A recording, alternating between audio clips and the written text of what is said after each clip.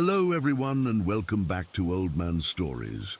I'm aware that many of you use these videos to fall asleep, so before you doze off, I thought it would be a fun idea if each of you could leave a comment letting me know which part of the world you're listening from. Also, give a like and subscribe to the channel if you're enjoying the episodes, okay? Let's get comfortable, relax, and begin. It's been 4 months since it happened, and I still can't sleep through the night. I've tried therapy, meditation, even medication, but nothing helps. Every time the temperature drops below freezing, I break out in a cold sweat.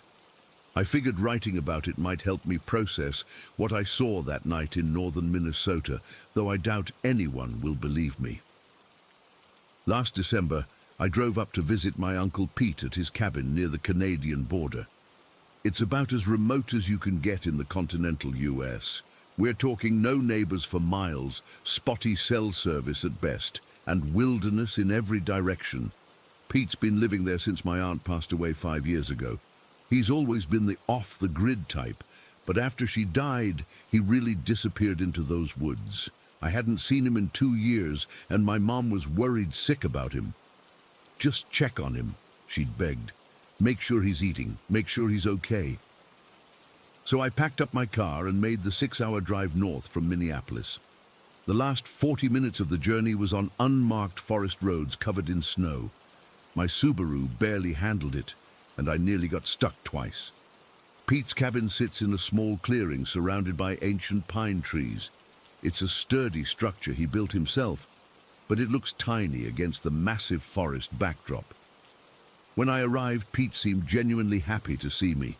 He was thinner than I remembered, his beard longer and grayer, but his eyes were clear. We spent the first day catching up while he showed me around his property. He'd built a smokehouse, expanded his woodshed, and dug a deeper well. He was proud of his self-sufficiency. "City living makes you forget what matters," he told me as we hiked through the woods. "Out here, you remember what's real." He pointed out animal tracks in the snow, deer, rabbit, fox, and showed me how to identify them. The forest was beautiful, but unnervingly quiet. The snow absorbed every sound, creating this perfect stillness that felt almost unnatural. "Winter changes everything," Pete said. "Animals get desperate. They do things they normally wouldn't." That night, temps were predicted to drop to -30. Pete realized he was low on propane and some supplies. Despite the worsening weather, he insisted on driving to the nearest town, about an hour away. "I don't like leaving you here alone," he said, "but the storm's coming in tomorrow. We need these things." "I'll be fine," I assured him. "I've got my phone, a warm fire, and plenty of food." He seemed hesitant. "Listen, Lucas," he said, his tone suddenly serious. "While I'm gone, if you hear anything unusual, just stay inside. Don't go investigating." I laughed it off. "What, are the wolves going to come knocking?" He didn't smile back. "Just promise me, stay inside." I agreed, mostly to ease his mind, and he left around 4 in the afternoon. It was already getting dark. Winter days are short that far north. I settled in for a quiet evening, adding logs to the wood stove and using the cabin's surprisingly decent Wi-Fi to scroll through social media. The temperature kept dropping. I could hear the wood of the cabin contracting in the cold, making sharp cracking noises that made me jump the first few times. Around 7, I was warming myself by the fire when I heard something outside. It was a dragging sound, slow and deliberate, like something heavy being pulled through the snow. At first I thought maybe it was a branch weighed down with ice, but it didn't sound right. It moved with purpose, circling the cabin, then silence. I put my phone down and listened, nothing but the crackling of the fire. I was about to go back to scrolling when I heard it, 3 slow, deliberate taps on the window to my right. Tap, tap, tap. The sound was so distinct, so intentional, that I knew immediately it wasn't ice falling or a branch hitting the glass. Someone or something was outside. "Uncle Pete," I called out, though I knew it couldn't be him. He would have announced himself, used the door, not tapped on a window in the dark. Tap, tap, tap. The same window again. I sat frozen, staring at the glass. The curtains were open, but all I could see was darkness. Then a shadow moved across the pane. My heart was racing now. Pete had warned me not to go investigating, but fear and curiosity pushed me off the couch. I grabbed the powerful flashlight Pete kept by the door and approached the window cautiously. I pressed my face close to the glass, cupping my hands around my eyes to block the interior light, and peered out into the darkness. Nothing. Just an endless expanse of snow leading to the tree line about 50 feet away. That's when I heard the dragging sound again, this time moving around to the front of the cabin. I moved to the door, flashlight gripped tightly in my sweating hand. Part of me was screaming to stay inside, to listen to Pete's warning, but I needed to know what was out there. I flicked on the flashlight and opened the door just enough to shine the beam out into the yard. The cold hit me like a physical force, stealing my breath. The light revealed nothing but pristine snow, undisturbed except for the tire tracks from Pete's truck hours earlier. I was about to close the door when some primitive instinct made me raise the flashlight beam higher toward the tree line. That's when I saw it. Standing at the edge of the forest was a figure, not a person, at least not anything that could still be called human. It stood impossible tall, 7 or 8 feet at least, skeletal thin with limbs that seemed too long for its body. Its skin was a mottled grayish black, like severe frostbite had consumed every inch of its flesh. But it was the face that made me almost drop the flashlight. It had no nose that I could see, just 2 dark holes in the center of its face. The eyes glowed a dull orange red, like dying embers in a fire pit. And its mouth, Jesus, its mouth, stretched across its face in a grotesque parody of a smile, revealing rows of jagged, needle-like teeth. We stared at each other for what felt like an eternity, but was probably only seconds. Then it took a step forward, one impossibly long leg extended, the foot making no impression in the deep snow. Another step. It was moving toward the cabin, toward me. I slammed the door shut and locked it, my entire body trembling. Through the window beside the door, I could still see it approaching, each step deliberate, unhurried, as if it had all the time in the world. Then it spoke. The voice didn't match the creature. It sounded almost human, but distorted, like someone trying to speak with a mouthful of broken glass. The words came out garbled, but unmistakable. "Let me in." I backed away from the door, fumbling for my phone. No signal.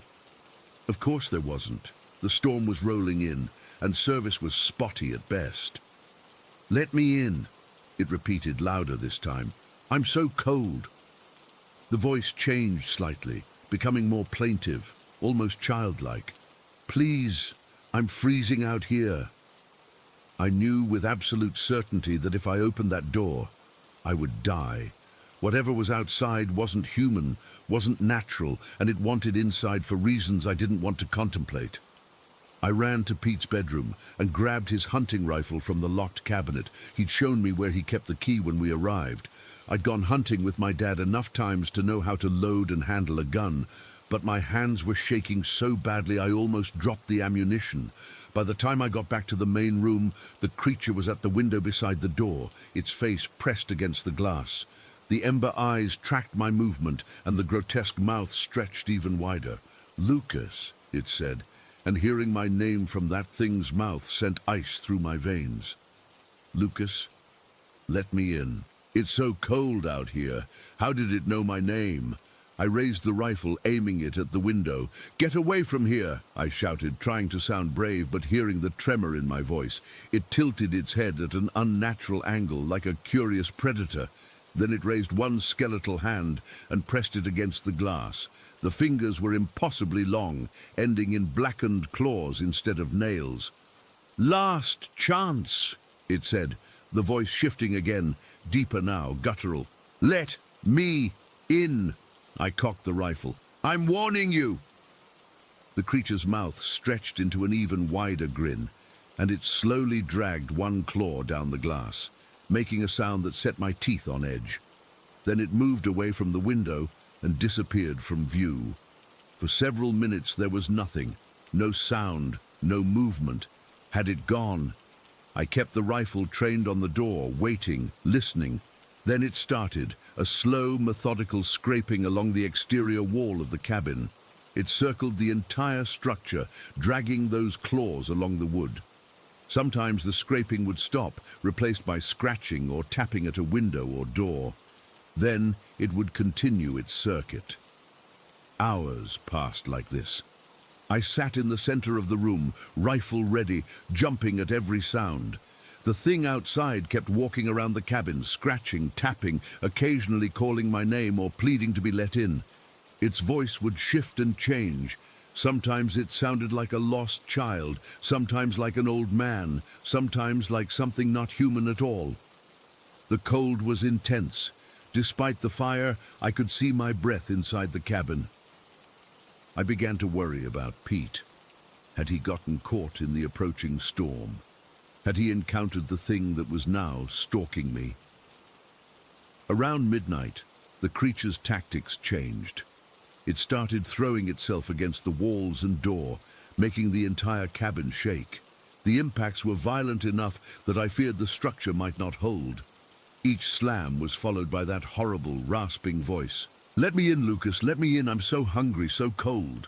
At one point, it pressed its face against the kitchen window, the orange ember eyes staring at me with malevolent intelligence.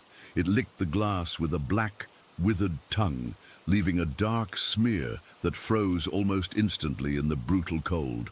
I was on the verge of complete panic when I heard the most beautiful sound in the world, the rumble of Pete's truck engine in the distance. The headlights swept across the yard as he pulled up to the cabin. The creature went still. I saw its head turn toward the approaching vehicle, then back to me. For just a moment, I thought I saw frustration in those glowing eyes. Then it turned and moved with shocking speed back toward the tree line, its movements jerky and unnatural, like a spider on stilts. By the time Pete had parked and was walking toward the cabin, the thing was gone, vanished into the darkness of the forest. I flung the door open, still clutching the rifle. "Pete, there was something out here, some kind of creature." Pete rushed to me, concern etched on his weathered face. He took the rifle gently from my hands and guided me back inside. "Slow down, tell me exactly what you saw." I described everything, the tapping, the figure at the tree line, the way it spoke my name, how it circled the cabin for hours. Pete listened without interrupting, his expression grave. When I finished, he sighed deeply and went to check all the doors and windows. "There's no tracks out there," he said finally. "Nothing in the snow except mine and yours from earlier." "That's impossible," I insisted. "It was circling the cabin for hours. It was right up against the windows." Pete came back to me and put his hands on my shoulders. "The cold can do strange things to a person's mind. Isolation, darkness." "I'm not making this up," I shouted, pulling away from him. "It knew my name, Pete. It kept asking to be let in." Something flashed across his face then. Recognition. Fear. He turned away quickly. "Did you see something like this before?" I demanded. "Is that why you warned me to stay inside?" Pete was silent for a long moment. He went to the fireplace and added another log, watching the flames climb higher. "These woods are old," he said finally. "The Ojibwe people who lived here long before us had stories about a spirit, a Wendigo." He glanced at me. "A creature born of starvation and cold, always hungry, always looking for warmth. They said it would mimic human voices, try to trick people into letting it inside their homes." "You believe in that stuff?" I asked, though after what I'd seen, I was ready to believe in anything. Pete shrugged. "I've been in these woods a long time. I've heard things, seen things sometimes at the edge of the trees, always in the dead of winter, when the temperature drops below -20. Why didn't you tell me?" "Would you have believed me?" he countered. "Besides, I hoped it wouldn't come around while you were here." We stayed up the rest of the night. Pete insisted we keep the fire going strong, and he made us coffee laced with whiskey to calm our nerves. Outside, the storm arrived, howling wind drowning out any other sounds that might have come from the forest. In the morning light, Pete went outside with me to inspect the cabin.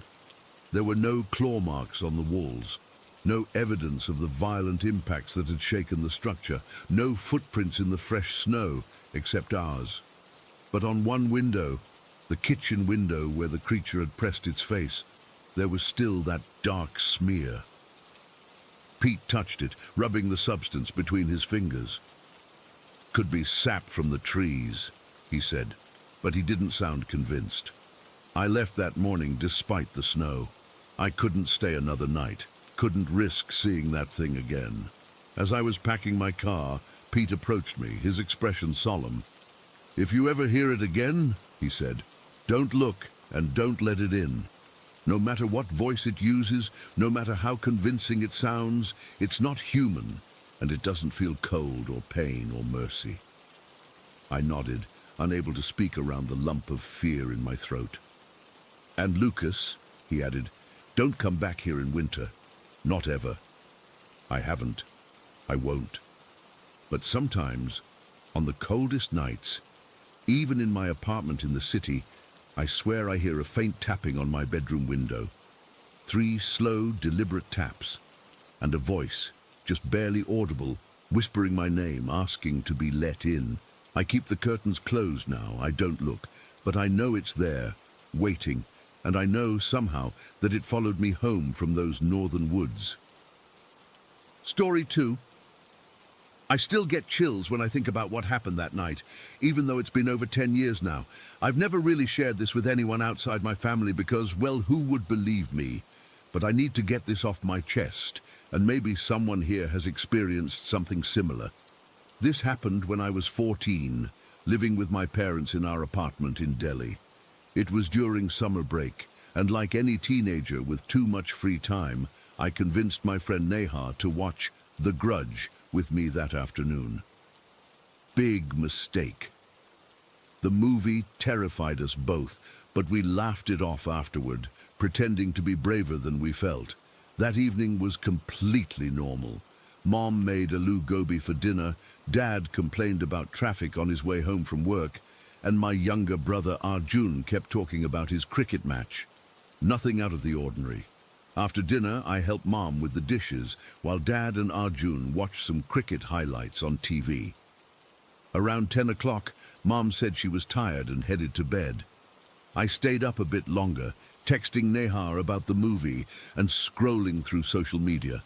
By 11, my eyes were getting heavy, so I decided to call it a night. Our apartment was modest, 3 bedrooms, with me sharing a room with Mom, since Dad snored too loudly, and Arjun had his own small room. Dad slept in what was supposed to be the guest room. This arrangement had been in place for years, and I never thought much of it.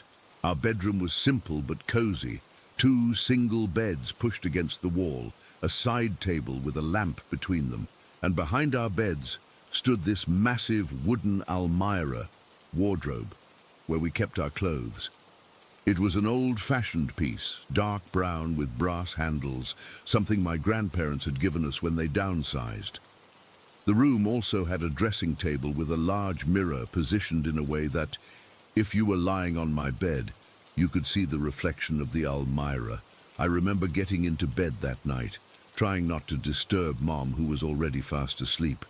She had this way of breathing deeply when she slept, not quite snoring, but rhythmic and comforting. I plugged in my phone to charge, set it on the nightstand, and closed my eyes. I fell asleep quickly, exhausted from a day of vacation laziness. But something woke me up later. I'm not sure what. Maybe it was the silence. You know how Delhi never truly sleeps. There's always some noise, dogs barking, a distant car horn, someone returning home late. But that night, it was eerily quiet. I opened my eyes and immediately checked my phone. The bright screen showed it was 2:15 in the morning. I lay there for a moment, blinking away sleep, wondering why I'd woken up. The room was bathed in that soft, bluish light that comes from street lamps filtering through curtains. Not pitch dark, but dim enough that shapes were just silhouettes. Mom was still asleep beside me, her breathing unchanged. I was about to close my eyes again when I heard it, a faint, creaking sound. Not the kind made by someone walking on old floorboards, but the sort of noise that comes from wood expanding or contracting. Except it wasn't random. It had a deliberate quality to it. My eyes darted to the dressing table mirror, which reflected the Almira behind me. And that's when I saw it. The brass handle on the right door of the Almira was turning, slowly, methodically, all by itself. At first I thought my eyes were playing tricks on me. Maybe it was just the strange lighting or shadows moving across the room. I blinked hard, hoping the image would correct itself, but the handle continued to rotate, turning clockwise with a precision that no draft or settling house could explain. I felt my body go rigid. Every instinct told me to wake Mom, to cry out, to do something. But I couldn't move. It was as if my muscles had locked in place, my voice trapped somewhere deep in my throat.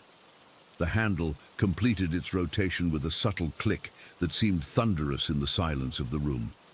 Then the right door of the Almira began to open, not flung wide with violent force like in horror movies, but with a slow, controlled movement that was somehow more terrifying. It opened just enough, maybe 15 centimeters, for a sliver of darkness to spill out. And it was darkness. Not just the absence of light, but something that seemed to have substance, like thick smoke or ink spreading into water.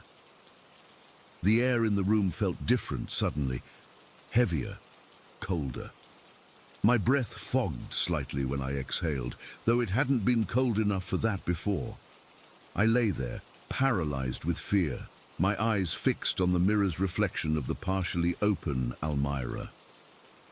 I was afraid that if I moved, if I made any sound at all, I would draw attention to myself. Attention from what, I didn't know, but the thought terrified me more than anything. Mom continued sleeping, oblivious to what was happening. Her breathing remained steady, unchanged. How could she not sense it? The room felt charged with something unnatural, like the air before a lightning strike. For what felt like an eternity, though my phone later told me it was only about 3 minutes, nothing further happened. The door remained ajar, that unusual darkness seeming to pulse slightly from within the opening. Not moving outward, just existing there at the threshold. Then, with the same deliberate motion as before, the Almira door began to close. The handle turned back into place once it was fully shut, the click seeming very final, like a full stop at the end of a sentence. I lay frozen for several more minutes, waiting for something else to happen. The rational part of my brain desperately tried to make sense of what I'd just witnessed. Maybe the door hadn't been properly closed earlier. Maybe some shift in the building's foundation had caused it to move. But these explanations felt hollow against what I'd seen. I pinched my arm hard, leaving marks from my fingernails. I wasn't dreaming. This was real. Eventually, exhaustion overcame fear. My eyelids grew heavy, despite my terror, and I must have fallen back asleep. The next thing I remember is Mom's alarm going off at 6:30, sunlight streaming through the curtains, as if nothing unusual had happened at all. I watched anxiously as Mom opened the Almira to get dressed for work. It looked completely normal. Just our clothes hanging inside, folded saris on the shelves, nothing out of place. No darkness, no sense of wrongness. "Mom," I said, my voice sounding small even to my own ears, "something weird happened last night." She turned to me, already half-dressed for her office job, hairbrush in hand. "What do you mean, beta?" I told her what I'd seen, the handle turning, the door opening and closing on its own, that strange darkness. As I spoke, I could see her expression changing from concern to relief. "Oh, Priya," she said with a gentle smile, "you had a nightmare." It was that silly horror movie you watched yesterday. I told you those things aren't good for you. But it wasn't a dream, I protested. I was wide awake. I checked my phone. It was 2:15. Mom sat beside me on the bed, brushing my hair back from my face the way she used to when I was little. The mind plays tricks sometimes, especially when we're between sleeping and waking, and that movie put all sorts of ideas in your head. I wanted to believe her explanation. It was comforting, rational, but I knew what I'd seen. The mechanical precision of that handle turning, the deliberateness of the door's movement. These weren't the random elements of a dream. For the next few nights, I refused to sleep in our bedroom. I made excuses. The heat was too much. I wanted to finish reading a book without disturbing Mom. Anything to avoid being in that room at night. I ended up sleeping on the couch in the living room, keeping the TV on low volume for company until dawn. Mom and Dad grew concerned about my behavior, attributing it to typical teenage moodiness or exam stress, though it was holiday season. After about a week, Dad sat me down for a talk. "Priya," he said, his voice gentle but firm, "your mother tells me you're still upset about some bad dream you had. This isn't healthy, Beta. You need proper sleep in your bed." I tried once more to explain what had happened, but the words sounded foolish even to me in the bright light of day. Dad listened patiently, then sighed. "Look," he said, "if it makes you feel better, I'll check the Almirah. Maybe the latch is loose or something." He spent that evening examining the wardrobe, tightening screws, oiling hinges. He even stood on a chair to check if the Almirah was properly balanced against the wall. Finding nothing wrong, he declared it fixed with the confidence of fathers everywhere. That night, I reluctantly returned to my bed. Mom seemed pleased, giving me an extra pillow and leaving the small nightlight on just this once. I lay awake for hours, staring at the Almirah's reflection in the mirror, jumping at every creak and settling sound in our old apartment building. Nothing happened that night, or the night after. Gradually, the raw terror of the experience began to fade, replaced by doubt. Had it been a dream after all? Some sort of sleep paralysis episode? I'd read about that online. People who wake up but can't move, often seeing strange things that aren't really there. But even now, years later, I can't fully convince myself it wasn't real. The memory has a clarity that my dreams never do. I remember the exact sound of the handle turning, the specific way that darkness seemed to have weight and substance. We moved to a different apartment 2 years later when Dad got transferred to another part of the city. The Almirah came with us, and nothing strange ever happened with it again. It still stands in my parents' bedroom today, looking like any ordinary wardrobe. Sometimes, when I visit home from college, I find myself staring at it, wondering, what was it I saw that night? Was it something trying to come out, or just looking to see what was there? And why did it retreat back inside, closing the door behind it with such care? I've never had another experience like that night, but it changed something fundamental in me. Before, I had the typical teenage certainty that I understood how the world worked. After, I realized how little we actually know about reality. I still can't sleep in a room with a wardrobe unless the doors are firmly secured shut. I've driven roommates crazy with my insistence that closet doors remain closed at night. I can't watch horror movies involving furniture or household objects moving on their own. They hit too close to home. The rational part of me says there must be some explanation. Maybe I was half asleep, maybe the building shifted, maybe it was just the overactive imagination of a 14-year-old girl who watched a scary movie. But another part of me knows what I saw was real. Whatever it was that turned that handle, that pushed open that door, that existed as darkness within our ordinary Almirah, it saw me watching. I'm certain of it. And sometimes, especially on quiet nights when I'm alone, I wonder if it's still aware of me, waiting for another opportunity to reach out from whatever space exists between our world and somewhere else. I've never been able to explain what happened that night in our Delhi apartment, but I know what I saw, and no matter how many years pass, I'll never forget those 3 minutes when the Almirah moved on its own. Story 3. I still get chills thinking about what happened in that house when I was 10. It's been 18 years, but some memories don't fade, no matter how much you want them to. My family moved to this remote area in West Virginia back in 2005. My dad got a new job that paid better than his previous one, but it meant relocating to the middle of nowhere. The house we moved into was different, not in a good way. It was this huge old place with way too many rooms, multiple bedrooms, an office, a basement that always felt colder than it should have, several bathrooms, an attic I refused to go into after the first week, and this really weird walk-in closet that somehow connected different rooms. The layout made no sense, like someone had just kept adding parts to the house without any planning. We were sharing the place with some family friends, the Millers, because it was so big and the rent was cheaper split between us. They had a couple of kids too, including a toddler named Tommy, who was maybe 3 years old. The previous owners, well, the locals told us they practiced voodoo. I didn't really understand what that meant at 10 years old, but I knew it was something that made the adults speak in hushed voices. They'd left so much stuff behind too, which was weird. Who leaves their belongings when they move out? The dolls were the worst. They were everywhere. Baby dolls with missing eyes, Barbie dolls hanging from strings in the closet, and then there were these, I don't even know how to describe them. Doll heads, just heads, some of them on sticks.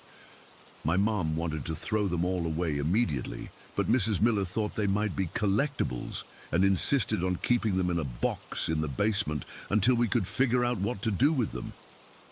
My bedroom was on the second floor, at the end of a hallway. Outside my door were these 4 pencils stuck to the wall with tape. Each pencil had this little head made of yarn on top, and they all had names written on them in tiny, cramped handwriting. I remember them clearly: Martha, William, Elizabeth, and Joseph. They looked handmade, like some kid's art project, but something about them made me uncomfortable. The previous owners had left a note with the house keys that specifically mentioned not to remove those pencil figures. The note was weird. It just said, "Do not remove the guardians. They stay where they are." My parents laughed it off as superstition, but they left them there anyway, at least at first. Another strange thing about my room: the door wouldn't stay shut. It would slowly creak open on its own, no matter how firmly I closed it. We tried everything, adjusting the hinges, putting a doorstop under it, even trying to slightly bend the frame. Nothing worked. Eventually, my dad brought up this old car seat from the basement and wedged it against the door. It was heavy enough that it actually worked, and I could finally sleep without that creepy feeling of my door slowly opening in the middle of the night. Everything was mostly fine for the first few weeks. Sure, the house made weird noises, but old houses do that, right? Sometimes I'd wake up and my toys would be in different places than where I left them, but I figured maybe I was sleepwalking or something. Then came that night in late March. Most of the adults had gone to this local bar about 20 minutes away. Only Mrs. Miller stayed behind to watch all us kids. She put Tommy to bed early and was downstairs watching TV with the older kids. I was in my room reading a Goosebumps book. Ironic, right? With my door secured by the car seat as usual. It was around 9:30 when it happened. My door suddenly flew open. Not just open, it slammed open, like someone had kicked it with all their strength. The car seat, which weighed at least 20 pounds, shot across my room and crashed into my dresser, knocking over my jewelry box and a little snow globe collection. I froze. The force needed to do that. It wasn't normal. My heart was pounding so hard I could feel it in my throat. The worst part was, there was nobody there, just an empty, dark hallway. I started crying immediately.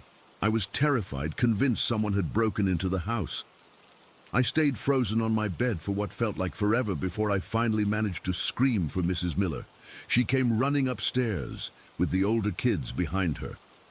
When I explained what happened through my tears, she immediately checked the whole upstairs but found nothing. No open windows, no signs of anyone. She suggested that maybe Tommy had woken up and pushed the door open. But that was impossible. Tommy was tiny, not even 40 pounds. There's no way he could have pushed open a door with enough force to send a car seat flying across the room. And anyway, where was he? He would have still been standing there, or at least we would have heard him going back to his room. And the speed of it, it happened in a split second, with so much force. Mrs. Miller tried to calm me down, saying it was probably just a draft or maybe the house settling. I knew better, but what could I say? I was just a kid. She let me come downstairs and watch TV until my parents got home. When my parents returned around midnight, they were skeptical too. My dad went as far as to demonstrate that even he, a grown man, couldn't push the door open hard enough to move the car seat that dramatically without really throwing his weight into it. But in the end, they chalked it up to an old house thing and my overactive imagination. But that was just the beginning. The next morning, I noticed the pencil dolls were gone from the wall outside my room. When I asked about it, Mr. Miller casually mentioned he'd taken them down because they were creepy junk and threw them in the trash. I remember feeling a wave of dread wash over me, remembering the warning from the previous owners. That's when things really started happening. My bedroom door no longer just drifted open. It would slam shut or open at random times, even with the car seat there. Once the car seat itself flipped upside down in the middle of the night. I started seeing things in my peripheral vision, shadows moving when no one was there. At first, I thought it was just my imagination, but then my little brother mentioned seeing the shadow person too, completely unprompted. One evening I was taking a shower in the upstairs bathroom. That bathroom had those frosted glass doors that make everything outside look blurry. About halfway through my shower, I saw a dark figure standing on the other side of the glass. I thought it was my mum, so I called out to her. No answer. The figure didn't move. I called out again, louder this time. Still nothing. I stood there, frozen under the water, for what felt like forever, until the figure slowly moved away. When I finally got the courage to peek out, the bathroom was empty. I found out later everyone had been downstairs the entire time. My toys started moving on their own, not just being in different places in the morning, but actively moving while I was in the room. My favorite stuffed bear fell off my shelf one night with such force that it hit the opposite wall.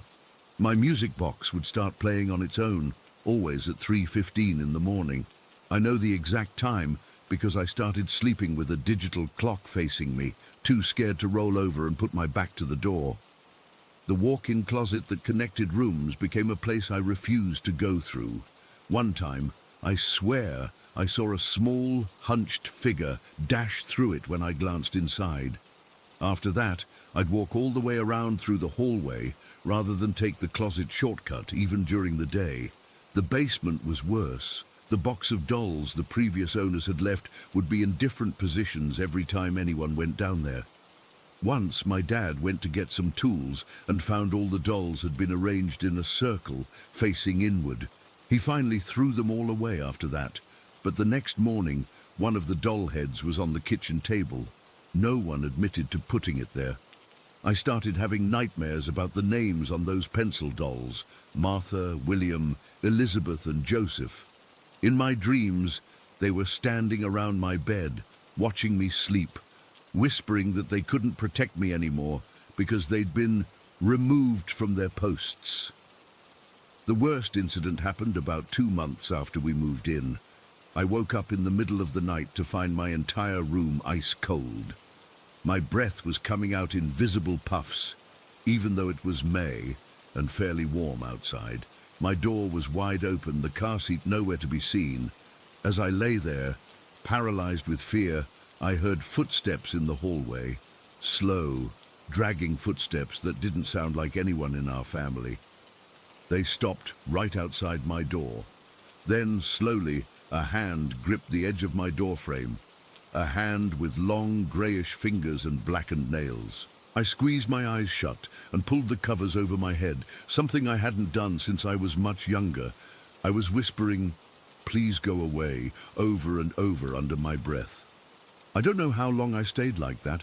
It could have been minutes or hours. When I finally got the courage to peek out, my room was empty. The door was closed and the car seat was back in place. The next morning, there were 5 long scratches down the outside of my bedroom door that hadn't been there before. We only lasted 3 more weeks in that house. The official reason we moved out was because tensions between our family and the Millers had gotten bad. Mr. Miller had started drinking heavily and was becoming verbally abusive to everyone. My parents said we needed our own space, but I know the real reason, even if they never admitted it. The night before we decided to move, my mum found me sleepwalking, something I'd never done before, trying to get into the attic at 2 in the morning. When she woke me up, I apparently looked at her and said, "They're waiting for me upstairs. Martha, William, Elizabeth, and Joseph want to show me something." I have no memory of this, but the look on my mum's face the next morning told me everything I needed to know. We started packing that day. I've never been back to West Virginia. I don't even like thinking about that house. Sometimes I wonder if the new owners found 4 pencils with yarn heads taped up somewhere, or if they've experienced the same things we did. All I know is that whatever was in that house wasn't happy when those guardians were removed. I still sleep with my bedroom door firmly shut and locked, even though I'm 28 now. Some fears stay with you for life, and sometimes, usually around 3:15 in the morning, I still wake up feeling like someone is standing just outside my door, waiting to push it open. Story 4. I've worked at Cornerstone Cafe in downtown Millfield for nearly 3 years now. It's this charming little place, tucked between a bookshop and an antique store on Maple Street, housed in what used to be an old apothecary from the 1800s. The building itself is gorgeous, exposed brick walls, original hardwood floors worn smooth by a century and a half of footsteps, and these massive windows that flood the place with golden light during the afternoon rush. But I'm not writing this to talk about the cafe's aesthetics as much as I love them. I'm writing because I need to share something about my workplace that I can't exactly put on my resume or casually mention during family dinners. We have a ghost. His name is Walter. I know how that sounds. Trust me, I do. 3 years ago, I would have rolled my eyes at anyone claiming their workplace was haunted. I wasn't a believer in the paranormal, not even slightly. I was the person who'd watch horror movies and point out all the logical explanations for the ghostly phenomena. But that was before I started working at Cornerstone. The first time I experienced Walter was during my 2nd week on the job. I was closing up with my manager, Diane. She was counting the register while I wiped down the espresso machine. The cafe was empty, the lights dimmed except for the ones above the counter. "Emma?" I heard Diane call from the back office. "Yeah?" I responded, not looking up from what I was doing. "Did you restock the to-go cups earlier?" she asked. I frowned. "I thought you said you'd take care of that." There was a pause. Then Diane walked out from the back office with a confused expression. I didn't say anything. A chill ran through me. "You just asked me about the to-go cups." Diane's face broke into an amused smile. "Ah, you've met Walter." That's how I was introduced to our resident ghost. Apparently Walter had been a fixture at Cornerstone long before I arrived. The staff had even named him, though nobody knew if that was his actual name. He just felt like a Walter. According to Diane and the others, Walter had a particular fondness for imitating voices. He'd call out staff members' names in perfect mimicry of their co-workers' voices, often leading to confused conversations, exactly like the one I'd just had. It became something of an initiation rite. You weren't truly part of the Cornerstone team until Walter had mimicked someone to call your name. At first, I thought it was an elaborate prank the senior staff pulled on newbies. But after experiencing it myself several more times, hearing my name called in Diane's voice when she was clearly serving customers, or in my co-worker Jake's voice when he wasn't even scheduled that day, I started to wonder. Then came the other incidents. The basement is where we keep our inventory. Extra coffee beans, syrups, cups, and cleaning supplies. It's not particularly creepy as far as old basements go. There's decent lighting, it's clean, and there's even a small break area with a table and chairs where staff sometimes eat lunch when the cafe is too busy. But it's also Walter's favorite hangout spot. New employees often report feeling watched in the basement. I remember Lisa, who started about 6 months after me, practically running up the stairs her first time retrieving supplies alone. "Someone's down there," she'd insisted, her face pale. I could feel them staring at me. We'd all exchanged knowing looks. Walter was testing the new girl. Over time, you get used to Walter's presence. His pranks follow patterns that become familiar. Besides the voice mimicry, he likes to wait at the counter sometimes. Not visibly, but you can feel someone standing there. You'll turn, expecting a customer, only to find empty space. The sensation dissipates once you've acknowledged it, almost like he just wanted to be noticed. He also moves things occasionally. Small things, nothing dramatic.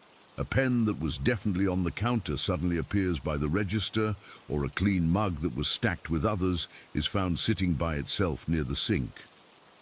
Annoying sometimes, but harmless. For most of us, Walter was just a presence we sensed or heard. None of us had actually seen him, until I did. It was about 7 months ago during a particularly busy Tuesday. We'd had a non-stop rush from opening until about 2 in the afternoon. When things finally slowed, Diane suggested I take my lunch break in the basement where it was quieter. "Take a full 30, she said. "You've earned it." Grateful for the break, I grabbed my lunch bag and headed downstairs. The basement was cool and quiet, a welcome respite from the noise and heat upstairs. I sat at the small table, unwrapped my sandwich, and scrolled through my phone. About 10 minutes into my break, I caught movement in my peripheral vision. Looking up, I saw a shadow pass by the doorway that leads to the storage area. It was distinctly person-shaped, not just a shadow cast by something moving upstairs or a trick of the light. "Hello?" I called out, assuming one of my co-workers had come down for supplies. No answer. I returned to my lunch, figuring whoever it was hadn't heard me. But something felt off. I hadn't heard the basement door open or footsteps on the stairs, both of which were distinctly audible from the break area due to the building's age. A few minutes later, I saw it again, a dark silhouette passing by the doorway. This time, I got up to check. "Jake, is that you?" The storage area was empty. Every aisle, every corner, no one was there. I told myself it must have been a shadow from upstairs after all, though I didn't quite believe it. I returned to my lunch, slightly unsettled but not truly afraid. Walter had never given us reason to be afraid. When my break ended, I headed back upstairs, suddenly realizing something odd. Whoever had come down while I was eating hadn't gone back up. The basement stairs creaked loudly. There was no way someone could have left without me hearing them. "Did anyone come down to the basement while I was on break?" I asked when I got upstairs. Diane and Jake both shook their heads. "We've been too busy," Diane said. "Why?" I shrugged, not wanting to seem spooked. "Thought I saw someone, that's all." Jake grinned. "Walter's getting bold, huh? Usually he just watches." After that day, I became more aware of Walter's presence, especially in the basement. Sometimes I'd feel a distinct cold spot move past me while restocking. Other times I'd hear footsteps when I was alone down there, not threatening, just present. About a month after my first Walter sighting, I saw him again. This time, It wasn't just movement or a shadow. I saw a figure. I was in the storage area, counting coffee bags for inventory. Out of the corner of my eye, I caught sight of someone standing at the end of the aisle, tall, somewhat thin, wearing what looked like dark clothing. When I turned to look directly, the figure was gone. My heart raced, but not from fear. It was more like the startled feeling you get when you think you're alone and suddenly realize someone else is in the room. I actually smiled. "Hey, Walter," I said quietly. "Just doing inventory, don't mind me." The air felt different after that. Lighter, almost like he was pleased to be acknowledged. Other staff members have had their own experiences. Megan, who's worked at Cornerstone even longer than me, had perhaps the most dramatic encounter. She was closing up one night, alone in the basement organizing deliveries, when all the lights suddenly went out. Complete darkness in an unfamiliar basement would terrify most people, but Megan simply sighed. "Come on, Walter, I need to finish this," she'd said aloud. The lights came back on immediately. When she told us this story the next day, we were amazed. "You weren't scared?" Lisa had asked. Megan shrugged. "It's just Walter being Walter. He's never hurt anyone." That's the thing about our ghost. For all his pranks and mischief, he's never felt malevolent. There's an almost playful quality to his hauntings, like he's just reminding us he's there. We've come to see him as part of the team, in an odd sort of way. We've even developed a kind of relationship with him. On particularly difficult days, when customers have been especially rude or demanding, staff members will sometimes go down to the basement and vent to Walter. It sounds silly, but it helps. And sometimes, if you're upset enough, you'll feel a cool breeze brush past you, almost like a comforting pat on the shoulder. My most recent encounter with Walter happened just 2 weeks ago. It was nearing closing time, and the cafe was empty except for me and Jake. I was wiping down tables while Jake cleaned the espresso machine. "I'm going to take these trash bags out," I called to him, gathering the day's garbage. "Want me to do it?" Jake offered. "It's pretty dark out there." "I'm good," I assured him. "Be right back." Our dumpster is located in a small alley beside the building. It's not the most welcoming spot after dark, but it's just a few steps from our side door. I pushed the door open with my hip, trash bags in hand, and stepped into the chilly evening air. As I approached the dumpster, I had that familiar feeling of being watched. I glanced over my shoulder, expecting to see Jake checking on me through the door's window. No one was there. I tossed the bags into the dumpster and turned to head back inside. That's when I saw him. Not just a shadow or a glimpse, but a full apparition standing by the side door. He was tall, probably around 6 feet, with a slim build. He wore what looked like dark trousers and a button-up shirt, with the sleeves rolled to the elbows. Clothing that wouldn't have looked out of place in the late 19th or early 20th century. His features weren't entirely clear. It was like looking at someone through frosted glass, but I could make out dark hair and a serious expression. I froze, my breath catching in my throat. We stared at each other for what felt like minutes, but was probably only seconds. Then, strangest of all, he smiled slightly and stepped aside, as if holding the door for me. My feet moved before my brain could process what was happening. I walked forward, mumbling a "thank you" out of pure instinct. As I passed where he stood, I felt that familiar cold spot. By the time I turned around inside, he was gone. Jake looked up when I came in. "You okay? You look like you've seen a ghost," he joked. Then his expression changed when he saw my face. "Wait, did you actually—" "I saw Walter," I said quietly. "Like, really saw him. All of him." We closed up in record time that night, and I told Jake everything as we walked to our cars. He was fascinated rather than frightened, peppering me with questions I couldn't answer. What did Walter look like exactly? Did he try to communicate? Why show himself now, after all this time? I've been thinking about those questions myself. Why did Walter choose to reveal himself to me, not once, but multiple times? Why does he linger at Cornerstone? Is there something tying him to this place? Some unfinished business? The thing is, I don't feel the need to solve Walter or help him move on like they do in movies. He seems content here. He's as much a part of Cornerstone as the exposed brick walls and creaky floorboards, and we've all grown comfortable with his presence.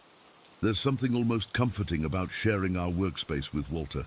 On quiet mornings, when I'm the first to arrive, I always call out a greeting when I unlock the door.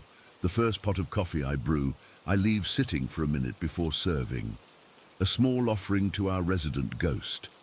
I don't know if he appreciates these gestures, but the lights seem to flicker less when I remember to do them. Sometimes customers catch glimpses of our unusual dynamic. They notice us talking to empty rooms or thanking someone who isn't there. Most assume we're using earpieces or talking to each other. A few more perceptive ones feel something off about the basement door and avoid looking at it. We've had a handful of people ask if the building is haunted, usually with nervous laughter. We just smile and say it's an old building with character. I often wonder who Walter was in life. Was he connected to the original apothecary? Was he a customer, an owner, or perhaps someone who lived nearby? Did he die here, or is he drawn to Cornerstone for reasons we can't understand? Last week, I tried looking through Millfield's historical records, hoping to find mentions of someone connected to our building who might match the figure I saw. So far, I haven't found anything conclusive. There was a Walter Montgomery who owned a hat shop 2 doors down in the 1920s, but the physical description doesn't match the man I saw in the alley. Maybe it doesn't matter who he was. Maybe what matters is who he is now. Our sometimes sassy, mostly friendly ghost barista, who's become such an integral part of our workplace that we can't imagine Cornerstone without him. I still don't consider myself a believer in the traditional sense. I haven't gone out buying EMF detectors or Ouija boards. I haven't started watching ghost hunting shows or visiting other supposedly haunted locations. But I do believe in Walter, because how can I not? He's as real to me as any of my flesh and blood co-workers, just a bit more ethereal. So if you ever find yourself in Millfield and stop by Cornerstone Cafe for a cup of coffee, know that the person preparing your drink might not be the only barista on duty. And if you hear someone call your name but turn to find no one there, or feel a cool breeze on an otherwise still day, or notice a shadow that doesn't quite match anything in the room, well, that's just Walter, checking to make sure everything's running smoothly. After all, he was here long before any of us, and I suspect he'll remain long after we've all moved on to other jobs in other places. Some connections, it seems, last beyond a lifetime. Story 5. I still remember those leather-bound books like it was yesterday, though it's been over 30 years now. My hands shake a bit as I type this, but I need to get it out. I've never told the full story to anyone outside my family. Maybe someone here will understand, or at least believe me. It was 1987, and my wife Elaine and I had just finished renovating our little 2-story in Dayton, Kentucky. Nothing fancy, just a modest family home across the river from Cincinnati, where we were raising our boy Tommy, who was 7 at the time. I'd built this massive bookcase in our living room, oak, floor to ceiling, the works. I was damn proud of it. Carpentry was always my thing, just a hobby really, but I put everything into that bookcase. Elaine loved it, but she kept saying it looked empty with just our paperbacks and Tommy's picture books. "We need some nice books," she'd say.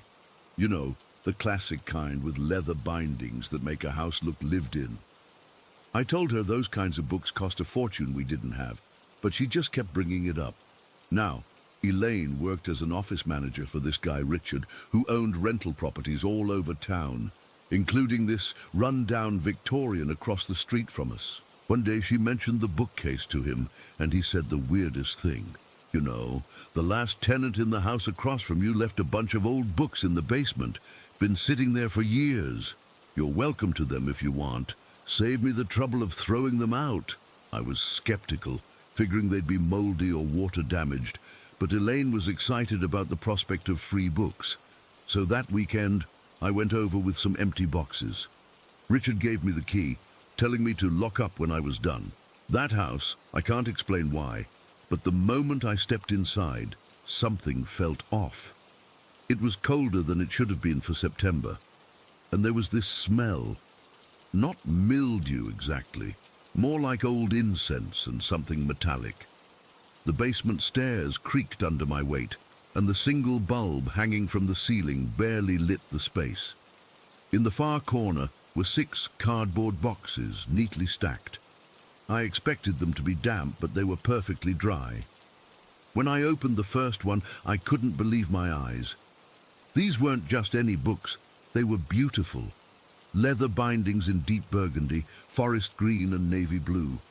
Gold lettering that still caught what little light there was. Some looked ancient, with cracked spines and yellowed pages. I loaded those boxes in my truck like I'd struck gold. Elaine was thrilled when I brought them home, already planning how to arrange them on the shelves. We spent that afternoon wiping dust off the covers and setting them up. Tommy helped too, though he was more interested in the pictures in some of the older volumes. That night, Elaine and Tommy went to bed early. I had the night shift at the factory starting at 11, but it was only 8, so I decided to actually read one of these books. I picked one that had caught my eye, a smaller volume, bound in black leather with silver lettering on the spine that read, "The Secrets of Solomon." I took it upstairs to our bedroom and settled against the headboard. As I flipped through it, I noticed something odd. Many of the books had library stamps, some from something called the Cincinnati Occult Society Library. Others looked like they'd been taken from the University of Kentucky. Those had what looked like deliberate attempts to scratch off the markings. The book I'd chosen was handwritten in places, with printed sections in others. It contained what looked like instructions, rituals, symbols, and these long passages that seemed to be incantations. The language was strange, English, but with words I didn't recognize mixed in. I remember thinking it was probably just some weird hobby stuff, maybe from a D&D game or something. I started reading one section out loud, stumbling over the unfamiliar words. The text had this hypnotic quality. The more I read, the more compelled I felt to continue. That's when it happened. 3 distinct knocks on our bedroom window. Our bedroom was on the 2nd floor. I froze mid-word. The knocks were deliberate, not like a branch hitting glass or a bird flying into it.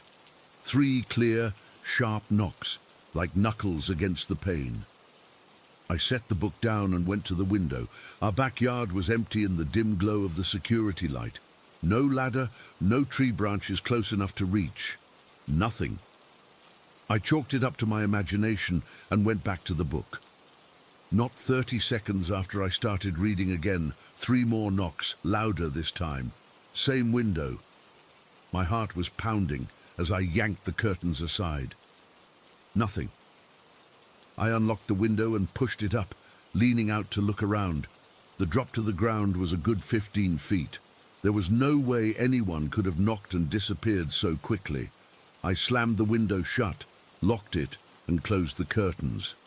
That's when I noticed the temperature in the room had dropped dramatically. I could see my breath. I grabbed the book and rushed downstairs, suddenly aware of how quiet the house was. Too quiet. Like the sounds of the neighborhood, the humming of the refrigerator, everything had been muted. I started looking through the other books more carefully. Many contained similar content, rituals, spells, summoning instructions. Some had hand-drawn diagrams that made my skin crawl, pages of symbols that hurt my eyes if I looked at them too long. By 10 o'clock, I'd made a decision. I gathered every one of those books and stuffed them into black garbage bags. 30-some books in all. I dragged the bags to the curb for the garbage collection the next morning, even though our pickup wasn't scheduled until Tuesday. I didn't care. I wanted them gone. When I got home from my shift the next morning, the bags were gone. I felt relieved but also worried. What if I'd read enough to, I don't know, invite something? I'd never believed in the supernatural, but those knocks, they weren't natural. I didn't tell Elaine about it right away, didn't want to scare her. But about a week later, Tommy came running into our bedroom on a Saturday morning, confused and a little scared. "Dad, who's that girl?" he asked. "What girl, buddy?" I was half asleep, having worked overtime the night before. "The teenager coming up the stairs. She looked at me and went back down." Elaine and I exchanged glances. We didn't know any teenage girls. I checked the house top to bottom, doors locked, windows secured, no sign of anyone. We wrote it off as Tommy's imagination. Kids see things, right? But then Elaine saw something too. She was doing laundry one afternoon when she glimpsed a blonde girl passing through the doorway by the stairs. Thinking it was one of Tommy's friends, she called out. But when she went to check, there was no one there. Tommy was at school, and the front door was still locked from when she'd come home. Things escalated gradually. Items would disappear and reappear in strange places. We'd hear footsteps on the stairs at night. The television would turn on by itself, always to static.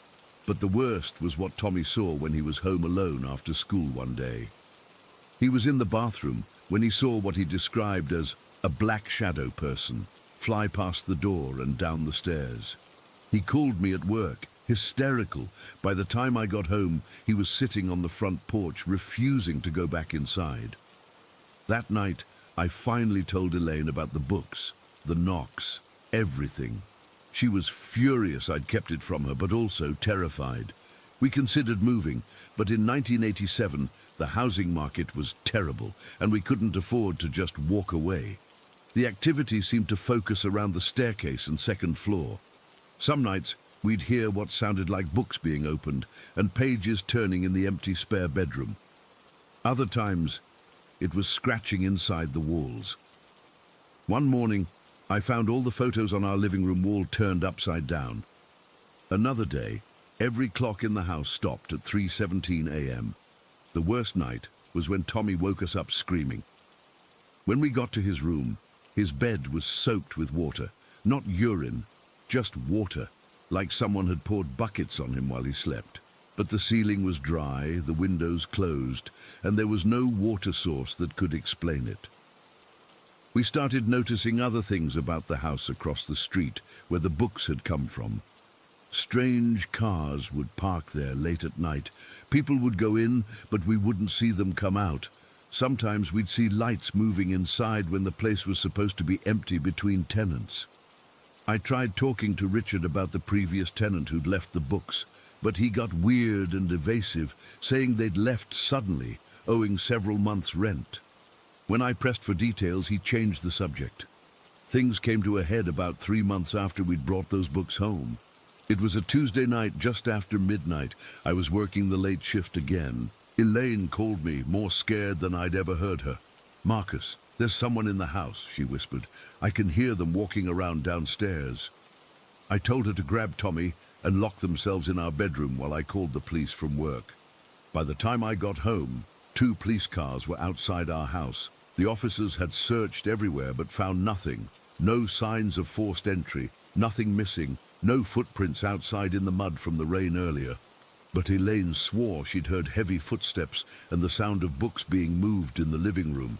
Tommy said he'd heard someone calling his name from the bottom of the stairs. The police suggested it might be the pipes or house settling. One officer even joked about ghosts. They left, and we spent the rest of the night with all the lights on, huddled in our bedroom. The next day I went to talk to our elderly neighbor, Mrs. Winters, who'd lived on our street for 40 years. I casually asked about the house across the street, wondering if she knew anything about the previous tenants. What she told me made my blood run cold. "Oh, that house has always attracted strange folks," she said, rocking slowly on her porch swing. "That last fellow, tall, skinny man with a beard, he'd have people over at all hours. Chanting they were. Could hear it through my bedroom window sometimes. Moved out in the middle of the night about a year ago. Left a lot behind, apparently." I asked if she knew what kind of chanting, and she leaned forward. "Religious stuff, but not like any church I know. My Harold, God rest him, He said it sounded like those Satanist things you hear about on TV. I told him he was being dramatic, but... She trailed off, looking uncomfortable. I thanked her and left, feeling sick to my stomach. That night, I sat Elaine down and told her what Mrs. Winters had said. We decided to contact a local church, thinking maybe they could bless the house or something. Neither of us was particularly religious, but we were desperate. The pastor from First Baptist came over the next day. Nice older man named Pastor Jim. He walked through the house, prayed in each room, and sprinkled what he called holy water in the corners. He seemed genuinely concerned, not dismissive like I'd feared. As he was leaving, he paused at the door and turned to me. "Those books you mentioned, where exactly did you get them?" I explained about Richard and the house across the street. His expression darkened. "There have been rumors about activities in that house for years," he said quietly. "Nothing anyone could prove, but dark things. If those books came from there, I'd be careful, very careful." The blessing seemed to help for a few days. Things quieted down. No footsteps, no sightings, no strange occurrences. We started to relax a little, thinking maybe it was over. Then came the night that still haunts my nightmares. It was a Friday in December, around 2 a.m. I was actually home for once, having switched to day shift. We were all asleep when a crash from downstairs jolted us awake. It sounded like every book had been swept off our shelves. I grabbed the baseball bat I'd started keeping under our bed and told Elaine to stay with Tommy. The hallway was freezing as I crept toward the stairs. The light switch didn't work. Either the bulb had blown or something else was wrong. Using my flashlight, I made my way downstairs. The living room was a disaster. Books everywhere, shelves emptied. But what made me stop cold was what I saw on the wall behind the bookcase.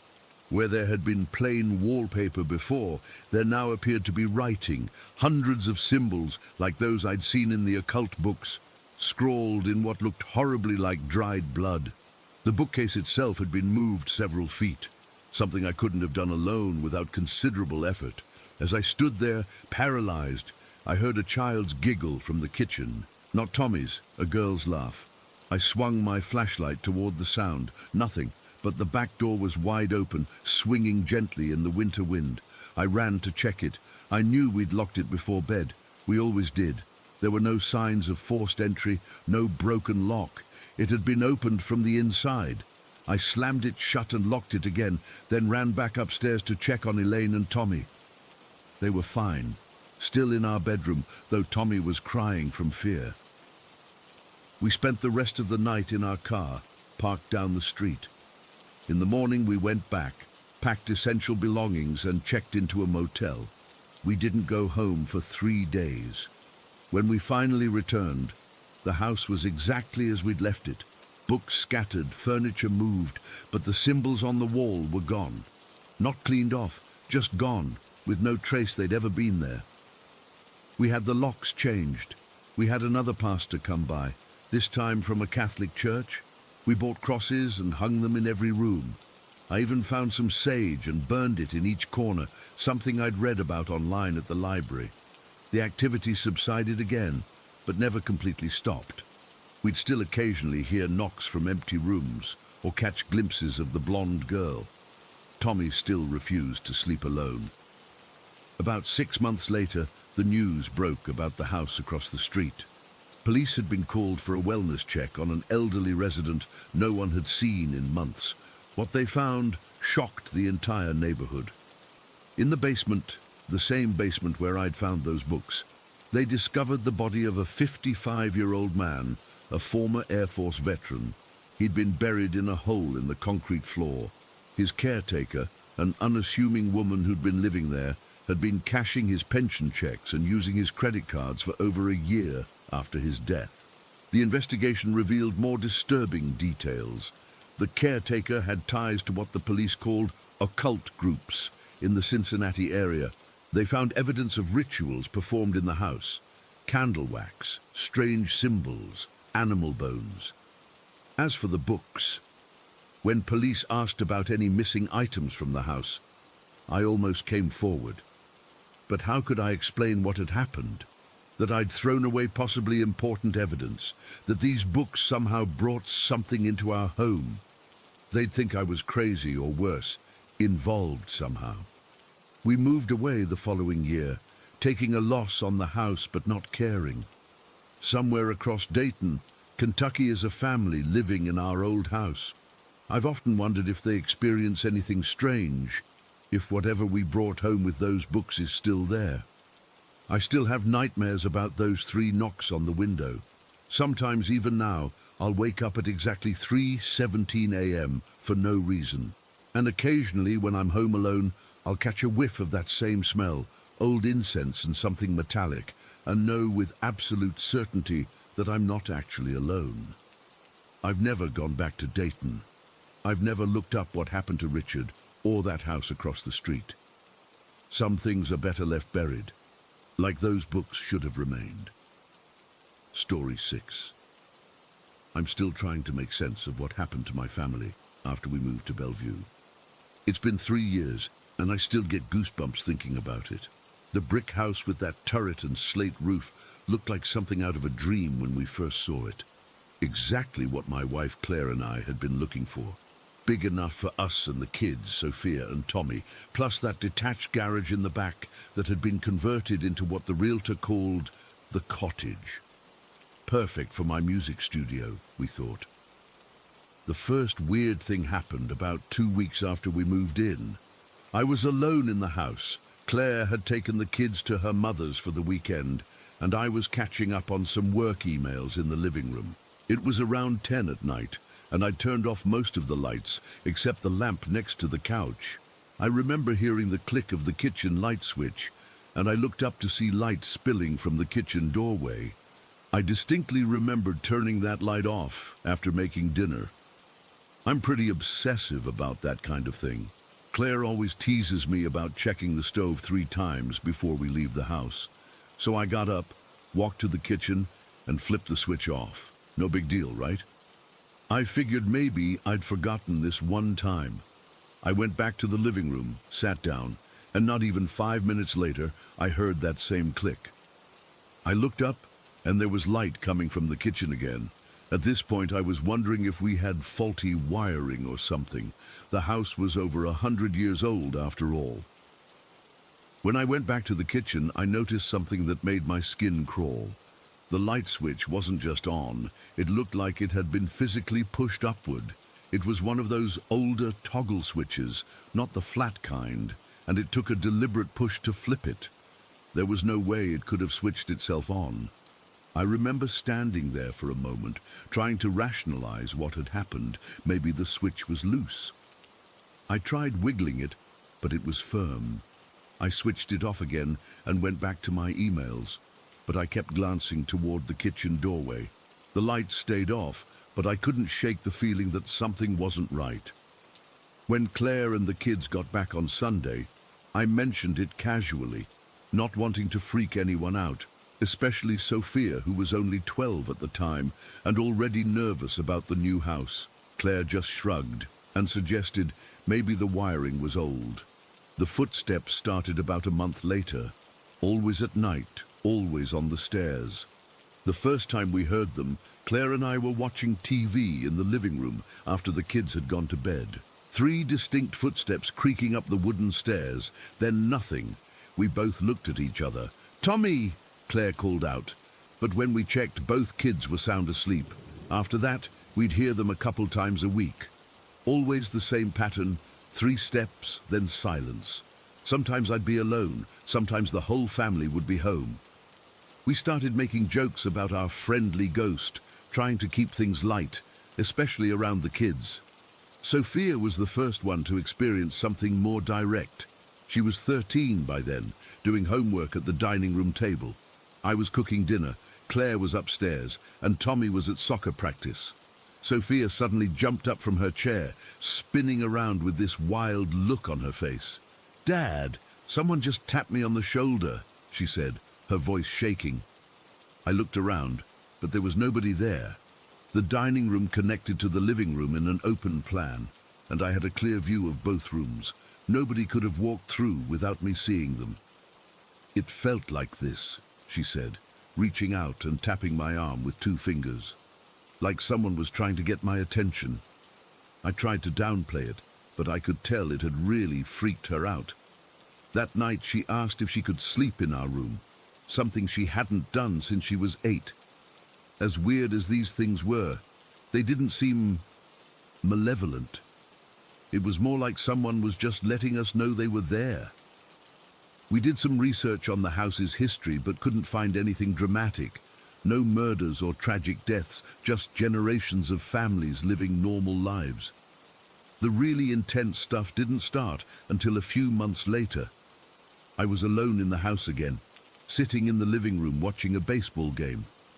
Claire had taken the kids to her sister's for the weekend, and I'd stayed behind to catch up on work. I remember it was the bottom of the 7th inning when I felt something change in the room. The air got heavier somehow, and I had this overwhelming feeling that I wasn't alone. I muted the TV and looked around, half expecting to see someone standing there. What I saw instead nearly stopped my heart. My father, Walter, was sitting in the armchair across from me. Not some transparent ghost or shadowy figure. It was him, exactly as he'd looked before the cancer took him 5 years earlier. He was wearing his favorite flannel shirt and those old jeans with the hole in the knee that my mother always tried to throw away. I couldn't move, couldn't speak. He smiled at me, that same crooked smile I'd known my whole life. "You doing okay, Marcus?" he asked, his voice exactly as I remembered it. It's strange, but I wasn't scared. Shocked, yes, but not afraid. This was my dad. I don't remember everything we talked about. It's like trying to recall a dream the morning after. Fragments remain, but the full conversation has faded. I remember him telling me not to worry so much about the new position I'd taken at work. I was stressed about a promotion I'd recently accepted, wondering if I was up to the task. "You've always had good instincts," he said. "Trust them." We talked about the kids, about Claire, about the house. He seemed pleased with the life we'd built. "I'm proud of you, son," he said, and then he was gone. Not in a dramatic flash of light or puff of smoke. One moment he was there, and the next the chair was empty. I sat there for a long time, trying to process what had happened. Had I fallen asleep? Had I imagined it? But it felt so real, so solid. The conversation had the weight and substance of reality, not the fuzzy logic of dreams. I never told Claire about seeing my dad. It felt too personal, too sacred somehow, and I was afraid she might think I was losing my mind. After that night, the activity in the main house seemed to quiet down. The footsteps became less frequent, the odd incidents fewer and farther between. But that's when things in the cottage started ramping up. Tommy and I had set up our instruments in the cottage, my piano and acoustic guitar, his electric guitar, and a small drum kit. It was a perfect space for us to jam together, far enough from the house that we wouldn't disturb Claire or Sophia when they were studying. The cottage had a main floor, with a small bathroom and kitchenette, and a sleeping loft accessible by a ladder. Tommy, who was 16 at the time, sometimes used the cottage as a hangout spot with his friends, or would sleep out there on weekends for some privacy. He started mentioning that he felt like someone was watching him when he was alone there. He'd wake up in the middle of the night with the absolute certainty that something was in the room below the loft. I brushed it off at first. Tommy had always had an active imagination, and teenagers loved to freak themselves out. But then he told me about the bathroom incident, and I started taking him more seriously. He'd been alone in the cottage late one night, working on some music, when he noticed the bathroom light was on and could see a silhouette moving around inside through the frosted glass window in the door. Thinking maybe I'd walked out there without him hearing me come in, he called out my name. No answer. He approached the bathroom and saw the door was closed. He knocked. Still no answer. When he opened the door, the bathroom was empty, but the light was on, and he swore he'd seen someone moving around in there just seconds before. After that, Tommy refused to sleep in the cottage anymore. He'd still come out to play music, but only during the day and never alone. I didn't experience anything unusual in the cottage myself until about 6 months after we'd moved in. It was a Tuesday morning. I remember it clearly because I had an important meeting at work later that day. I'd gone out to the cottage early to play the piano for a bit. I've always found that music helps clear my head before stressful days. It was around 6:30 in the morning. The sun was just coming up, and the cottage was filled with that soft grey early morning light. I was playing some Chopin, nothing complicated, just letting my mind wander with the music. That's when I heard the voice, a woman's voice, clear as day, right behind me. Should we show him, or should we tell him? I spun around on the piano bench, my heart racing. There was nobody there, at least nobody I could recognize as human. Instead, hovering about 3 feet above the sofa, was a cloud of whitish-grey smoke. It wasn't formless or billowing like smoke from a fire. It had defined edges, almost like a tabletop floating in mid-air. Only the sides had that smoky, vaporous quality to them. My first thought, bizarrely, was that something in the cottage was on fire, but there was no smell of burning, no heat, just this thing suspended in the air, perfectly still. I stood up slowly, my legs shaking so badly I had to hold onto the piano for support. The cloud didn't move, didn't react to me at all. I took a step toward it, then another. When I was about a foot away, I reached out my hand and passed it through the smoke. I expected it to disperse, to swirl around my fingers like normal smoke would. It didn't. My hand passed through it as if it were nothing more than a projection, a hologram, but the smoke itself remained perfectly still, perfectly intact. A strange calm came over me then. Not peace exactly, but a sort of detached curiosity that pushed through the fear. I'd always considered myself a rational person, skeptical of the supernatural despite the odd occurrences in our house. But faced with something I couldn't explain away, something so plainly impossible, I found myself wanting proof, wanting to know for certain that I wasn't hallucinating. "If you're really here," I said, my voice surprisingly steady, "beat on the floor." The words had barely left my mouth when 2 thunderous knocks struck the floor directly beneath my feet. It wasn't like someone knocking on a door. This was powerful, violent, like a sledgehammer hitting concrete. The force of it actually made me jump, like the floor had buckled upward, almost pushing me off my feet. And that's what truly terrified me. The cottage was built on a concrete slab. There was no basement, no crawl space, nowhere for anyone to hide underneath and create that sound. The knocks had come from the solid concrete itself. As soon as the knocks subsided, the smoke vanished. Not gradually, but all at once. There 1 second, gone the next. I stood frozen, waiting for what might happen next, my breath coming in short, shallow gasps. That's when I noticed the ball on the floor near the door. At first I thought someone had left a basketball there, but as I focused on it, I realized it was like nothing I'd ever seen before.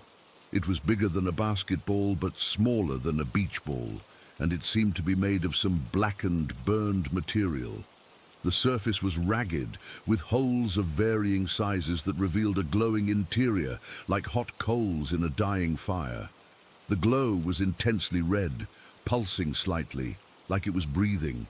As I watched, paralyzed with fear, the ball began to move, not rolling along the floor as a normal ball would, but floating, hovering a few inches above the ground.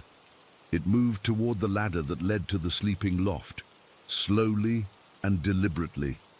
The air in the cottage changed. It became charged, electric, like the moment before lightning strikes.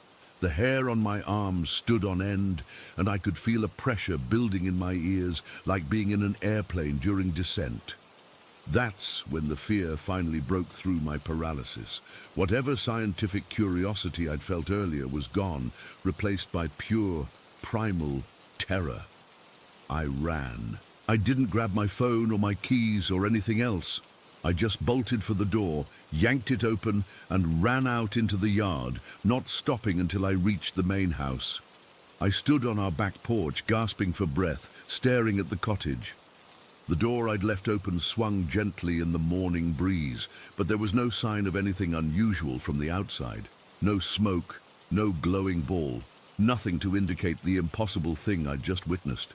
It took me nearly an hour to work up the courage to go back to the cottage. By then, whatever had been there was gone. The air felt normal again, and there was no trace of the smoke or the glowing ball. I searched every corner, looked under every piece of furniture, but found nothing out of the ordinary. I never told Claire or the kids about what happened in the cottage that morning. I made excuses for why I didn't want to use it anymore. Said it was too cold, too far from the house, too inconvenient. We eventually converted it into a storage space, and I moved my piano into the main house's dining room. We lived in that house for another 2 years, before Claire got a job offer in another state that was too good to pass up. When we were packing to move, Tommy asked me if I was glad to be leaving the haunted house. I tried to laugh it off, but he fixed me with a serious look. "I know something happened to you in the cottage, Dad," he said. "Something that scared you bad. You never played out there again after that day." I didn't confirm or deny it. Some experiences are too strange, too personal to put into words, even for your own family. But I was relieved when we finally drove away from that beautiful brick house with its turret and slate roof for the last time. I've spent countless hours researching what I experienced that morning in the cottage. Ghost sightings, paranormal phenomena, even rare atmospheric conditions or hallucinations caused by carbon monoxide. Nothing I've found explains everything: the voice, the smoke, the knocks on concrete, the glowing ball. All I know is that whatever was in our house, whatever spoke to me that morning, it wasn't human, at least not anymore. And sometimes, late at night when I can't sleep, I still hear that woman's voice asking her question: should we show him or should we tell him? I still don't know what they wanted to show me. And sometimes I think maybe that's for the best. Story 7. I've been putting off writing this for a long time. 10 years, actually. It's not easy to talk about the worst day of your life, even when something unexplainable happened that might have saved you. I'm not religious or superstitious. At least I wasn't before all this.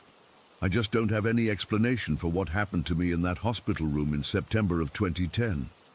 I was 40 years old and thought I was living my best life. I had my own chair at a busy salon in Querétaro, a decent apartment, a good relationship with my boyfriend Michael, and a solid group of friends. I worked out 4 times a week, ate pretty healthy, minus my weakness for street tacos on Fridays, and generally took care of myself.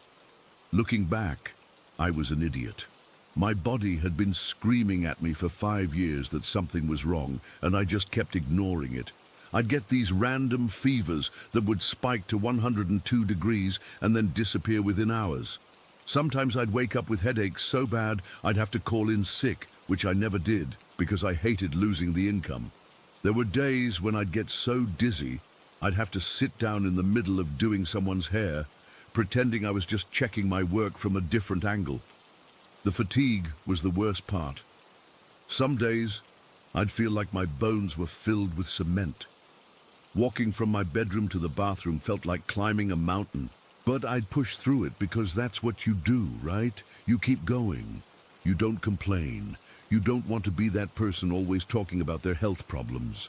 About 6 months before everything went to hell, I started seeing these weird, I don't even know what to call them, visual glitches, like little patches where reality didn't seem quite right.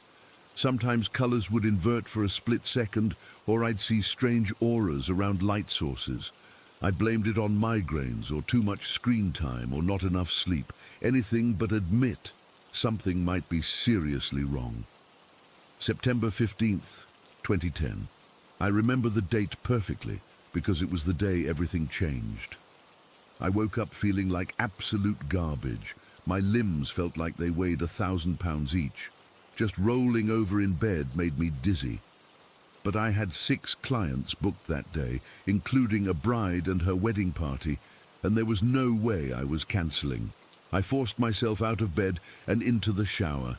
The hot water usually helped wake me up, but that morning it just made me feel worse. I kept having to lean against the tile to keep from falling over. By the time I got out, I was shivering despite the steam filling the bathroom. Michael noticed something was wrong right away. "Sarah, you look terrible," he said while I was trying to put on mascara with trembling hands. "Maybe you should call in sick today." "I'll be fine," I insisted, even though I had to sit down twice while getting dressed because the room wouldn't stop spinning. "Just need some coffee." I couldn't stomach breakfast, not even a piece of toast. The coffee tasted wrong somehow, metallic and bitter. I remember checking the expiration date on the creamer, thinking that must be why. Michael insisted on driving me to work, thank God. I remember getting into his car, buckling my seatbelt, and then nothing, just blackness. When I came to, Michael was shaking me gently, a terrified look on his face. "Sarah? Sarah, you just passed out mid-sentence." I mumbled something about being fine, but even I didn't believe it anymore. We kept driving, but I could feel my heart racing in my chest, hammering like it was trying to escape. My skin felt clammy and cold at the same time. Then darkness took me again. The next thing I remember is Michael's panicked voice saying, "We're going to the emergency room right now." I couldn't even argue. I just nodded and closed my eyes again. I was so tired. The emergency room is mostly a blur. I remember being wheeled in and the fluorescent lights passing overhead. I remember a nurse taking my vitals and her eyes widening at my heart rate. 165, she said to someone I couldn't see. Blood pressure is 70/40. Michael was filling out paperwork when they took me back for examination. "I'll be right here," he promised. "Just need to call your boss and let her know what's happening." They put me in a small examination room with mint green walls and a paper sheet on the bed that crinkled every time I moved. A different nurse hooked me up to monitors and drew some blood. She told me the doctor would be in shortly, then left me alone. I must have dozed off, because the next thing I knew, there was someone in the room with me. A doctor, I assumed, though I didn't remember hearing the door open. This is where things get weird. Hard to explain. The man standing beside my bed was about 5'9", with salt and pepper hair neatly combed to the side. He had a trim beard, also salt and pepper, and wore gold-rimmed glasses that caught the light in a strange way. They seemed to glow almost, with a warmth that looked out of place in the sterile hospital room. They also looked vintage, like something from the 1950s, not like modern frames at all. He was wearing the typical white coat, but there was something odd about him I couldn't quite place. Maybe it was how calm he seemed, how unhurried when everyone else had been rushing around. He smiled at me, and I immediately felt better somehow, like his presence alone was medicinal. "Hello, Sarah," he said. His voice was gentle but clear. "I'm going to examine you now, if that's all right." I nodded, too exhausted to speak. He put his stethoscope to my chest and I flinched. The metal was ice cold, colder than any stethoscope I'd ever felt before.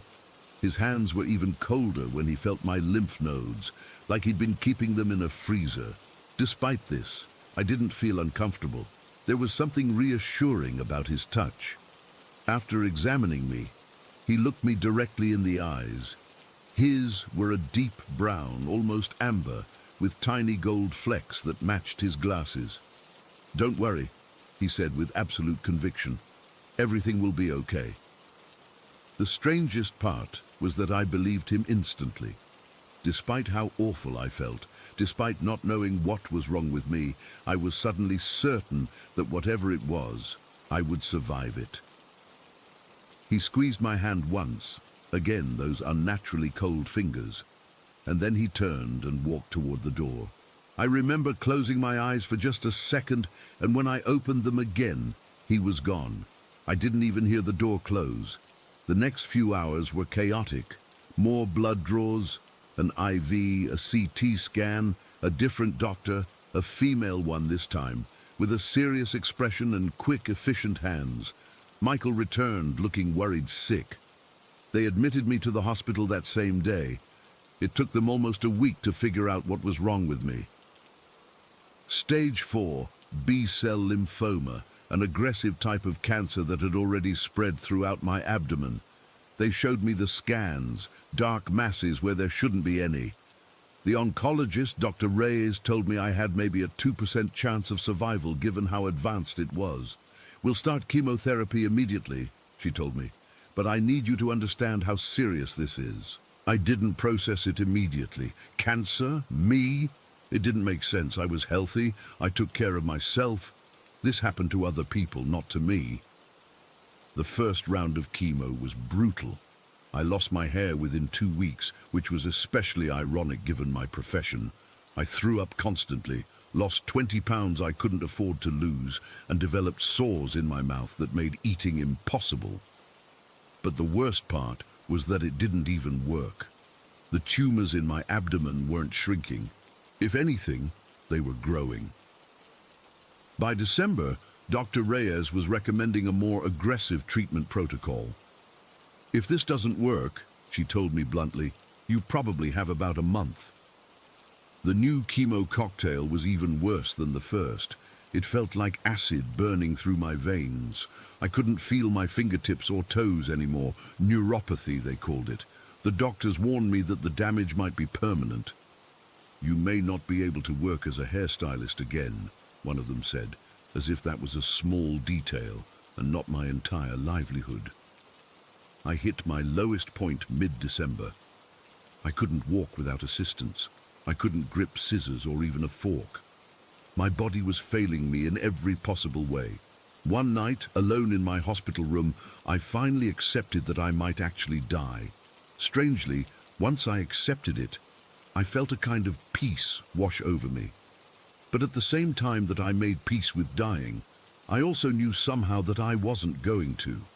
Every time doubt crept in, I would remember the doctor with the gold glasses, his absolute certainty when he told me everything would be okay.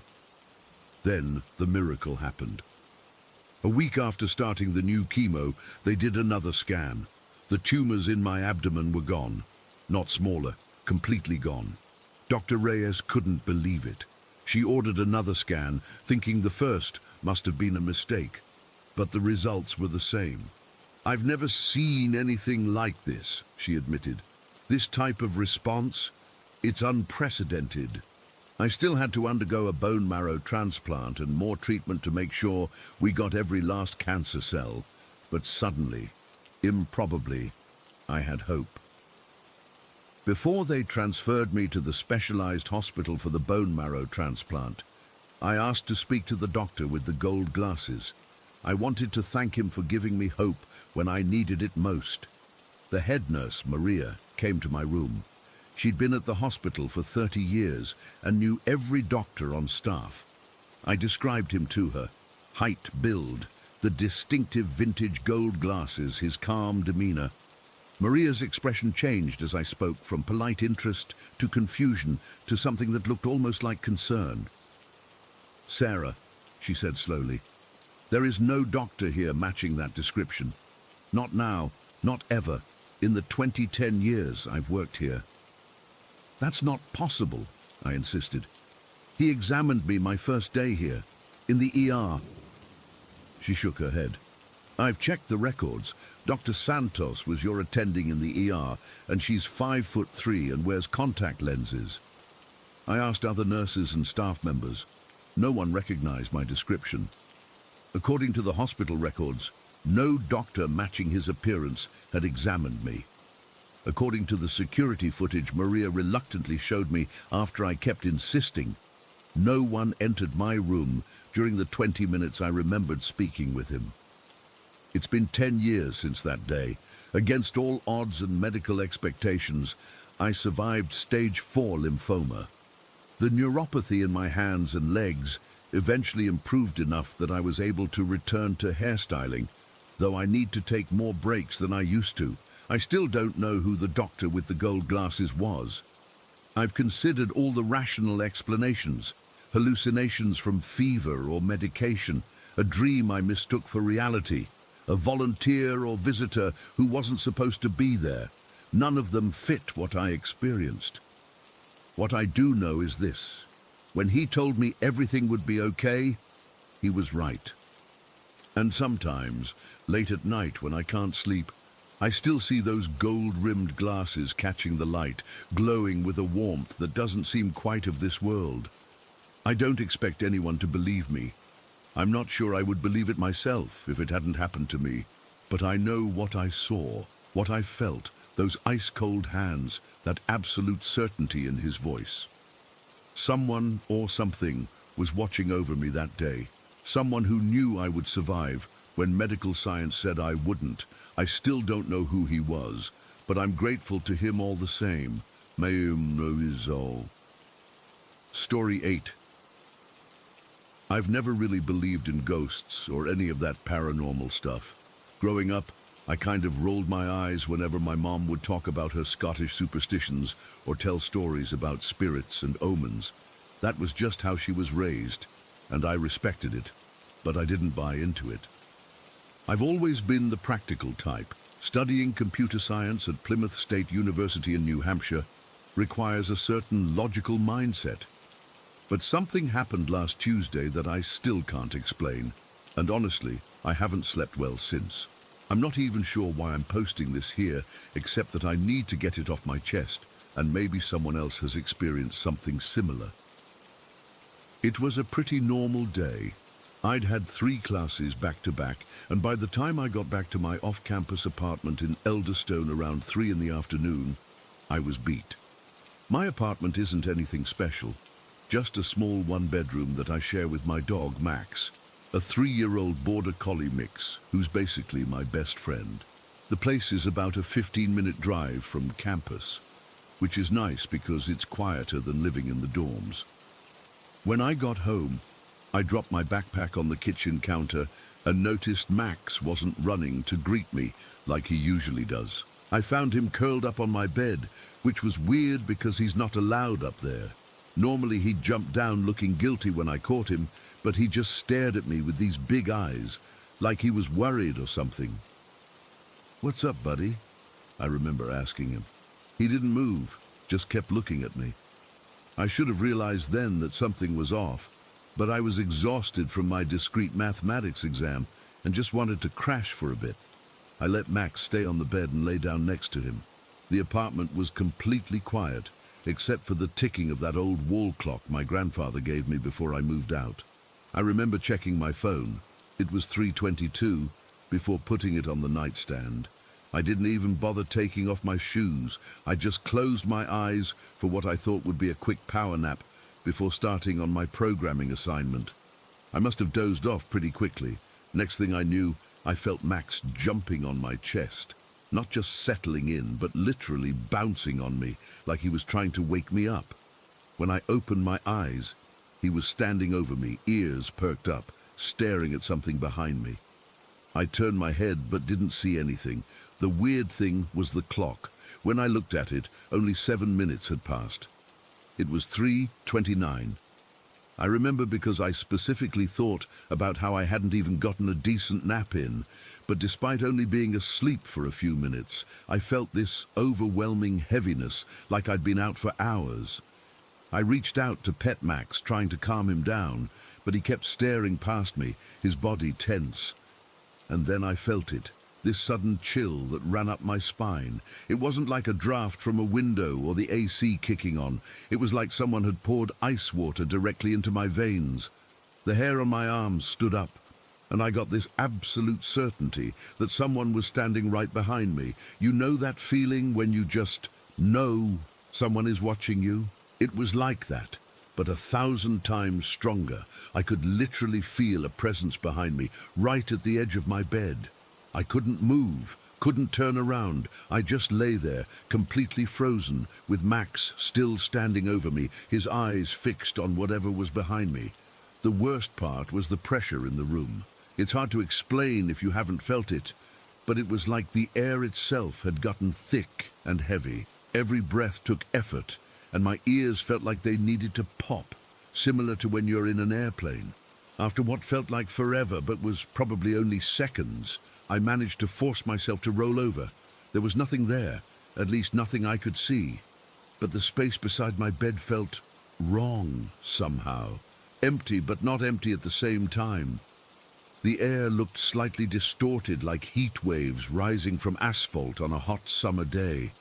Max finally broke his stance and started whining, pressing himself against me. His whole body was shaking. I sat up, my heart pounding so hard I could hear it in my ears. The room temperature had dropped noticeably. I could see my breath forming little clouds when I exhaled. I checked my phone again. 3:32. Only 10 minutes had passed since I laid down, but it felt much longer. I got up, legs shaking, and walked through the whole apartment, checking every closet, behind every door, under the bed, anywhere someone could hide. Nothing. The front door was still locked, windows closed. Max followed me the whole time, staying right at my heels. Once I convinced myself no one had broken in, I sat on the couch, still trying to process what had happened. Max jumped up next to me, which he's allowed to do, and pressed himself against my side. He still seemed spooked, occasionally looking back toward the bedroom with his ears perked. I turned on the TV just to have some noise in the apartment. The silence felt heavy, oppressive somehow. I couldn't shake the feeling that something had been in my room, standing behind me as I slept. But I kept telling myself it was just sleep paralysis or something, some weird half-dream state where my brain was playing tricks on me. Around 4:15, my phone rang. It was my mom. I almost didn't answer because I was still feeling rattled, but something told me I should. "Nathan." Her voice sounded strange, tight. "Yeah, Mom, what's up?" I tried to sound normal. There was a pause, and I could hear her take a deep breath. "Your great-aunt Sarah passed away about an hour ago." My stomach dropped. Aunt Sarah was my grandmother's sister, in her 80s, and living in a nursing home about 30 miles from us. She'd been sick with pneumonia, but last we'd heard she was improving. "What happened?" "I thought she was getting better," I said. "It was sudden. Her heart just stopped around 3:30. The doctors tried to revive her, but..." Her voice trailed off.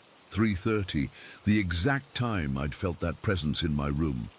I must have been quiet for too long because Mom asked if I was still there. "Yeah, sorry," I said.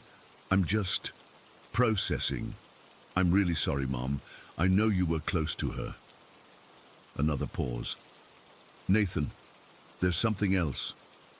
Her voice had changed, gotten even more serious. "Did anything strange happen at your apartment today? Around 3:30? My blood ran cold. "Why would you ask that?" She hesitated. "I was at your place this morning while you were in class. I dropped off some groceries, remember? I used the key you gave me." I did remember. She'd texted me saying she'd left some stuff in my fridge. "While I was there, I saw something." Her voice had gotten very quiet. "In your bedroom." I didn't know what to say, so I just waited for her to continue. "It was a wraith, Nathan." My mom had mentioned wraiths before in her Scottish folklore stories. According to her, they were spirits that appeared as omens, usually warning of an impending death. I'd always written it off as superstition. "Mom, come on," I started, but she cut me off. "I know you don't believe in these things, but listen to me. I was putting some clean towels in your bathroom when I saw it standing next to your bed. It was like a shadow, but with substance. Not fully formed, more like a dark outline of a person. I could see right through it, but I could also tell it was there. I felt the hairs on the back of my neck stand up again. It wasn't threatening," she continued. "It just stood there, looking at the empty bed, like it was waiting for something, or someone." I dropped the towels and ran out. I almost called you right then, but I thought you'd just say I was being superstitious again. My mouth had gone completely dry. "What time was this?" "Around 11 this morning." So it had been there in my apartment, hours before I got home, waiting. Did you feel anything when you saw it? I asked, my voice barely above a whisper. Cold. So cold I could see my breath. And pressure, like my ears needed to pop. Exactly what I had felt. Nathan, did something happen? Please tell me. I told her everything. About Max's strange behavior, the feeling of someone behind me, the cold, the pressure, the distorted air. She listened without interrupting. When I finished, she was quiet for a long moment. It was a warning, she finally said. The Wraith was waiting for you to warn about Sarah. But why me? Why not you or someone else in the family who actually believes in this stuff? I was trying to make sense of it. I don't know. Maybe because Sarah always had a soft spot for you. Remember how she used to call you her wee man, even after you grew taller than her? A sad laugh. Or maybe because you needed to see it, to understand that there are things in this world that can't be explained by your science and logic. I didn't know what to say to that. Part of me, the rational college student part, still wanted to find a logical explanation. Maybe I'd heard something in my sleep that spooked me, and Max was reacting to my fear. Maybe the temperature drop was just the old heating system in my apartment acting up. Maybe the timing with Aunt Sarah's death was just a coincidence. But another part of me, a part I hadn't really acknowledged before, knew better. The presence I'd felt was real. The Wraith had been there in my bedroom, watching over me as I slept, waiting to deliver its message. My mum and I talked for a while longer. She told me the funeral would be on Saturday and asked if I'd come home for it. I said of course I would. After we hung up, I just sat there on the couch with Max, the TV still playing in the background. I couldn't bring myself to go back into the bedroom yet. Not until it got dark outside and I had no choice. Before I went to bed that night, I checked every corner of the bedroom, looking for any sign of the Wraith. There was nothing, of course, just an ordinary room with an unmade bed and some clothes on the floor. But it didn't feel ordinary anymore. It felt, I don't know, tainted somehow. Like once you know something like that can exist in your space, you never quite feel safe again. I let Max sleep on the bed with me that night. I kept waking up, thinking I felt that cold presence again, but it was just my imagination working overtime. By morning, I'd almost convinced myself it had all been in my head. But then I got up to take a shower and noticed something on my bathroom mirror. A small area of fog that hadn't been there before, roughly in the shape of a handprint. Not a clear handprint, like someone had pressed their palm against the glass, but more like someone with a cold, damp hand had held it near the mirror long enough to create condensation. The bathroom window was closed. The heating vent was on the other side of the room. There was no reason for that specific pattern of fog to be on my mirror. I took a picture of it before it faded, partly as proof to myself, and partly because I thought my mom might want to see it. When I sent it to her later, all she texted back was, "It was saying goodbye. It's been 5 days now. I went to Aunt Sarah's funeral, came back to my apartment. Life has gone on. My classes keep me busy, and Max has gone back to his normal, goofy self.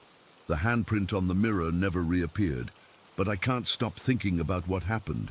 About the Wraith that waited in my bedroom, that stood behind me as I slept, that somehow connected me to my great aunt's passing. I don't know why it chose me to deliver its warning. I don't know if I'll ever see another one, or if this was a one-time thing. What I do know is that I can't look at the world the same way anymore. There's more out there than what we can explain with science and reason. More than what we can see with our eyes or measure with our instruments. Sometimes, late at night when the apartment is quiet except for Max's soft snoring, I find myself staring into the corners of my bedroom, watching for distortions in the air, feeling for that telltale chill, wondering if it's still here, watching, waiting to deliver another message. I'm not sure I want to know. Story 9. I've been debating whether to share this for months now.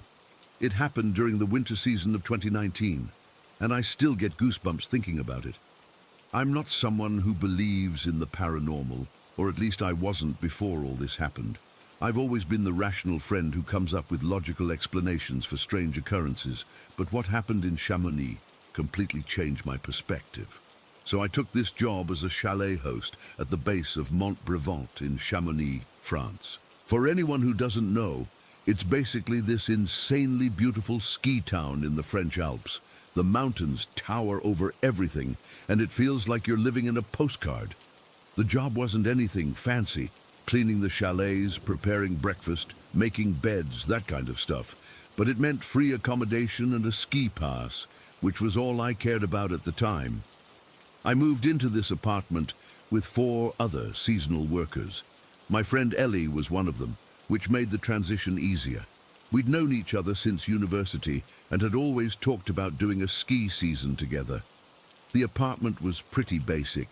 5 small bedrooms, a shared kitchen and bathroom, and these weird slanted ceilings because we were on the top floor. It was cramped but decent enough for the price. Free. About 2 weeks after we moved in, Ellie started spending most nights at her new boyfriend's place. He was working as a ski instructor and had his own studio apartment closer to the center of town. I didn't mind at first. The walls in our place were paper thin, and having one less person made it feel less crowded. That's when the weird dreams started. The first time it happened, I'd smoked a little weed before bed. Nothing crazy, just enough to help me sleep after a long day of work. I woke up in the middle of the night, except it wasn't like normal waking. I felt completely conscious, but somehow detached from my body.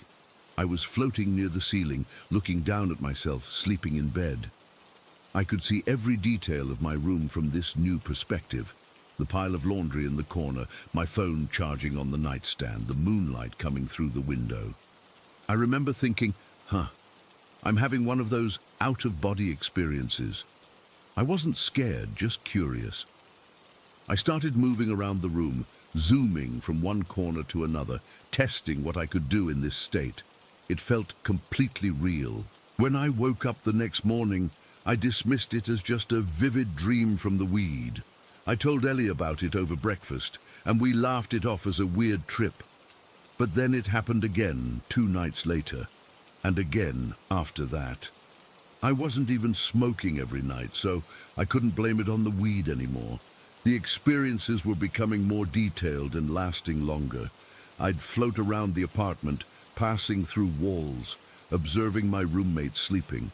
Sometimes I'd even venture outside and hover over the snow-covered rooftops of Chamonix, looking at the moonlit mountains.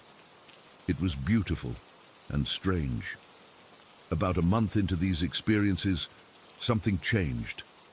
I was having one of my floaty dreams, as I'd started calling them, observing myself from the ceiling of my bedroom when I noticed something off.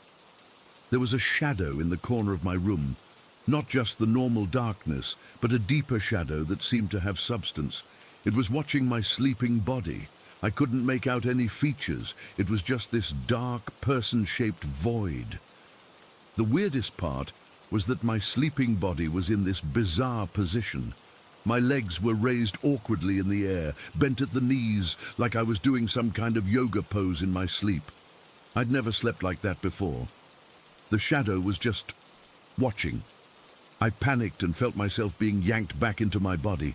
I woke up with a jolt, my heart racing, and my legs were still in that exact same position. That's what freaked me out the most.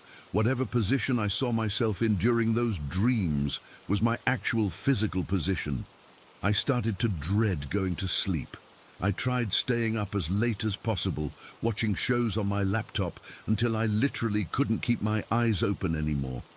I even started sleeping with my light on, which annoyed my roommates because of the electricity bill. I didn't have any more floaty dreams for about a week, and I started to relax a bit. Maybe it was just stress or some weird sleep disorder that had passed. I was working long hours at the chalet, skiing whenever I had free time, and generally exhausting myself physically.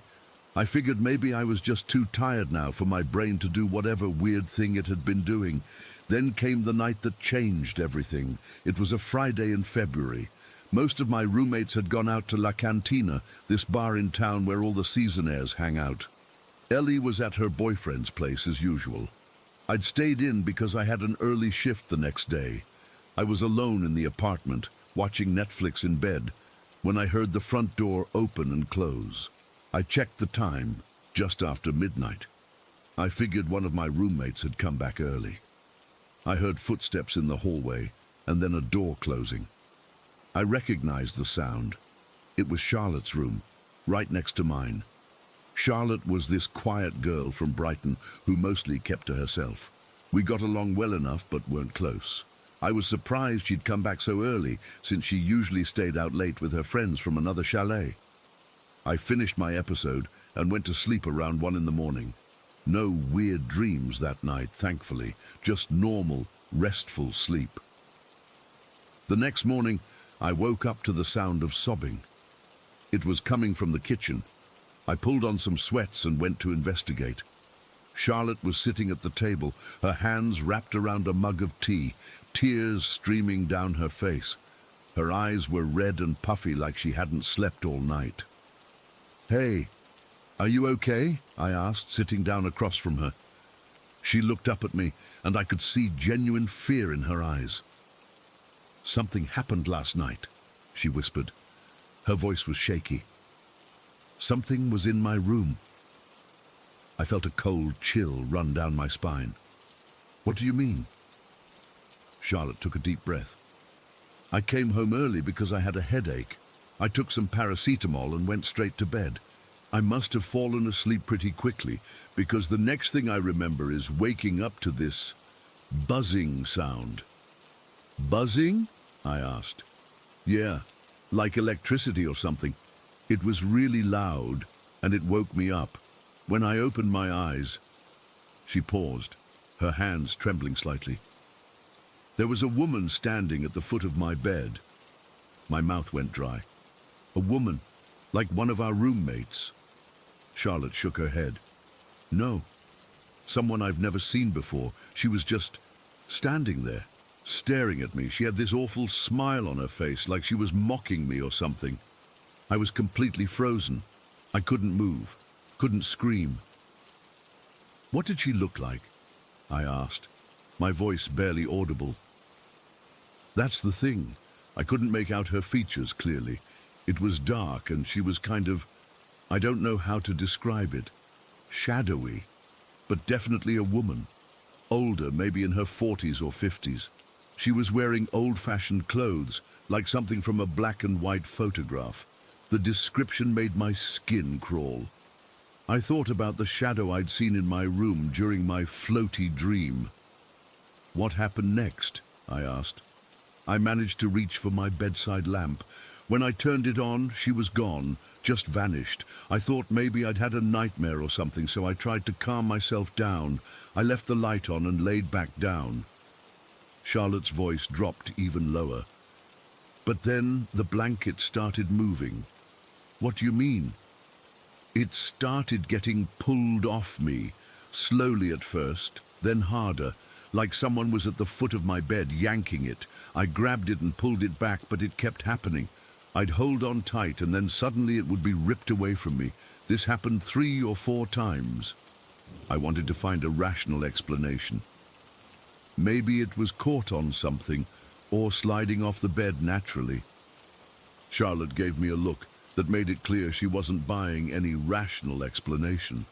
"Jess, I know what I experienced.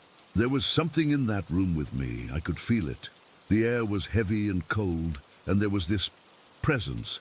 I felt this before." "What do you mean you felt this before?" Charlotte sighed and wrapped her hands tighter around her mug. "When I was a kid, we lived in this old house in Sussex. It used to be part of a nunnery that was converted into houses in the 60s. I always used to talk about the boy in the wall. My parents thought I had an imaginary friend, but I could see him. He would watch me from the corner of my room at night." "Did anything ever happen with him?" I asked. He never tried to hurt me or anything. He was just there, watching. Sometimes things would move around my room. My toys would be in different places in the morning. My parents never believed me until we had some renovations done when I was about 10. The workers found remains in the wall, over 100 years old. I felt a chill run through my entire body. "Are you serious?" Charlotte nodded. "Dead serious." My mum never talked about it after that, but I overheard her telling my aunt. That's when I knew I wasn't imagining things. Some places just have energy or entities, whatever you want to call them. And this apartment has something. I wanted to tell Charlotte about my strange experiences, but something held me back.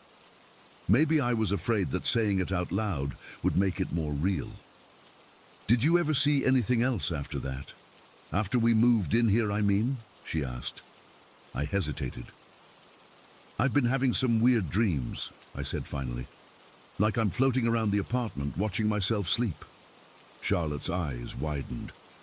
"That's astral projection. It's when your spirit leaves your body during sleep. It's actually quite common in places with activity." Activity? Paranormal activity. Places where the veil between worlds is thinner. I'd never been one to believe in ghosts or spirits, but sitting there in that kitchen, with Charlotte describing almost exactly what I'd experienced, it was hard to remain skeptical. "Do you think this place is haunted?" I asked, the words feeling strange in my mouth. Charlotte nodded slowly. "I'm sensitive to these things. Have been since I was a kid. I felt something off about this apartment the day we moved in, but I didn't want to freak everyone out. Plus, finding affordable housing in Chamonix during ski season is nearly impossible." We sat in silence for a few minutes, both lost in our thoughts. The apartment felt different now, like the walls were listening to us. "What should we do?" I finally asked. Charlotte shrugged. "Not much we can do. We're only here for another 2 months. I'm going to sleep with my crucifix and keep my light on. Maybe burn some sage if I can find it." I tried to process everything. Part of me still wanted to find a rational explanation. Stress, altitude sickness, the weed I'd been smoking, anything. But another part of me knew that what was happening was beyond normal explanation. "Do you have any idea who she might be? The woman in your room?" I asked. "This area has a long history of mountaineering accidents. Mont Brevant and Mont Blanc have claimed hundreds of lives over the years. Maybe she was a climber who died on the mountain. Maybe she's looking for something or someone. Why would she be drawn to us specifically?" Charlotte gave me a sad smile. "People like me, sensitives, we're like beacons to them. They can sense that we can sense them. It's like finally finding someone who speaks your language after being alone for a long time." The next couple of weeks were tense. I started sleeping with my light on too, and I asked Ellie to stay at the apartment more often. I didn't tell her exactly why, just that I'd been having trouble sleeping alone. She agreed, though I could tell she was confused by my sudden neediness. The strange experiences didn't stop completely, but they changed. I'd wake up in the middle of the night feeling like someone was sitting on the edge of my bed. The weight would shift, and I'd feel the mattress dip, but when I turned on my light, there was nothing there. Sometimes I'd hear footsteps in the hallway when everyone was out, or I'd come back to my room to find my belongings slightly rearranged. Nothing major, just enough to notice. Charlotte had a few more encounters. She said the woman would sometimes stand in the corner of her room, just watching, never approaching, never speaking, just observing. Charlotte started leaving a small glass of water on her bedside table at night, something her grandmother had taught her to do for restless spirits. "It gives them something to focus on besides you," she explained, "like a distraction." Whether it worked or was just superstition, the activity seemed to decrease slightly. The last major incident happened about a week before the end of the ski season. I was having one of my floaty dreams again. the first in over a month. I was hovering near the ceiling of my room when I saw her, the woman Charlotte had described. She was standing in the corner, looking up at me, not at my sleeping body. She saw me in my astral form. Her eyes locked with mine, and I felt a jolt of recognition, though I'd never seen her before. She had that sad, wistful expression that Charlotte had mentioned. She raised her hand slightly, almost like a greeting, and then faded into the shadows. I woke up immediately, my heart pounding, but I wasn't afraid this time. I felt a strange sense of peace, like something had been resolved. Charlotte and I stayed in that apartment for just over 5 months total. Nothing major happened after that night. Maybe the entity had found what it was looking for, or maybe it just moved on. I've done some research since then and found records of an English woman who died on Mont Brevent in the 1930s. She was an avid mountaineer who got caught in a sudden storm. Her body wasn't recovered for several days. I don't know if it was her in our apartment, but something tells me it might have been. I still have those floaty dreams occasionally, even though I'm back in England now. They're less frequent and less intense, but they remind me that there's more to this world than what we can easily explain. I'm not saying I believe in ghosts necessarily, but I know what Charlotte and I experienced was real. Whatever was in that apartment in Chamonix was trying to communicate something. I just wish I knew what it was. Sometimes I wonder if she's still there, watching the new seasonal workers, looking for someone else who can see her, someone else who can acknowledge her existence and maybe help her find peace. Story 10. I'm still struggling to make sense of what happened to me over those years. I've never been the type to believe in ghosts or anything supernatural, but after what I experienced, first in Lincoln and then in Nanchang, I can't explain it any other way. I was studying for my PhD in cultural anthropology at the University of Lincoln back in 2008. I'd rented this old terraced house with 3 other postgrads. Decent enough place, nothing special. My room was on the first floor at the back of the house, overlooking a small garden. One night in November, I was up late playing Pokemon Diamond on my Nintendo DS. Yes, I know, a 28-year-old PhD student playing Pokemon, but it helped me unwind. It was around 2 in the morning and my housemates were either asleep or out partying. I was sitting up in bed with just my bedside lamp on, trying to catch some rare Pokemon in the Great Marsh area. I had this weird feeling like someone was watching me. You know that prickle on the back of your neck? I glanced up from my game, and there she was, a woman standing at the foot of my bed. I froze. She was wearing what looked like an old-fashioned black dress that went down to her ankles. Her hair was dark and pulled back tightly. I couldn't make out her face clearly in the dim light, but she seemed to be staring right at me. The weird thing was, she wasn't moving, not at all, just standing there, completely still. At first, I thought it was one of my housemates playing a joke, so I said something like, "Very funny, Kate, you can go now." But she didn't respond or move. My heart started racing.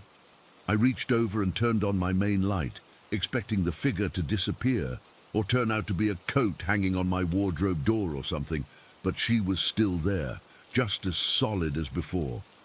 I called out again, louder this time, asking who was there. Nothing. I even threw my pillow at her, but it went right through and hit my wardrobe. That's when I really started to panic. I grabbed my phone and called Tom, one of my housemates who I knew was home. I whispered frantically for him to come to my room right away. The whole time I was on the phone, I didn't take my eyes off her. She never moved an inch, just stood there staring. Tom came up a minute later. I could hear him walking up the stairs, complaining about being woken up. As soon as he started to open my door, the woman vanished. Just like that, there 1 second, completely gone the next. Tom found me sitting rigid in my bed, white as a sheet. He thought I was having some kind of breakdown. I made him check the whole room, under the bed, in the wardrobe, everywhere. Nothing. I couldn't sleep in that room that night. I crashed on the sofa downstairs with the TV on until morning. The next day I told my other housemates, and they had a good laugh about it. They suggested I'd been studying too hard, or that it was just a vivid hallucination from being overtired. But I know what I saw. I started researching the history of the house, found out it had been built in the 1890s, but couldn't find anything specific about a woman in black or any deaths there. I never saw her again during my time in Lincoln, but I never felt completely alone in that room either. Fast forward about 5 years. I'd completed my PhD and accepted a teaching position at a university in Nanchang, China. It was an exciting opportunity to study Chinese folk traditions firsthand, which was my academic specialty. I'd been in Nanchang for about 6 months and had settled into a comfortable routine. My apartment was in a modern building, nothing old or historically significant about it. One weekend, I was exploring a local market when I came across a man selling birds. There was this one bird, a small green and yellow one with bright eyes. The seller called it something in Chinese that I didn't catch, but it wasn't like any species I recognized. I'd been feeling a bit lonely being so far from home, so on impulse, I decided to buy it. I named it Brian Mere, after a place back home I used to visit as a kid. The name just popped into my head, and it stuck. Within the first week of having Brian, strange things began happening. The bird would make this laughing sound, not like normal bird chittering, but an actual human-like laugh that would start high-pitched and then drop down to a deeper tone. It was unsettling, but I figured it was just mimicking something it had heard before. What was weird, though, was that this laugh often came right before something strange would happen. The first time I noticed it was when I was grading papers one evening. Brian laughed that weird laugh, and about 5 minutes later, I heard water running. I went to investigate and discovered the tap outside on my balcony had been turned on full blast and water was pouring everywhere. The thing is, I never used that tap. Never. And I lived alone on the 12th floor. I told myself I must have bumped it earlier when I was watering my plants and not noticed. But deep down, I knew I hadn't been on the balcony at all that day. Another time, I had a colleague over, May from the history department. We were having a few beers and listening to music on my old stereo system. Brian, who was in his cage across the room, did his laugh. We both looked over at him, and May commented on how creepy it sounded. Not even a minute later, the volume on the stereo started turning up by itself, not jumping to maximum or anything dramatic like that, just slowly increasing as if someone was turning the knob. We both saw it. The knob was physically rotating. May left pretty quickly after that. When I mentioned it to her the next day at work, she claimed she didn't remember it happening, which I found strange, since she'd been completely freaked out at the time. The incidents kept escalating. Things would move around my apartment when I wasn't looking. I'd put my keys down and find them somewhere else. Items would fall off shelves with no explanation. And always, Brian would do that laugh shortly before. The worst incident happened about 3 months after I got Brian. I'd met a woman named Lynn at a faculty dinner, and we'd been dating casually. One night, she stayed over at my place. I remember specifically locking Brian in his cage and closing the bedroom door before we went to bed. In the middle of the night, we were woken up by a loud banging sound. It seemed to be coming from right outside the bedroom door. Lynn shook me awake, terrified. I turned on the bedside lamp and walked cautiously to the door. When I opened it, Brian was standing there on the floor, staring up at us. Not flying, not chirping, just standing perfectly still and staring. Lynn screamed. I don't blame her. It was one of the most unnatural things I've ever seen. A bird shouldn't be able to make that kind of noise against a door, and it definitely shouldn't look at you with what I can only describe as human-like contempt. I checked the cage immediately. It was still locked, with no way for him to have gotten out. Lynn refused to stay another night and broke things off with me shortly after.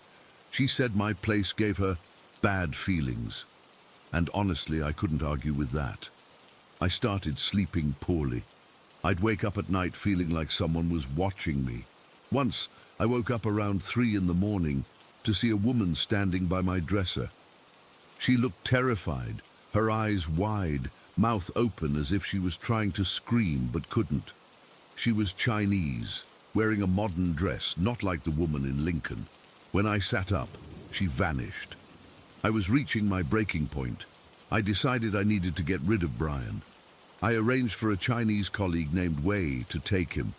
Wei liked birds and lived in a house with a garden where Brian could have a better life. The night before I was supposed to give Brian away was the worst.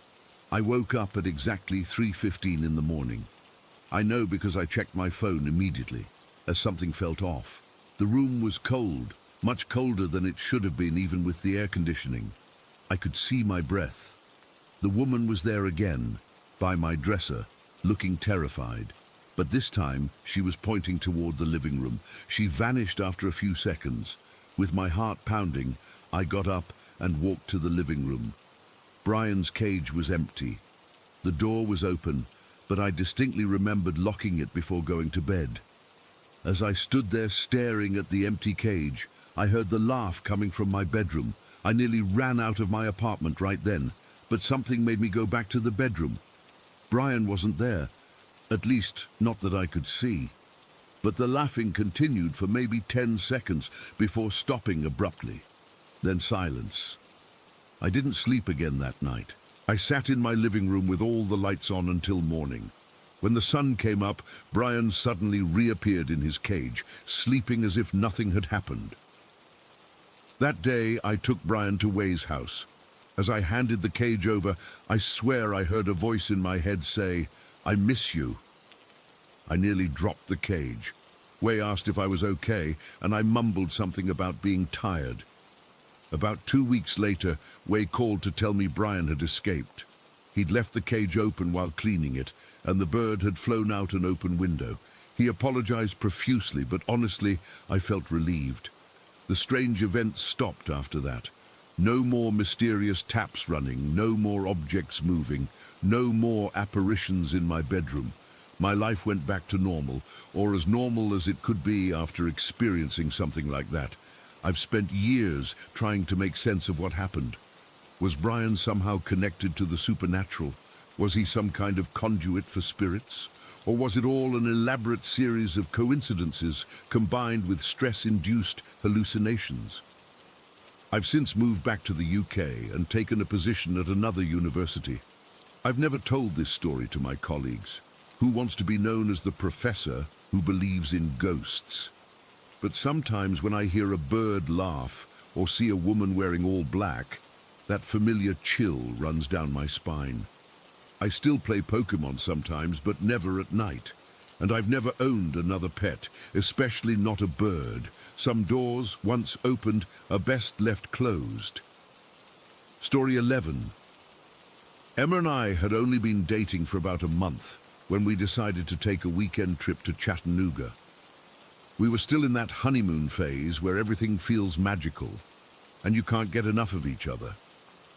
Both of us grew up in Tennessee, but had never properly explored the touristy spots like Ruby Falls and Rock City.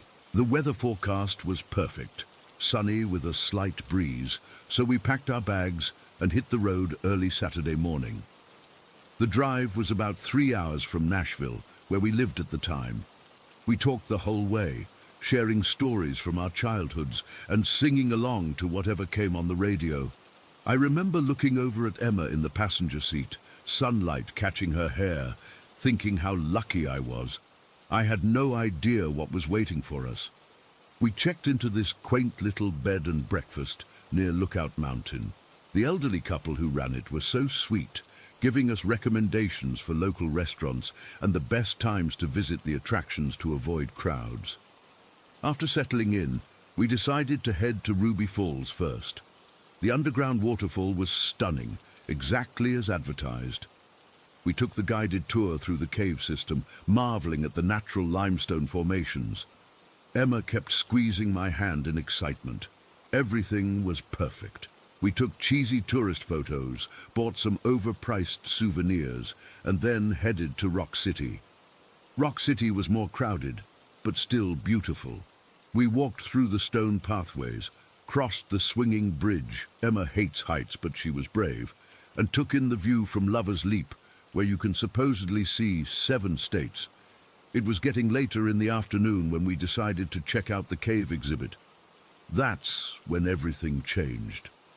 The cave was dimly lit with these colored lights illuminating different rock formations. There were a few other tourists meandering through, voices echoing off the stone walls. Emma and I were toward the back of one section, looking at this weird rock formation that kind of resembled a face, when suddenly her whole demeanor shifted.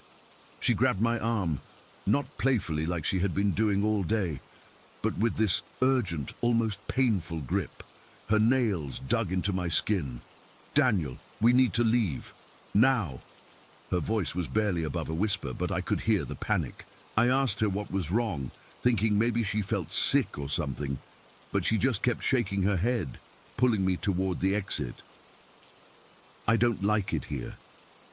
Please, can we just go?" Her face had gone completely pale, and I could see her hands trembling. Of course, I agreed. We practically speed-walked out of there. Once we were outside in the sunshine, I tried to get her to explain, but she just kept saying she felt a bad presence in the cave.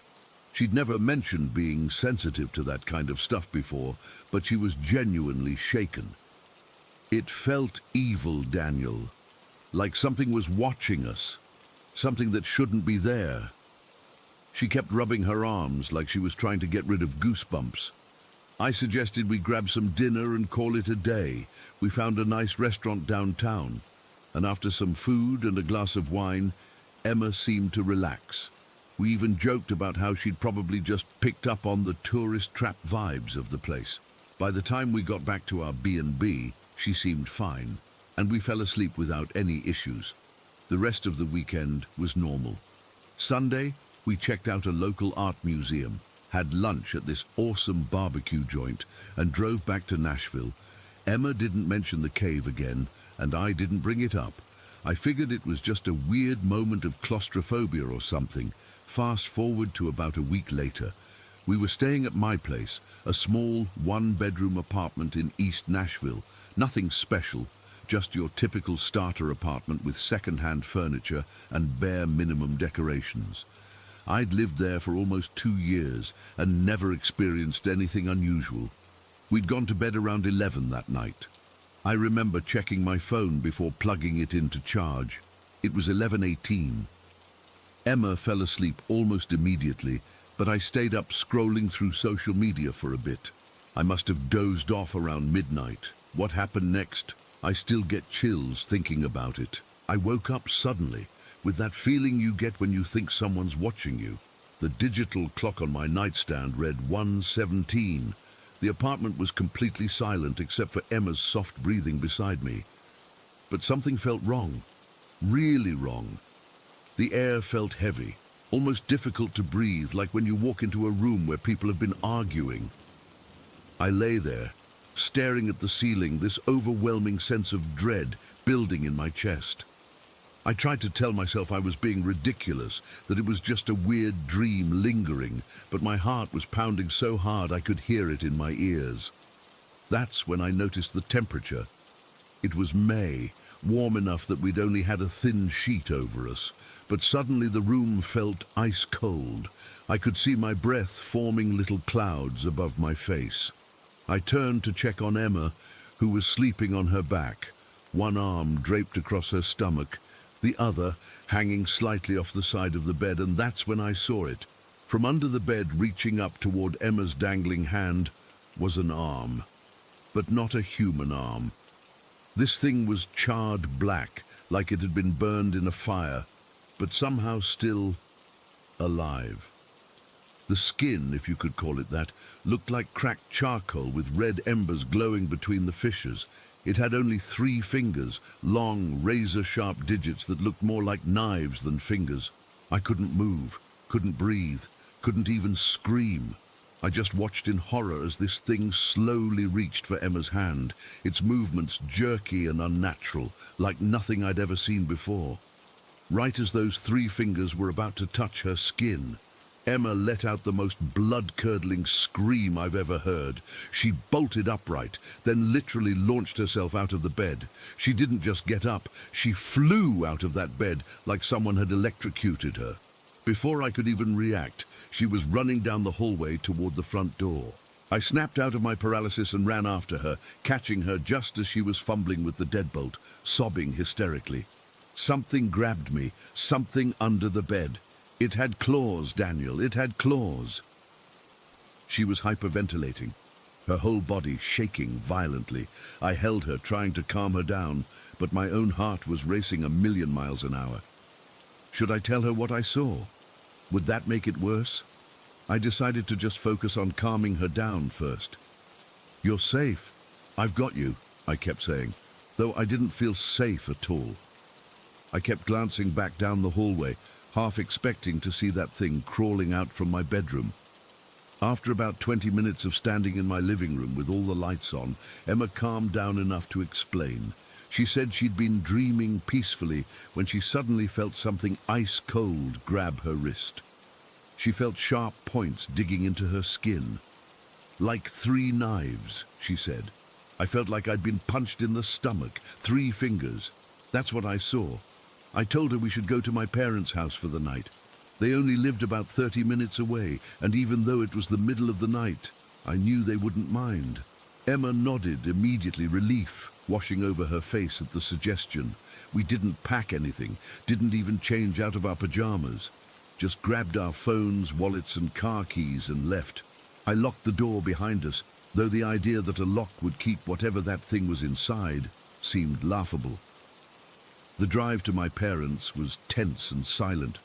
Emma kept rubbing her wrist where she said she felt the claws, though there weren't any visible marks. I kept replaying what I'd seen in my mind, trying to make sense of it. Was I still dreaming when I saw that arm? Was Emma's scream just part of some elaborate nightmare? But deep down, I knew it was real. The coldness in the room, the weight in the air, the dread that filled my chest, all of it was too vivid, too physical to be just a dream.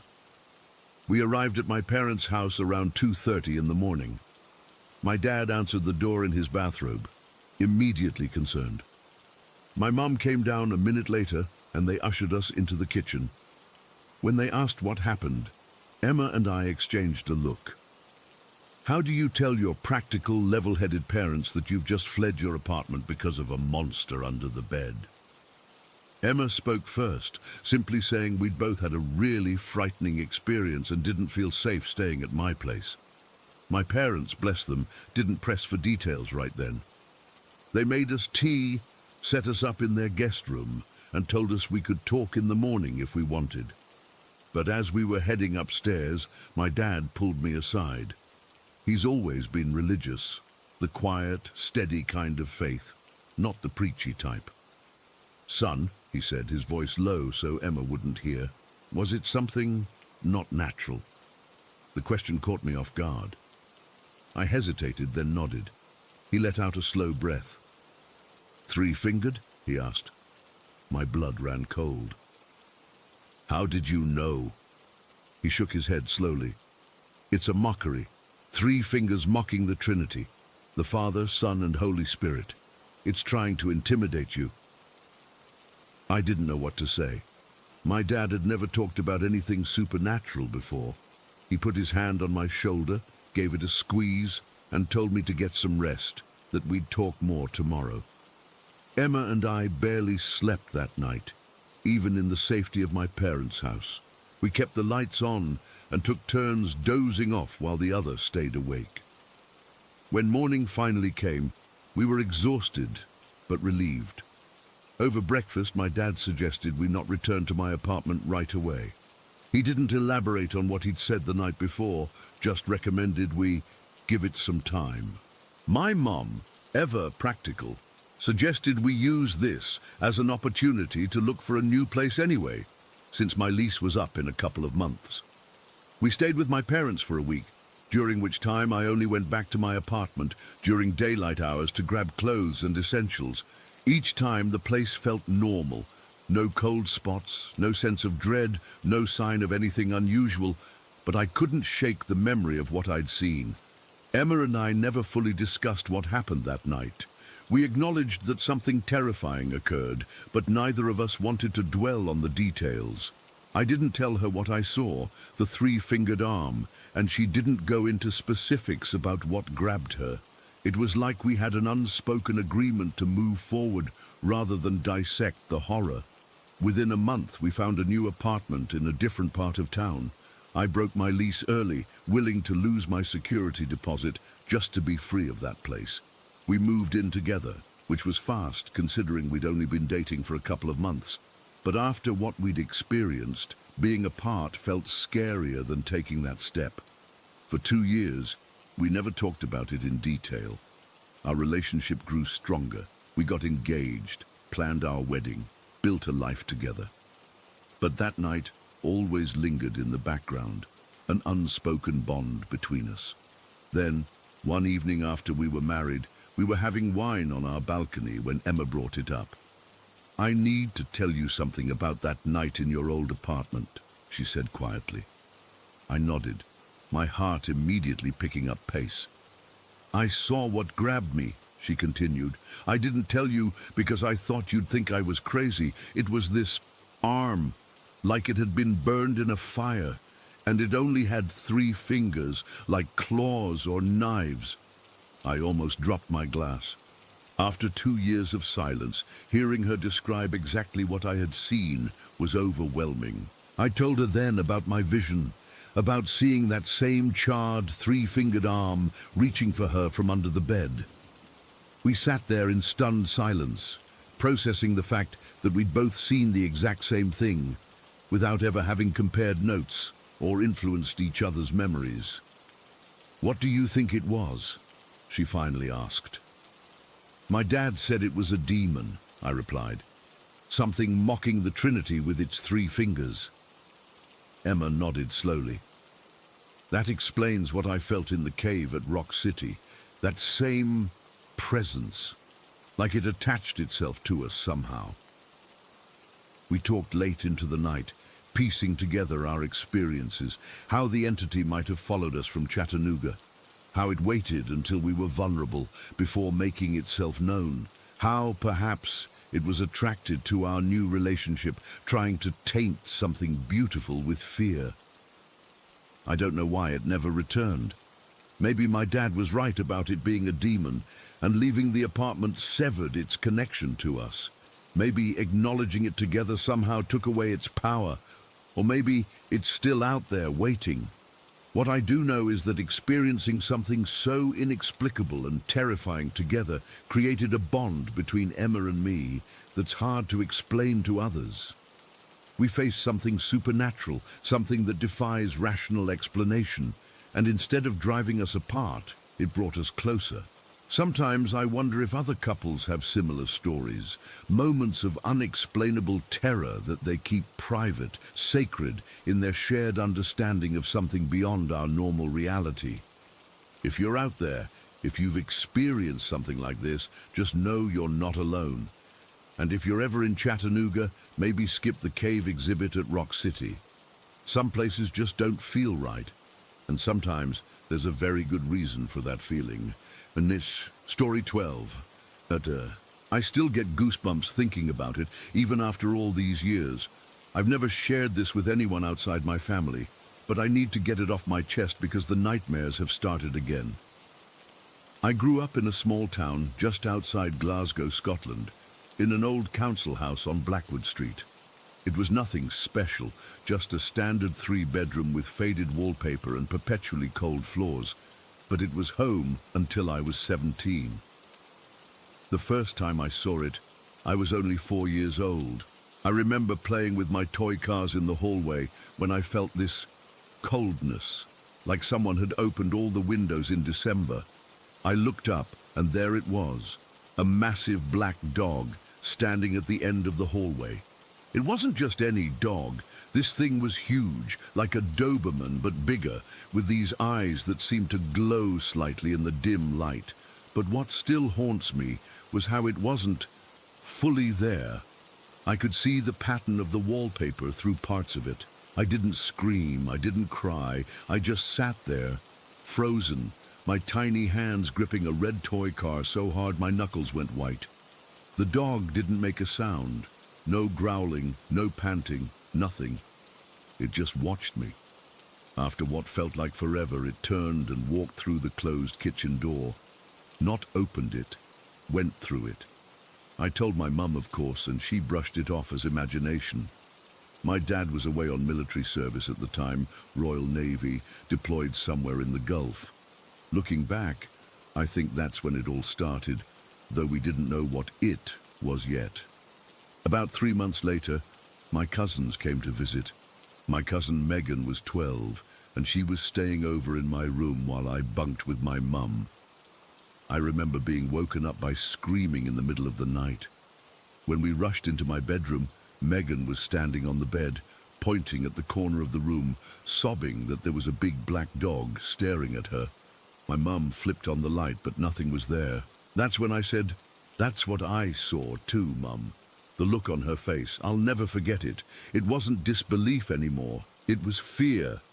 But it truly went mental about a week later. My mum was doing laundry in the back room when she suddenly ran into the kitchen where I was having breakfast. She was white as a sheet.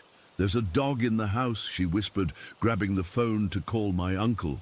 Before she could dial, we both saw it, the black dog, standing in the doorway between the kitchen and the living room, clear as day. What my mum did next still amazes me. She stood up straight, pointed at it, and in the sternest voice I've ever heard her use, said, "You need to leave this house. You're not welcome here." And just like that, it vanished. Not faded away or walked off, just gone in an instant. We thought that was the end of it. We were wrong. Over the next few months, weird things started happening. Milk would go sour within hours of bringing it home. Fruit would rot overnight in the bowl. We'd hear footsteps upstairs when nobody was up there. The handle on the kitchen door would rattle violently at night, but when you went to check, there'd be nobody there. By the time I was 5, I refused to sleep in my bedroom. I'd seen the dog twice more by then, always at night, always standing silently at the foot of my bed.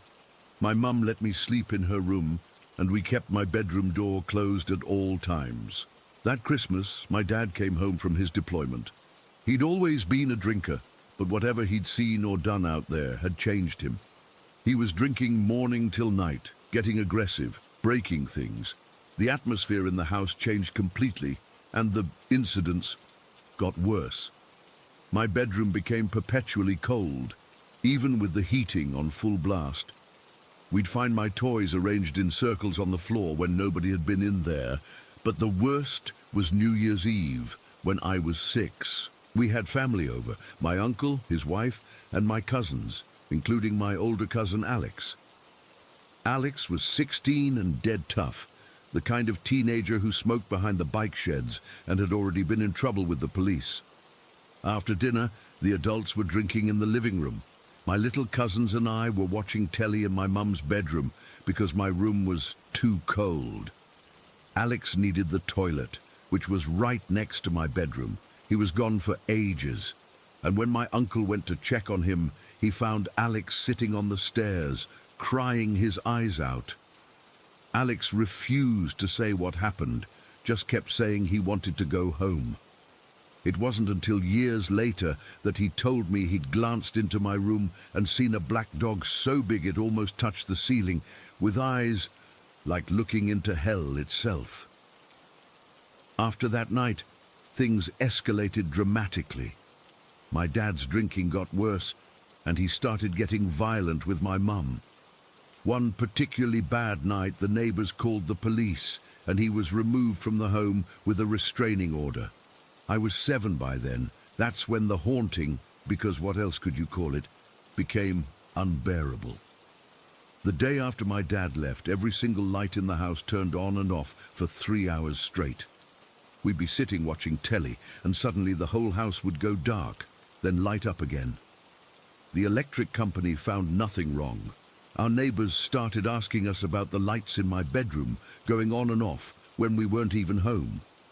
The family across the street swore they saw a big black shape moving past my window one night.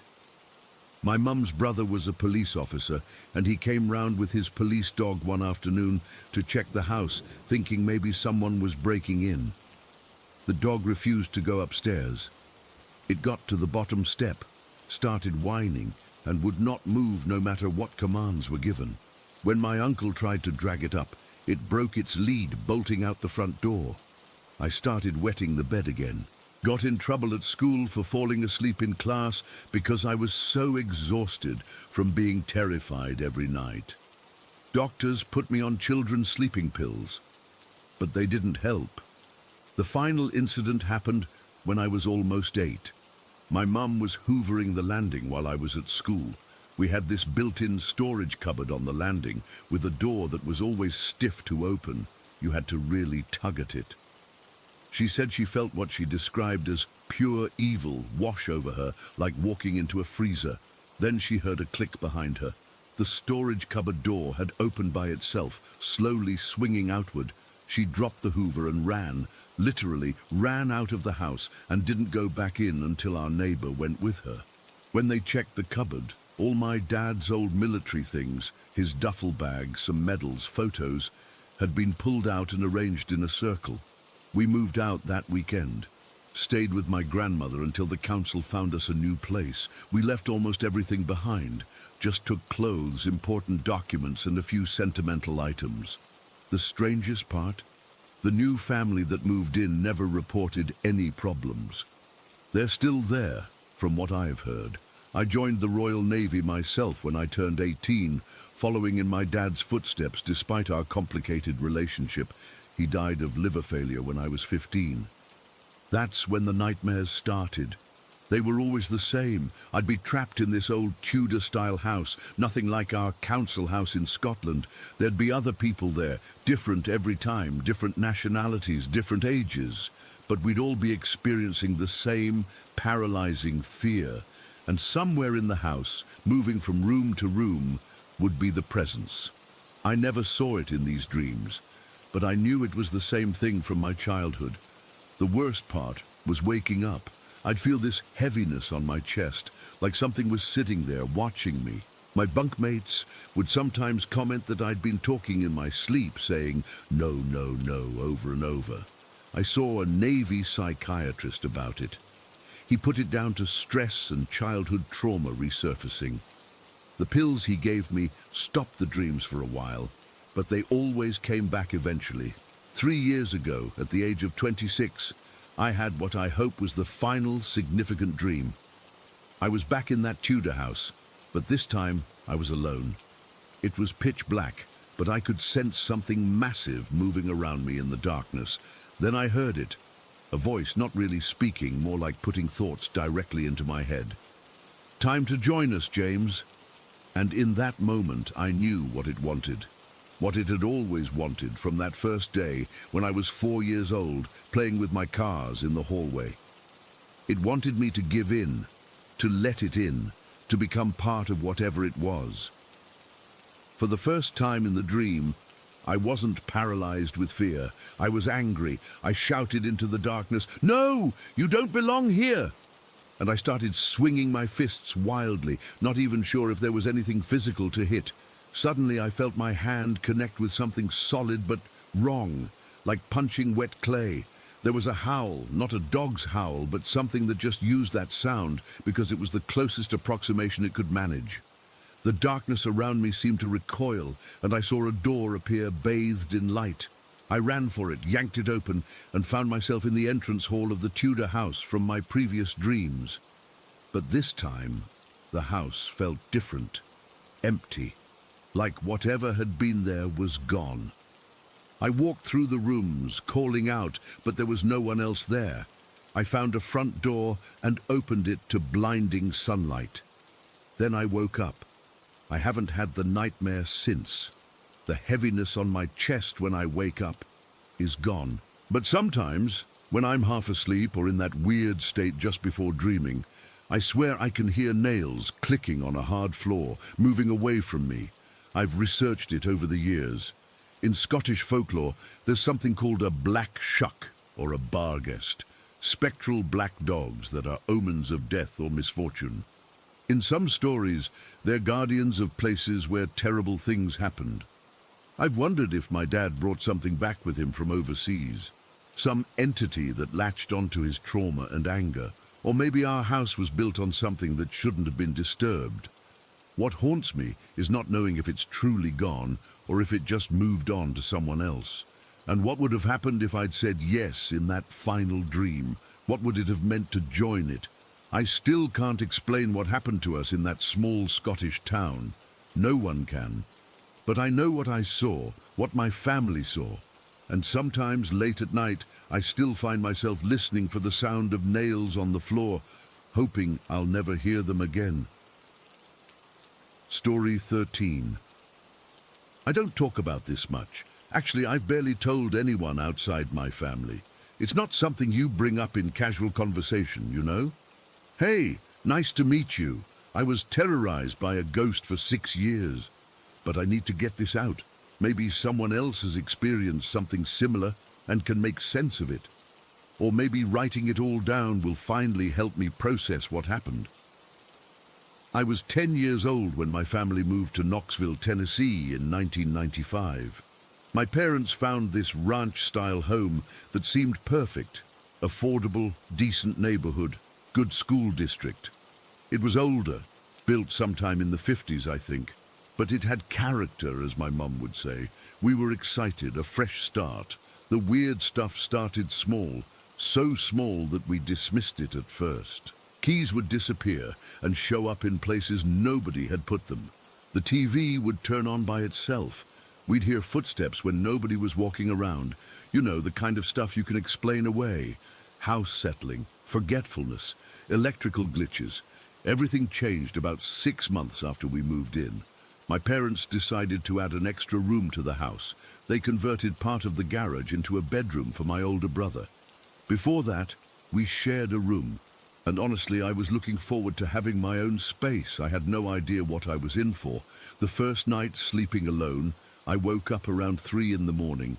I just had this feeling of wrongness, like when you know someone's staring at you. I opened my eyes and looked toward my bedroom door, which I always left cracked open with the hallway light on. Yeah, I was afraid of the dark even before all this. There was someone standing there, a tall, impossibly thin figure. It was just a shadow, darker than the darkness around it, but I could make out stringy white hair hanging down. It wasn't moving, just watching me. I froze. Couldn't breathe, couldn't scream. After what felt like forever, I pulled my blanket over my head and counted to 100. When I finally got the courage to peek out, it was gone. I convinced myself it was a nightmare. Had to be, right? But the next night, there it was again. Same time, same place. Just watching. This went on for weeks. I'd try to stay awake as long as possible, but eventually I'd fall asleep, and then I'd wake up to find it there. I told my parents, of course. They checked my room, looked in the closet, under the bed. Nothing. They said it was just bad dreams from sleeping in a new room alone. My dad even joked that it was probably just my brother sneaking in to scare me, but my brother swore he wasn't doing anything. About a month into this nightmare, things escalated. I woke up one night to find the figure wasn't at the doorway anymore. It was at the foot of my bed. I could see it more clearly now, still shadowy, but with those awful strands of white hair. It had no face that I could see, just darkness where features should be. I pulled the covers over my head again, shaking and crying silently because I was too terrified to make a sound. Then the temperature dropped. Even under my blanket, I could feel it getting ice cold in my room. And then, God, I still get goosebumps thinking about it. The thing was gone from the foot of my bed, but suddenly it was above me. I peeked out from my blanket and saw it on the ceiling looking down at me, just floating there. Before I could react, it dropped. Not fell, dropped, like it was intentional. It landed on top of me, right on the blanket. I could feel its weight pressing down, could hear this horrible wheezing sound, like someone with severe asthma struggling to breathe. The smell. It wasn't rotting or anything stereotypically ghostly. It was earthy, like soil after rain, but mixed with something metallic. I couldn't move, couldn't scream. I just lay there, eyes shut tight, praying for morning to come. Eventually, I must have passed out from sheer exhaustion and fear, because the next thing I knew, my mum was shaking me awake for school. I begged my parents to let me sleep in their room that night. They reluctantly agreed, thinking I was just going through a phase. Nothing happened while I was in their room, but the night after, when I was back in my own bed, the thing returned. Same routine. Doorway, foot of bed, ceiling, then on top of me. This became my new normal. Night after night after night. I started sleeping with the lights on, which helped a little. Sometimes it would just stay in the doorway then, but not always. Then the scratching started. I'd hear it under my bed first, like something with long nails dragging across the wooden floor. Then it would be on the mattress itself, right beneath where I was lying. Sometimes I'd feel the mattress actually depress, like something was pushing up from underneath. The worst nights were when it would pull me. I'd be lying there, paralyzed with fear, and suddenly feel hands, or what felt like hands, grabbing my ankles and pulling me toward the edge of the bed.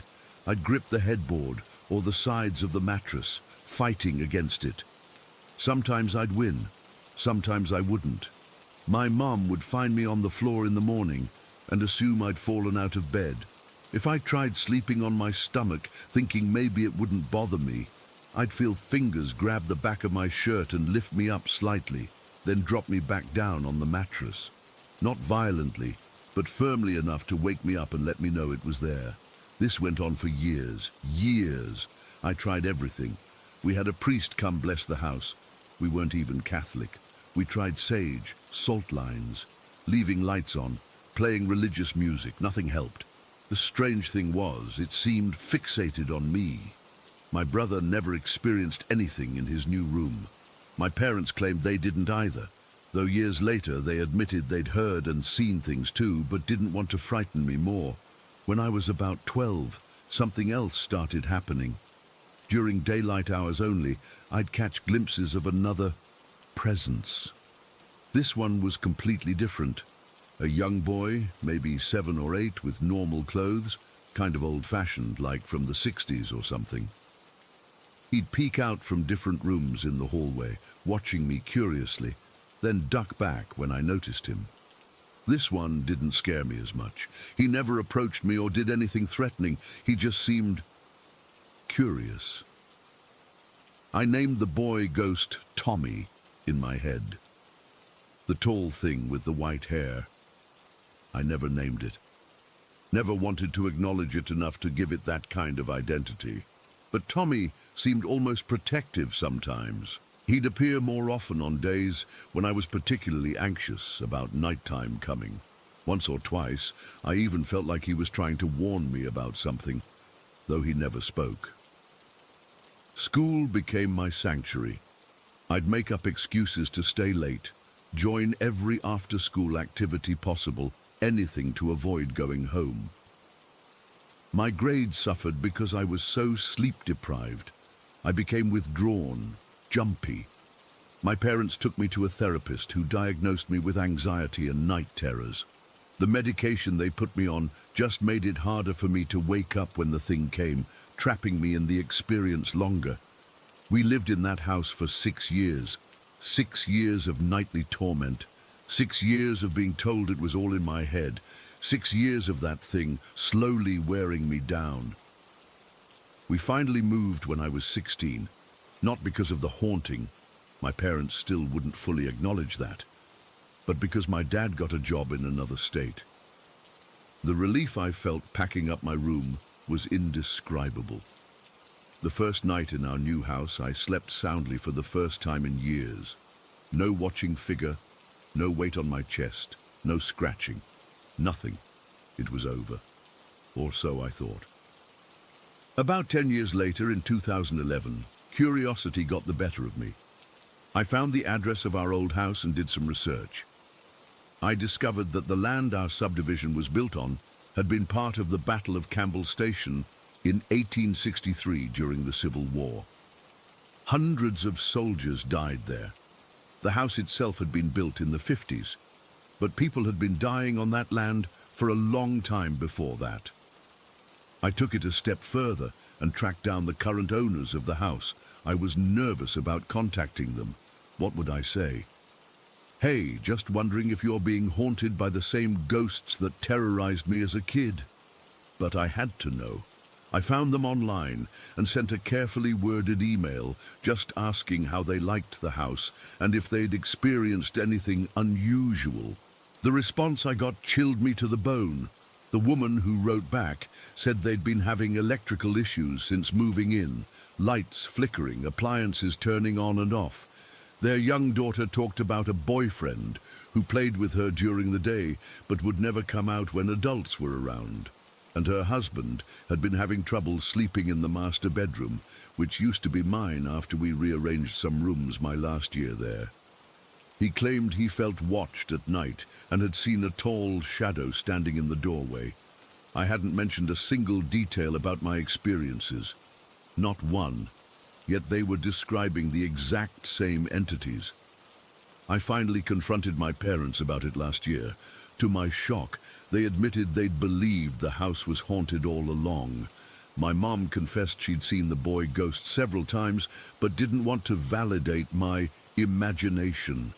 My dad said he'd felt watched many nights, but convinced himself it was stress. Neither of them ever saw the tall entity, though. That one seemed focused exclusively on me. I still don't know why it targeted me specifically. Why not my brother? Why not my parents? What did it want from me? These questions haunt me almost as much as the memories. Sometimes, in that space between waking and sleeping, I still feel that weight on my chest, still catch a whiff of that earthy metallic smell, still hear that labored wheezing breath, and I wonder if it's still there, in that house, waiting for its next victim. Or worse, if it's somehow found me again, across all these miles and years, and is just biding its time. I've never found an explanation that satisfies me.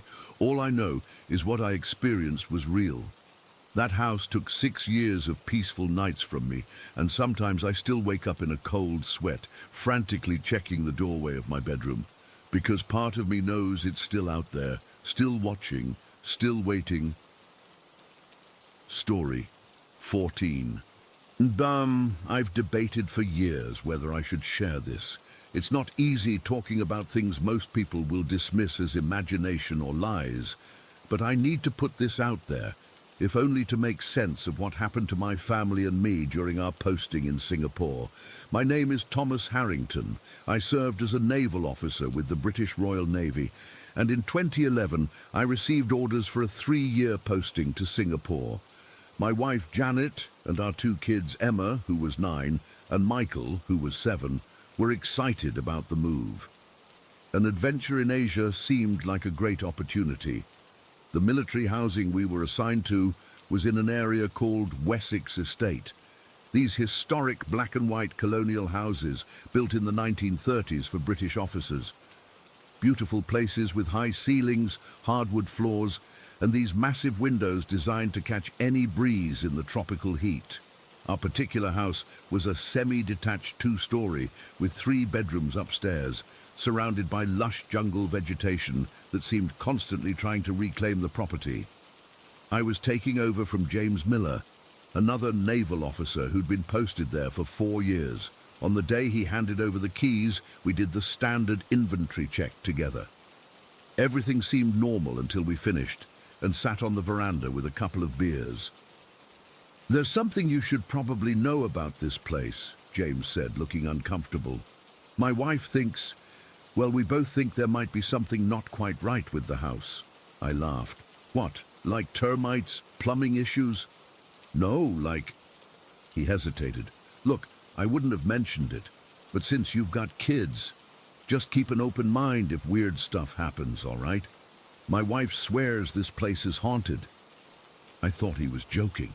I even told him to save the ghost stories for Halloween, but the look on his face was dead serious. "What kind of weird stuff?" I asked, more to humor him than anything. Footsteps when nobody's there, things moving. We'd wake up to find all the kitchen cabinets open. Once my daughter's toys were arranged in a circle on the floor when nobody had been in her room. He shrugged. "The locals all know about these houses. During the war, when the Japanese occupied Singapore, they used these officer quarters. Bad things happened here." I nodded politely, but inside I was thinking James had spent too much time in the tropical sun. We moved in the next day, and for the first few weeks everything was perfectly normal. The kids loved the big yard, Janet was decorating the place, and I was settling into my new position. About a month after moving in, we decided to host a barbecue for some of my colleagues and their families. It was a Saturday, hot and humid as always, but with enough of a breeze to keep it pleasant. About 15 adults and maybe 10 kids in total. Nothing wild, just burgers, beers, and conversation that stretched into the early evening. The last guests left around 8, and Janet wanted to clean up right away, but I convinced her to leave it until morning. We got the kids to bed around 9 and crashed ourselves by 10, exhausted from hosting all day. I woke up at exactly 2:17 according to the bedside clock. At first, I wasn't sure what had woken me. Then I heard it, a loud, deliberate slam of the front door downstairs. My first thought was an intruder. I slipped out of bed, trying not to wake Janet, and grabbed the cricket bat I kept in the closet. The house was dark as I crept downstairs, checking first that the kids' rooms were secure. At the bottom of the stairs, I flipped on the hallway light. Nothing seemed disturbed. I checked the front door, locked and bolted from the inside. I was about to chalk it up to a dream when I heard water running in the kitchen. The kitchen tap was on full blast, water gushing into the sink where we'd left dirty dishes soaking.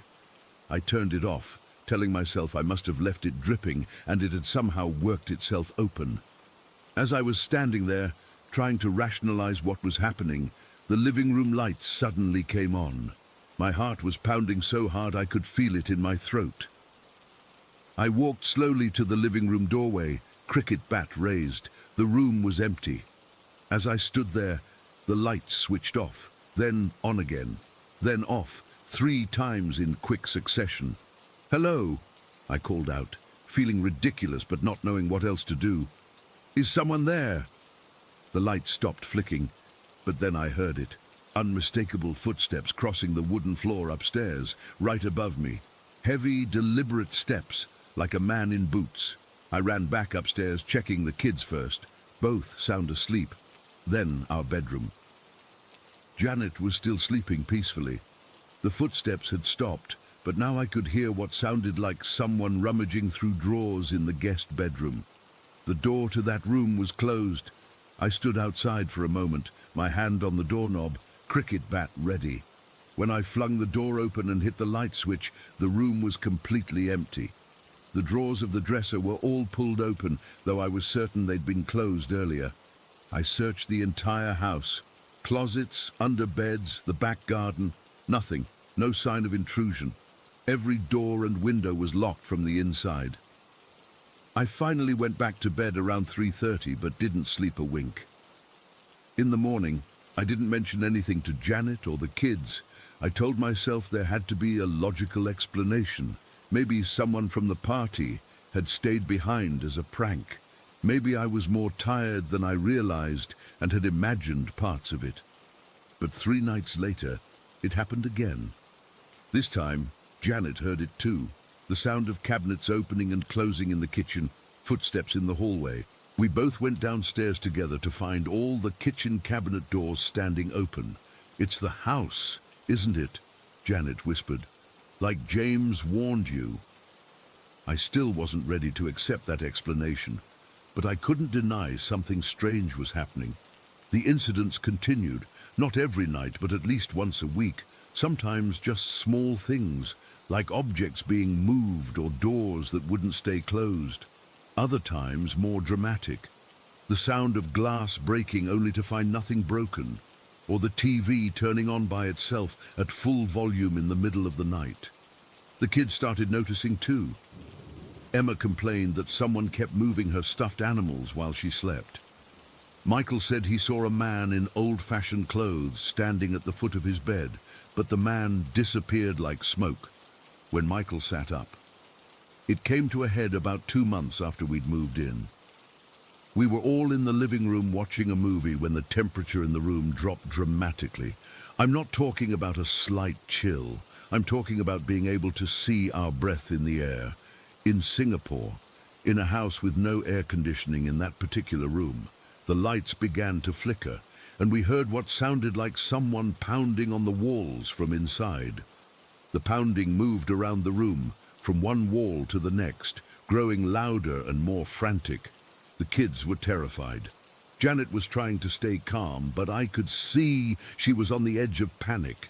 Something in me snapped.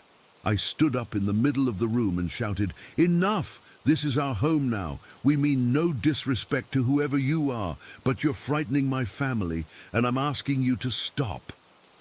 The pounding ceased immediately. The temperature gradually returned to normal. We finished the movie in silence, all of us too stunned to discuss what had just happened. That night, after the kids were in bed, Janet and I talked about moving. But military housing assignments weren't easy to change without good reason, and our house is haunted wasn't likely to convince my commanding officer. We decided to stick it out, hoping my confrontation had somehow made a difference. Things did calm down for a while. We'd still occasionally hear footsteps or find objects moved, but the more frightening manifestations stopped. We learned to live with it, even making dark jokes about our roommate. 3 months later, Janet's parents came to visit from England. We put them in the guest room where I'd first heard the drawers opening. The next morning, her father asked if the house was settling or if there had been an earth tremor during the night. When we said no, he described being woken by the sound and sensation of the dresser drawers opening and closing on their own. Her mother admitted she'd kept the light on all night after seeing a shadow person standing in the corner of the room. After they left, I started asking around carefully about the history of these houses. An elderly Singaporean gentleman who worked as a gardener for the estate told me that during the Japanese occupation from 1942 to 1945, the Japanese officers had used these houses while converting some of the basements and outbuildings into makeshift prisons and interrogation rooms. Many locals disappeared after being brought here, he told me quietly. My own uncle was taken to one of these houses. We never saw him again. He wouldn't tell me which house specifically had been used for interrogations, but the look he gave our place told me everything I needed to know. We learned to coexist with whatever shared our home. The kids adapted the way only children can. Emma would say good morning and good night to Mr. Ghost, while Michael would blame missing toys or homework on our unseen housemate. About 6 months before our posting was due to end, I had the strangest experience of all. Janet had taken the kids to visit her sister in Australia for a week, and I stayed behind to work. I decided to use the empty house to do a deep clean and some minor repairs before our final inspection.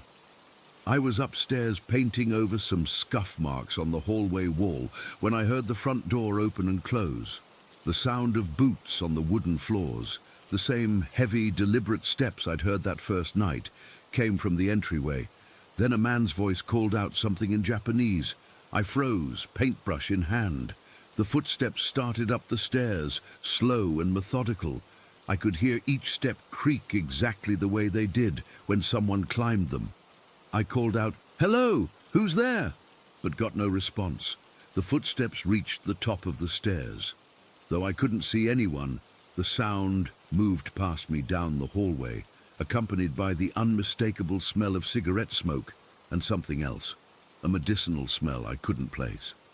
The footsteps entered the master bedroom, and I heard drawers opening and closing, exactly as they had in the guest room months before. Gathering my courage, I followed the sounds into the bedroom. There was nobody there, but the drawers of my dresser stood open, and on top of it my collection of loose change had been arranged in a perfect straight line, ordered by size. As I stared at it, the bedroom door slowly closed by itself. I didn't sleep in the house that night. I checked into the officers' club and stayed there until Janet and the kids returned. I never told Janet exactly what happened, only that there had been another incident. Our relief arrived 3 weeks before we were scheduled to leave, Commander Richard Patel and his family. I gave him the same tour James had given me, did the inventory, and sat with him on the same veranda with beers in hand. I debated whether to tell him about our experiences and decided he deserved the same warning I'd received. "You don't believe in ghosts, do you, Richard?" I asked casually. He laughed. "Not in the slightest. Why do you ask?" I told him an abbreviated version of what we'd experienced, trying to sound rational and matter-of-fact. Unlike me, he didn't even pretend to take it seriously. "Old houses make noise, Thomas, and imaginations run wild in the tropics. I'm sure there's a logical explanation for everything you've described." I nodded and let it drop. What else could I do? We left Singapore in 2014 and returned to England. About 8 months later, I received an email from Richard. Just 2 lines. "You were right about the house. We've had a medium in. How did you manage 3 years here?" I later heard through mutual friends that the Patels requested a transfer just 6 months into their posting. Apparently their 10-year-old daughter had started sleepwalking, ending up in the same spot in the living room every night, having conversations in fluent Japanese, a language she didn't speak when awake. We weren't the only ones. Bruce Thompson, who lived 5 houses down from us, once called me in a panic when he was house-sitting for our commanding officer. He'd heard what sounded like a dinner party in progress, multiple voices talking and laughing, the clink of silverware on plates. But when he went to investigate, the dining room was empty. The voices fell silent the moment he entered the room, only to resume when he returned to the living room. A New Zealand family in the house opposite ours complained that their milk would spoil overnight, no matter how fresh it was when purchased.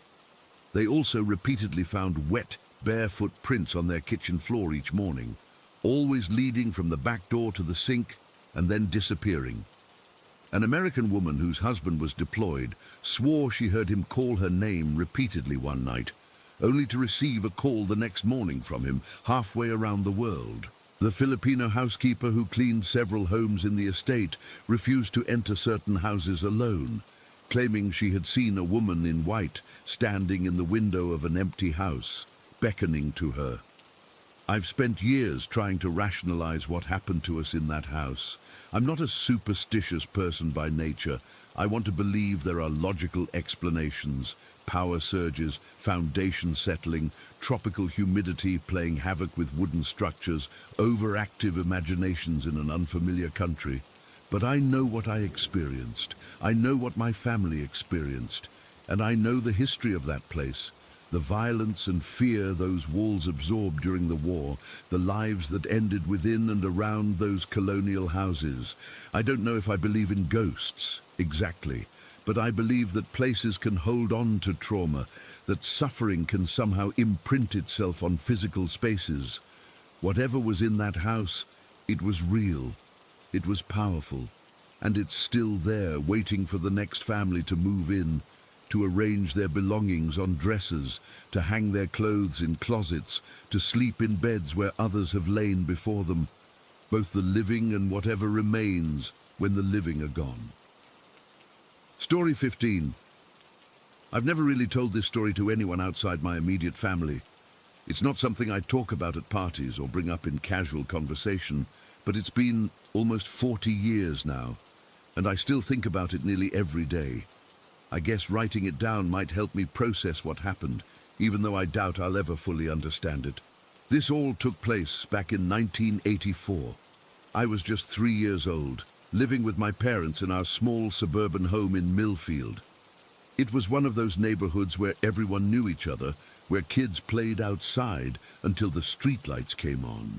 Not that I was doing much playing that week. I'd come down with what my mom initially thought was just a common cold, but within 2 days, it had developed into something much worse. My temperature was through the roof, hovering around 104 degrees, sometimes spiking even higher. Mom says I was delirious at times, barely responsive at others. My skin felt like it was on fire, and I couldn't keep any food down. My parents took me to the hospital, of course. The doctors diagnosed severe influenza and prescribed antibiotics, but nothing seemed to help. Day after day, my condition either stayed the same or worsened. My mom, Elizabeth, later told me she'd never been so terrified in her life. She said she would sit by my bed all night, just watching me breathe, afraid to close her eyes. By the 7th day, Mom was at her breaking point. Dad had to go to work. We weren't well off, and he couldn't afford to miss any more days, so she was handling most of my care alone. She said she remembered sitting on the edge of my bed that evening, pressing cool washcloths to my forehead and crying silently. The doctors had started discussing hospitalization if my fever didn't break soon. She must have fallen asleep at some point, exhausted from a week of barely sleeping. She told me she went to bed around midnight after checking my temperature one last time, still 103, and making sure I had water nearby. What happened next changed everything. Mom says she was suddenly awakened by something tugging at her blankets. It was around 1:30 in the morning. When she opened her eyes and sat up, she saw me standing beside her bed. She was immediately concerned. I was supposed to be in bed resting, not wandering around the house in the middle of the night. "Thomas? Baby, what are you doing up?" she remembers asking.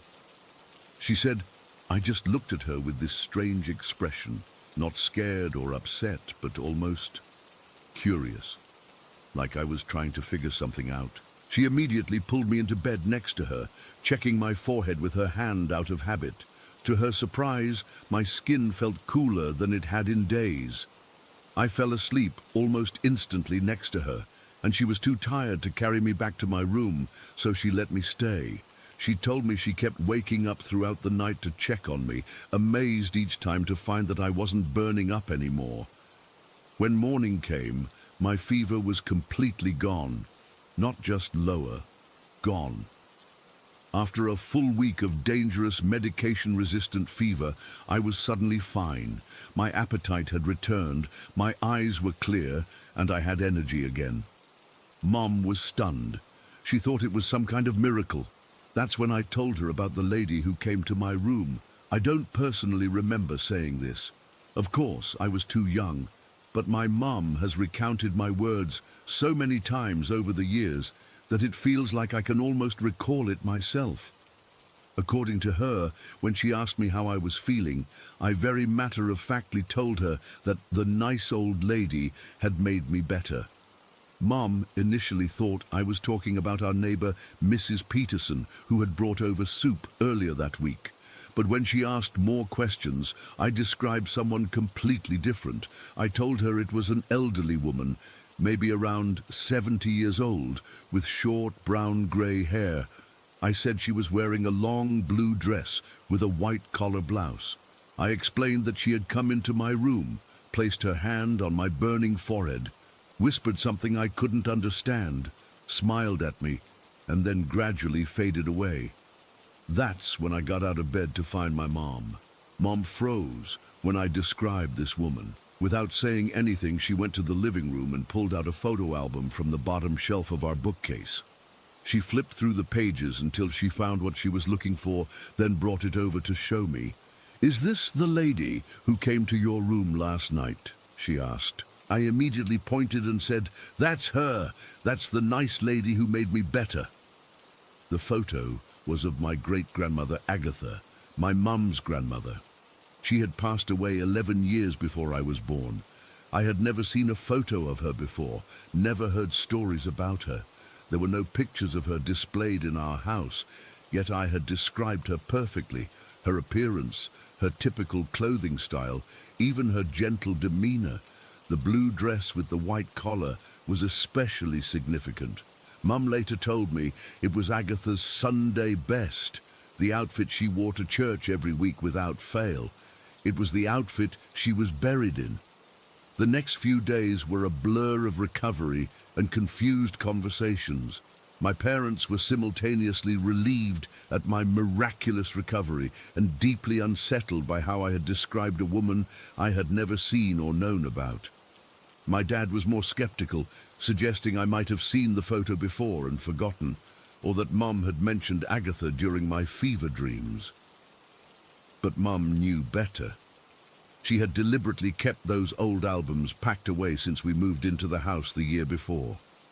And the way I described the interaction, the hand on my forehead, the fading away, wasn't something I could have invented based on a forgotten glimpse of a photograph. As I grew stronger, Mum began sharing stories about Agatha with me. She told me how Agatha had been known in the family for her healing touch, how she would often care for sick relatives when doctors couldn't help. She had apparently been something of a folk healer in her community, knowing which herbs to use for different ailments, which teas could soothe various pains. But the story that always stuck with me the most was about Agatha's planned trip on the Titanic. In 1912, she had purchased a third-class ticket to America. Her luggage had already been loaded onto the ship when, the night before departure, she had what she described as a terrible vision of freezing water and screaming people. She cancelled her passage at the last minute, forfeiting the money she had saved for years. Her luggage, already on board, went down with the ship. When her family asked why she had abandoned her plans to immigrate, she simply said, "Some things aren't meant to be, and sometimes we're blessed enough to know it beforehand." That story made me wonder if I had somehow inherited some of Agatha's sensitivities. As I grew older, I did occasionally experience strange premonitions, nothing as dramatic as avoiding a sinking ship, but little things. Knowing who was calling before the phone rang, having dreams about events before they happened, feeling uneasy about certain situations that later proved dangerous. For the next 30 years, I kept that photograph of Agatha on my bedside table. It moved with me to college, to my first apartment, to the home I eventually bought. I would look at it every night before going to sleep, silently thanking her for watching over me from wherever she was. The experience cemented something in me that no amount of scientific education or rational thinking has been able to shake. I believe there's more to our existence than what we can see and touch. I believe that sometimes, when the need is great enough, love can reach across whatever boundaries separate us from those who have passed on. I'm 42 now. I have my own children, and I've told them about their great-great-grandmother, Agatha. I've shown them the photograph, explained how she saved me when I was sick. My wife is politely skeptical. My oldest daughter thinks it's cool, and my son asks practical questions about ghosts that I can't answer. But here's what makes me continue to believe, even when doubt creeps in. There have been 3 occasions over the years when my children have been seriously ill. Each time, as I sat by their beds worried sick, I felt a gentle pressure on my shoulder, like a comforting hand. And each time, their fevers broke shortly after. I've never seen Agatha again. Part of me hopes I will someday, while another part wonders if her visit was a one-time thing, a special intervention when it was most needed. Either way, I know what happened to me wasn't a fever dream or a child's imagination. Sometimes when I'm sick, I find myself hoping for another visit. But maybe that's not how it works.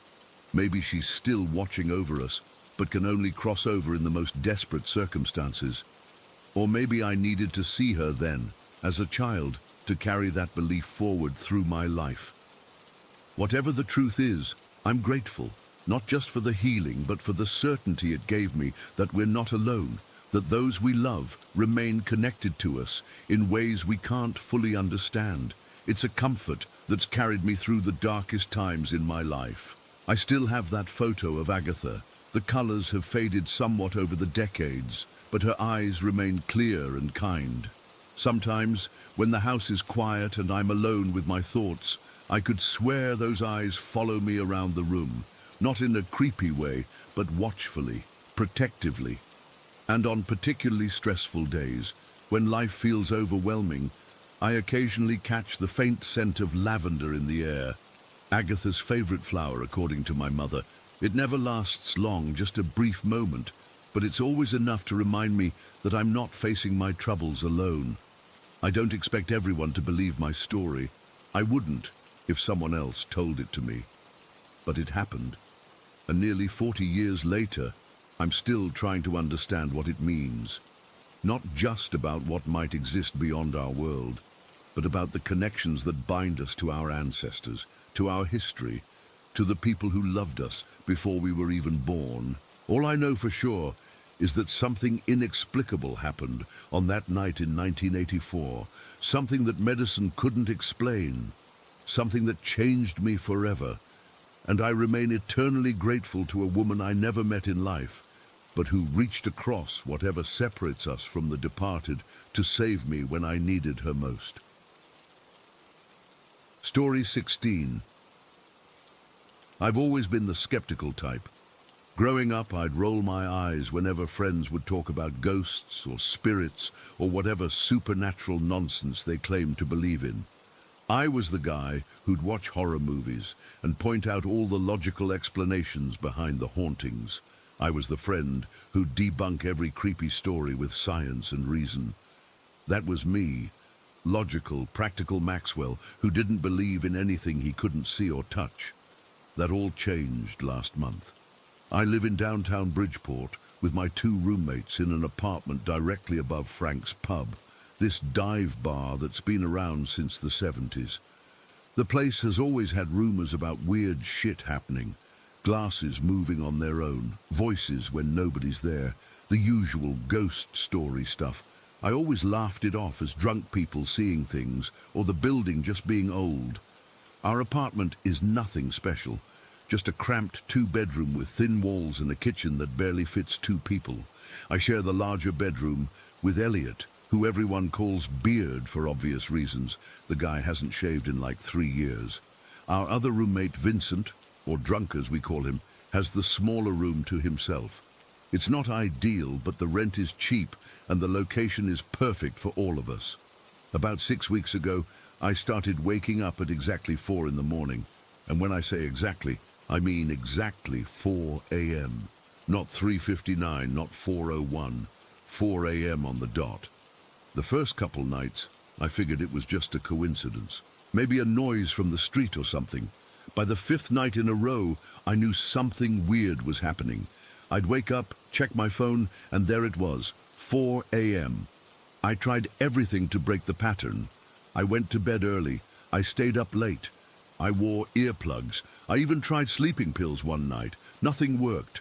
For 2 straight weeks, my eyes would snap open at exactly 4 a.m., and I'd be wide awake with this weird feeling in my gut, like something was off. I didn't tell my roommates about it at first. Beard would have just shrugged it off, and Drunk would have made some joke about me being haunted.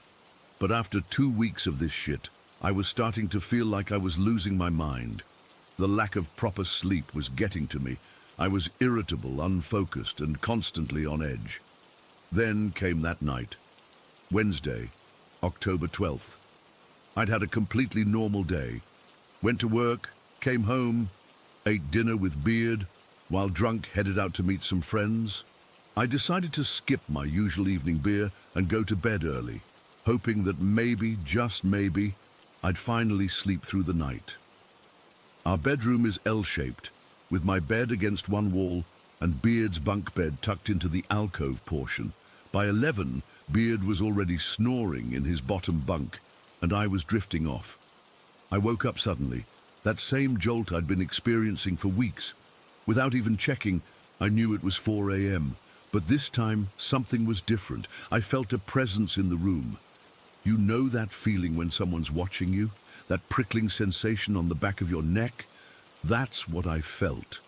I opened my eyes and immediately saw it, a dark silhouette standing across the room near our dresser. It was just standing there, completely still, watching me. In the dim light filtering through our cheap blinds from the street lamps outside, I could make out a human-shaped figure. I immediately assumed it was drunk, finally home, and probably wasted as usual. "Vincent," I whispered, not wanting to wake Beard. "Dude, you're home late. You okay?" The figure didn't respond, but it moved. Slowly, almost unnaturally smoothly, it glided across the room toward Beard's bed. Then it just sat down on the end of the bottom bunk, right where Beard's feet would be. "Hey," I whispered a bit louder, "that's Beard's bed, man. You're gonna wake him up." Still no response, just silence. I figured drunk was either too wasted to comprehend or was being an ass. He sometimes liked to mess with us when he came home hammered. I sighed and reached for my phone on the nightstand. The screen lit up, showing, 4 a.m. exactly. I turned on the flashlight function to help guide Drunk to his own room without him tripping over something. As the beam of light cut through the darkness, my entire body went cold. There was no one sitting on Beard's bed, no one by the dresser, no one in the room except me and Beard, who was still fast asleep, undisturbed. I swung the light around frantically, checking every corner, behind the door, under the desk. Nothing, no one. But I had seen someone. I had spoken to someone, someone who had moved across my room and sat down on my roommate's bed. My heart was pounding so hard I thought it might burst out of my chest. My hands were shaking so badly I dropped my phone, the light spinning crazily across the ceiling before it hit the floor. I scrambled to pick it up, then lunged for the light switch, slapping it on. The room flooded with harsh yellow light. Empty, completely empty, except for Beard's sleeping form. "Beard!" I shouted, no longer caring about being quiet. I rushed to his bed and shook him awake. "Beard, wake up! Did Vincent come home?" Beard jolted awake, looking disoriented and pissed off. "What the fuck, Max? No, he's not home. What time is it?" 4 in the morning. I saw someone in our room. Someone was just sitting on your bed." Beard rubbed his eyes, groaning. "Jesus Christ, Max, you're seeing things. There's nobody here." "No, I saw someone. They were standing right there, and then they walked over and sat right here." I pointed to the end of his bed. Beard sat up now, looking concerned, not for the possibility of an intruder, but for my mental state. "Look, the door's closed, the window's closed. Nobody could have come in and out without us noticing.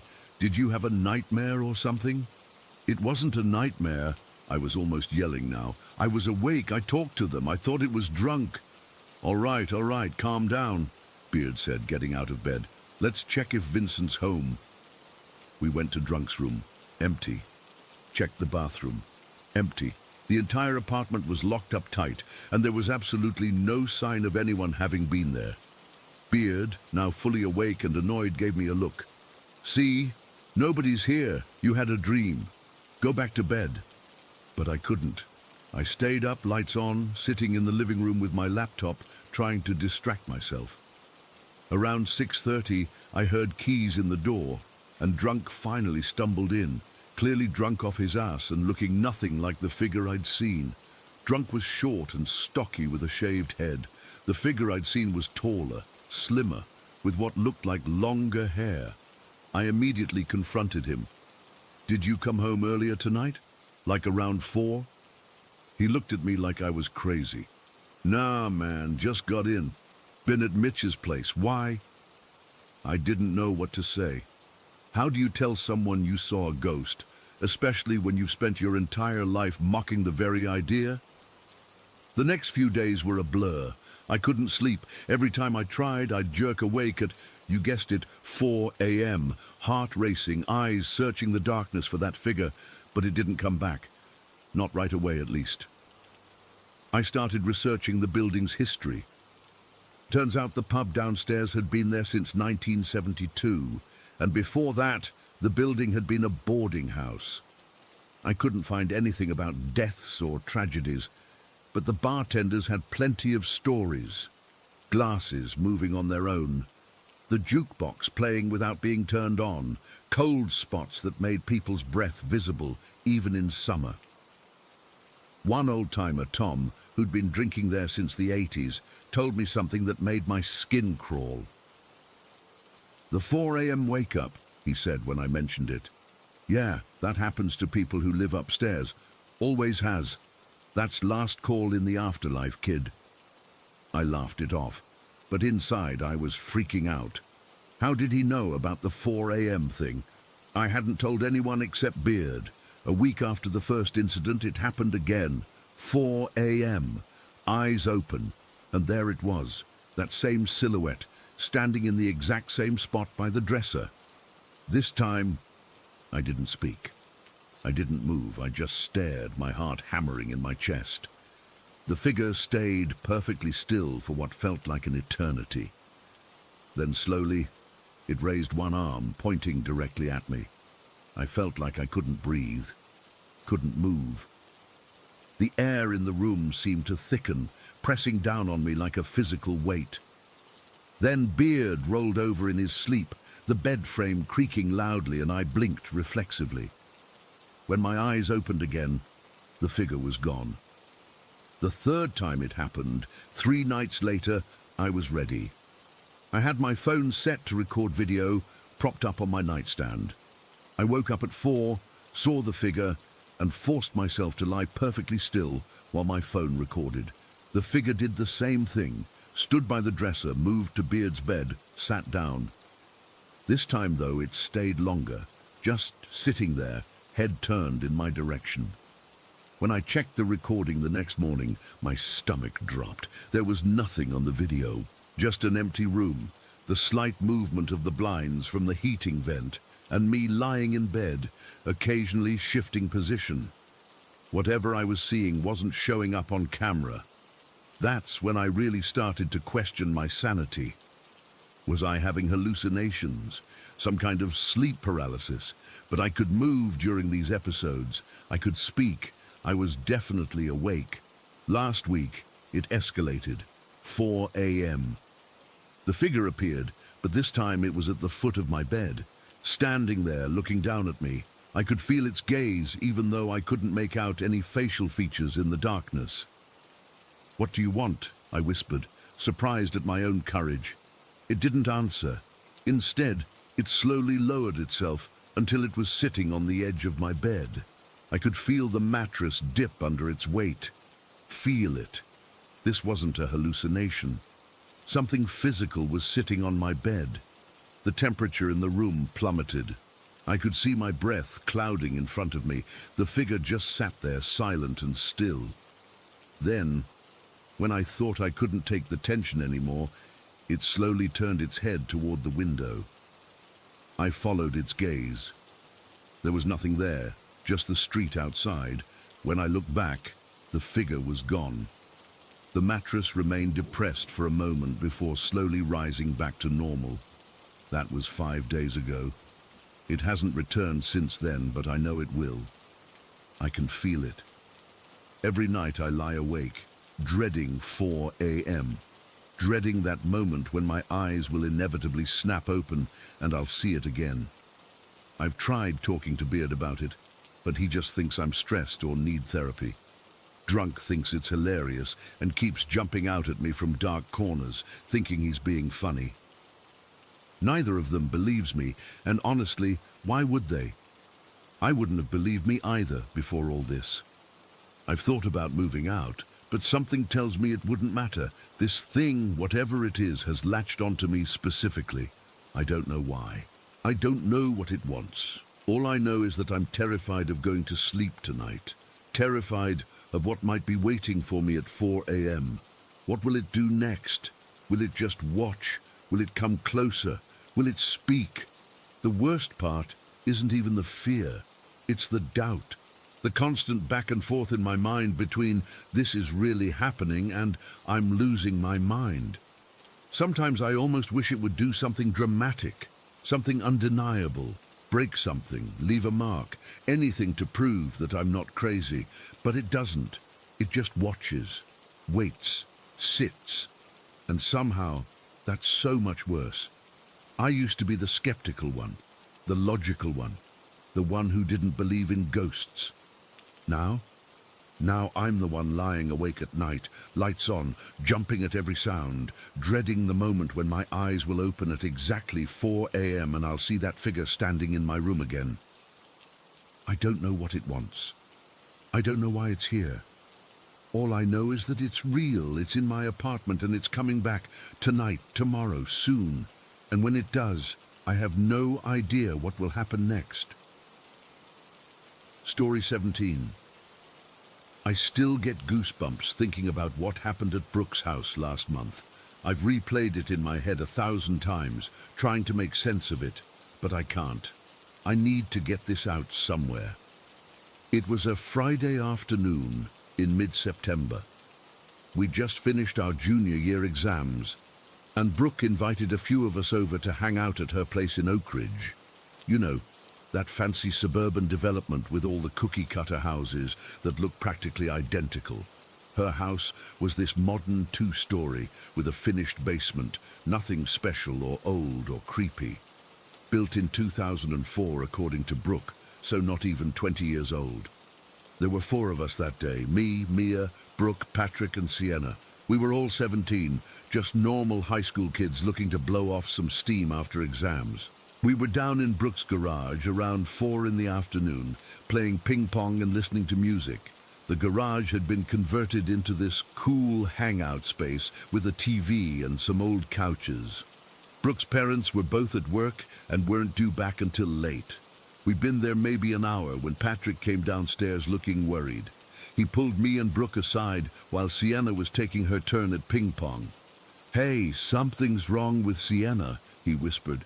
I went upstairs to use the bathroom and found her sitting in the corner of the living room with her hair covering her face. She wouldn't talk to me. I was confused because Sienna had literally just been playing ping pong with us.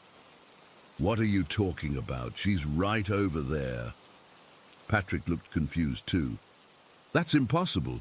I just saw her upstairs like 30 seconds ago." We all turned to look at Sienna, who was completely fine and trying to return a serve from the automatic ping-pong launcher Brooke's dad had set up. I remember thinking Patrick was playing some stupid prank, but the look on his face was dead serious. "Show us," Brooke said. The 3 of us headed upstairs, leaving Sienna alone in the garage. When we got to the living room, there was nobody there. We checked the kitchen, the dining room, even the half bathroom. Nothing. "I swear to God she was right here," Patrick insisted, pointing to a corner by the bookshelf, sitting on the floor with her knees pulled up to her chest and her hair over her face. I called her name 3 times. We were all confused, but before we could figure anything out, we heard the garage door open. We ran to the front window and saw Sienna walking out to the driveway. "Where the hell is she going?" Brooke asked. We rushed outside and caught up to Sienna. She looked startled when we called her name, like she'd been caught doing something wrong. "Where are you going?" I asked. I need to leave," she said, not making eye contact. She seemed weird, distant. "Are you okay?" I put my hand on her shoulder and she flinched. "Yeah, I don't feel good. I think I should go home." "You live like 3 miles away," Brooke said. "Were you just going to walk?" Sienna didn't answer. She just stared at the ground. Something was definitely off. "Come upstairs," I suggested. "Let's talk about what's going on. You've been acting weird all afternoon." It took some convincing, but eventually Sienna agreed to come back inside. We went up to Brooke's bedroom on the 2nd floor, which was at the end of the hallway past her parents' room, her brother's room, and the laundry room. The moment we stepped inside, I noticed how cold it was compared to the rest of the house. "Jesus, it's freezing in here," I said, rubbing my arms. Brooke laughed and flipped on the light. "Maybe there's a ghost." We all laughed, including Sienna, which was a relief. The tension seemed to break a little. Brooke turned on her space heater and we all sat on her bed. "So, what's going on?" I asked Sienna. "And what was Patrick talking about? He said he saw you in the living room corner." But you were in the garage with me the whole time. Sienna looked genuinely confused. I have no idea what he's talking about. I never went upstairs until just now. We talked for about half an hour, and gradually Sienna seemed more like herself. She confessed she'd been feeling weird all day, kind of sad and disconnected, but couldn't explain why. By 6 o'clock, she seemed pretty much back to normal, laughing at Brooke's jokes and scrolling through TikTok on her phone. Patrick needed to get home for dinner, so Brooke offered to drive him since it was on the way to pick up the pizza we'd ordered. She left around 6:15, telling us she'd be back in 20 minutes. After Brooke left, Sienna asked if I could get her some water. Her glass was empty, and she said her throat felt dry. I grabbed her glass and headed to the kitchen. This is where everything changed. I was walking down the hallway, passing the laundry room, when something caught my eye. The door was partially open, and the light was on inside. I glanced in as I passed, not really paying attention when I saw it. There was something, standing against the wall next to the washer and dryer. It was tall, maybe 6 feet, and looked like a woman, but not quite right. The upper body was this weird grayish-white color, like ash or paper. Its face, its face.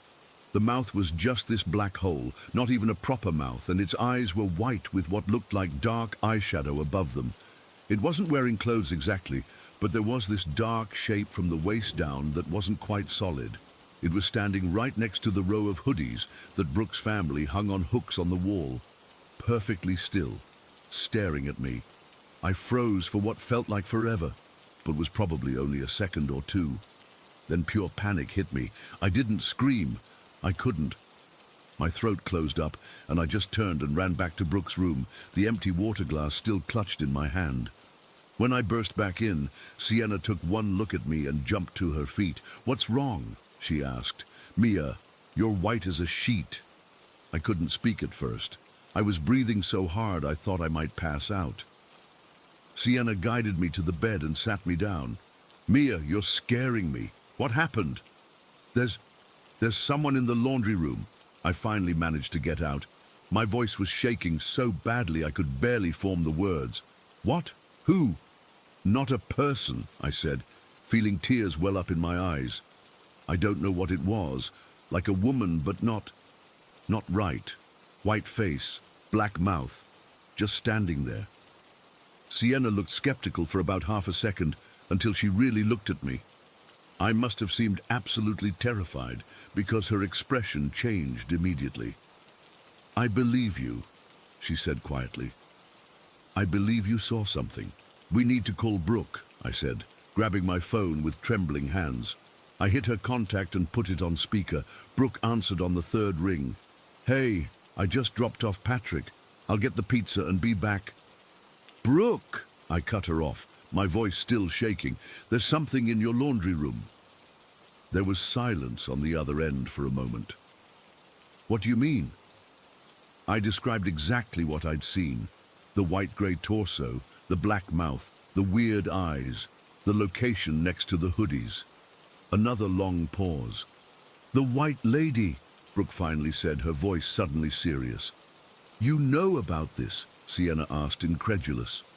"Yeah," Brooke said quietly. "Me and my brother have seen her for years, always in that exact spot in the laundry room." I felt a chill run through me that had nothing to do with the room's temperature. "Why didn't you ever say anything?" "Because it sounds crazy," Brooke said, defensive now. What was I supposed to say? "Hey guys, don't use our laundry room at night because there's a ghost woman who hangs out with the hoodies." "Is she dangerous?" Sienna asked. "I don't think so," Brooke said. "She just stands there, never moves, never makes a sound. My brother and I just avoid going in there at night." "It's not night," I pointed out. "It's barely past 6. "She usually only shows up when it's dark," Brooke said.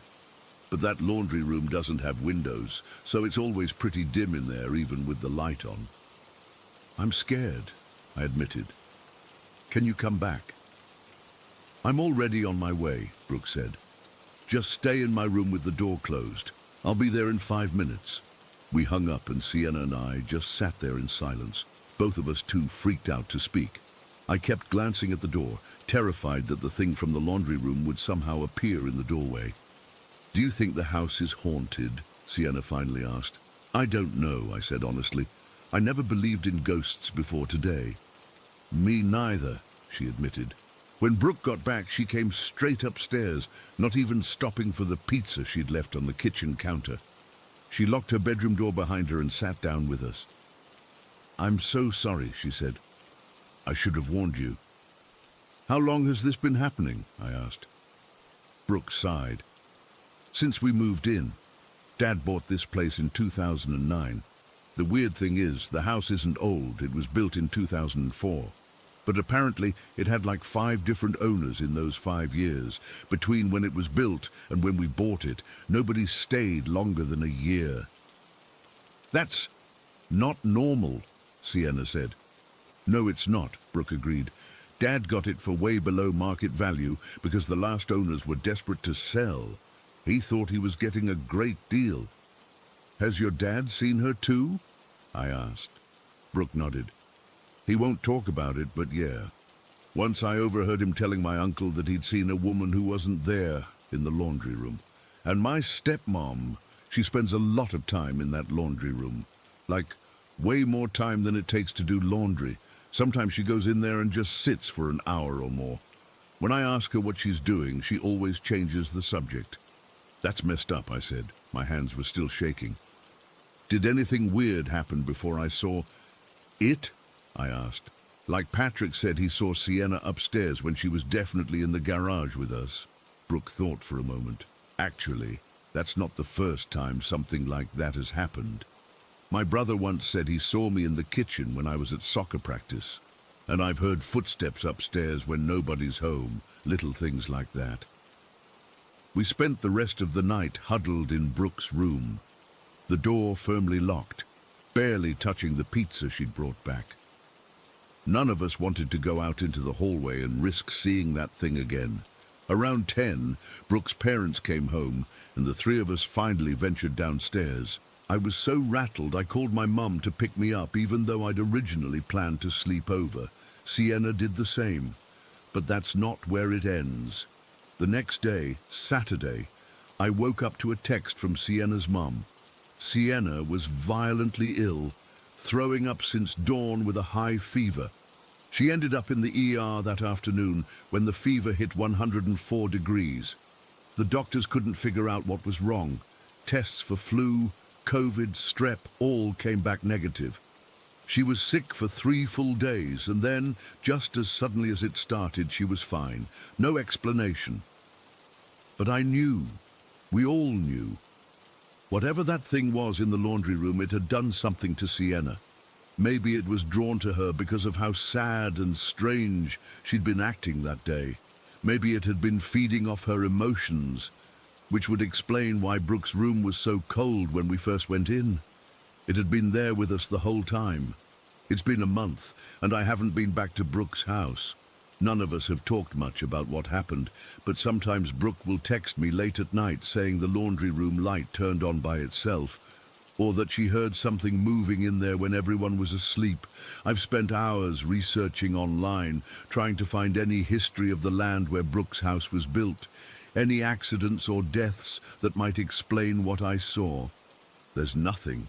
It's just a normal suburban development built on what used to be farmland. I don't know what that thing was, or why it's there. I just know what I saw, and I know that Sienna's sudden illness wasn't a coincidence. Sometimes when I'm doing laundry at my own house, I catch myself looking over my shoulder, expecting to see that white face with its black hole of a mouth. I keep the door open now. I don't think I'll ever be comfortable in a laundry room again. I still see Brooke at school, but we never hang out at her place anymore. Nobody does. She told me last week that her parents are talking about selling the house. I think they should. Whatever is in that laundry room, it doesn't want them there. And I'm afraid of what it might do next. Story 18. I can't believe I'm finally writing this down. It's been almost 2 weeks since it happened, and I still get goosebumps thinking about it. I've been staying at my girlfriend's place since then because I just can't bring myself to stay alone in my apartment. She thinks I'm overreacting, but she wasn't there. She didn't hear it. My grandparents live in this small town called Pine Grove, about 2 hours from the city where I live. It's the kind of place where everyone knows everyone, and the most exciting thing that happens is when someone gets a new tractor. Their farmhouse has been in our family for generations. My great-grandparents bought it in the 1940s, and it's been passed down ever since. Growing up, I spent every summer there, helping my grandpa with the farm duties and listening to my grandma's stories about the family history. I always loved that house, with its creaky floorboards and old-fashioned furniture that looked like it belonged in a museum. It had this charm that modern houses just don't have. But there was always something off about it. Even as a kid, I noticed how my grandma would sometimes stop mid-sentence and stare at empty doorways, or how my grandpa would pause what he was doing and look over his shoulder when there was nobody there. I never thought much of it until I got older, and my grandma started telling me stories about weird things happening in the house. She'd talk about waking up at 5 in the morning to the smell of fresh coffee, only to go downstairs and find the kitchen empty, but the coffee maker still warm. My great-grandmother used to wake up at 5 every morning to make coffee for my great-grandfather before he went to work in the fields. She'd describe footsteps upstairs when everyone was downstairs, doors opening and closing on their own, and lights turning on in rooms that hadn't been used in years. My grandpa never liked to talk about it. He'd just grunt and say my grandma was being silly. But I could tell by the way he'd quickly change the subject that he'd experienced things too. He just wasn't the type to admit it. Last week, my girlfriend Cassandra and I drove out to help them prepare for Thanksgiving. My grandparents are getting older, and the big family dinner is always at their house. My mom asked if we could go a few days early to help them clean and get everything ready, and I was happy to do it. I hadn't seen them in months, and besides, I thought it would be nice for Cassandra to spend more time with them. She'd only met them a couple of times at family gatherings, and I wanted them to get to know her better. What I didn't consider was how Cassandra feels about anything remotely paranormal. She refuses to watch horror movies, changes the radio station if someone starts talking about ghosts, and literally leaves the room if the conversation turns to paranormal experiences.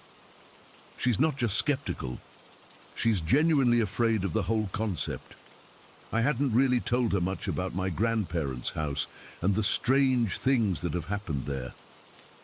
I guess I was afraid she wouldn't come if she knew. When we arrived on Tuesday afternoon, my grandma was thrilled to see us. She hugged Cassandra like she was already part of the family and started showing her around the house, while my grandpa and I brought our bags in from the car. "Jackson, your room is already upstairs," my grandma called over her shoulder as she led Cassandra through the living room.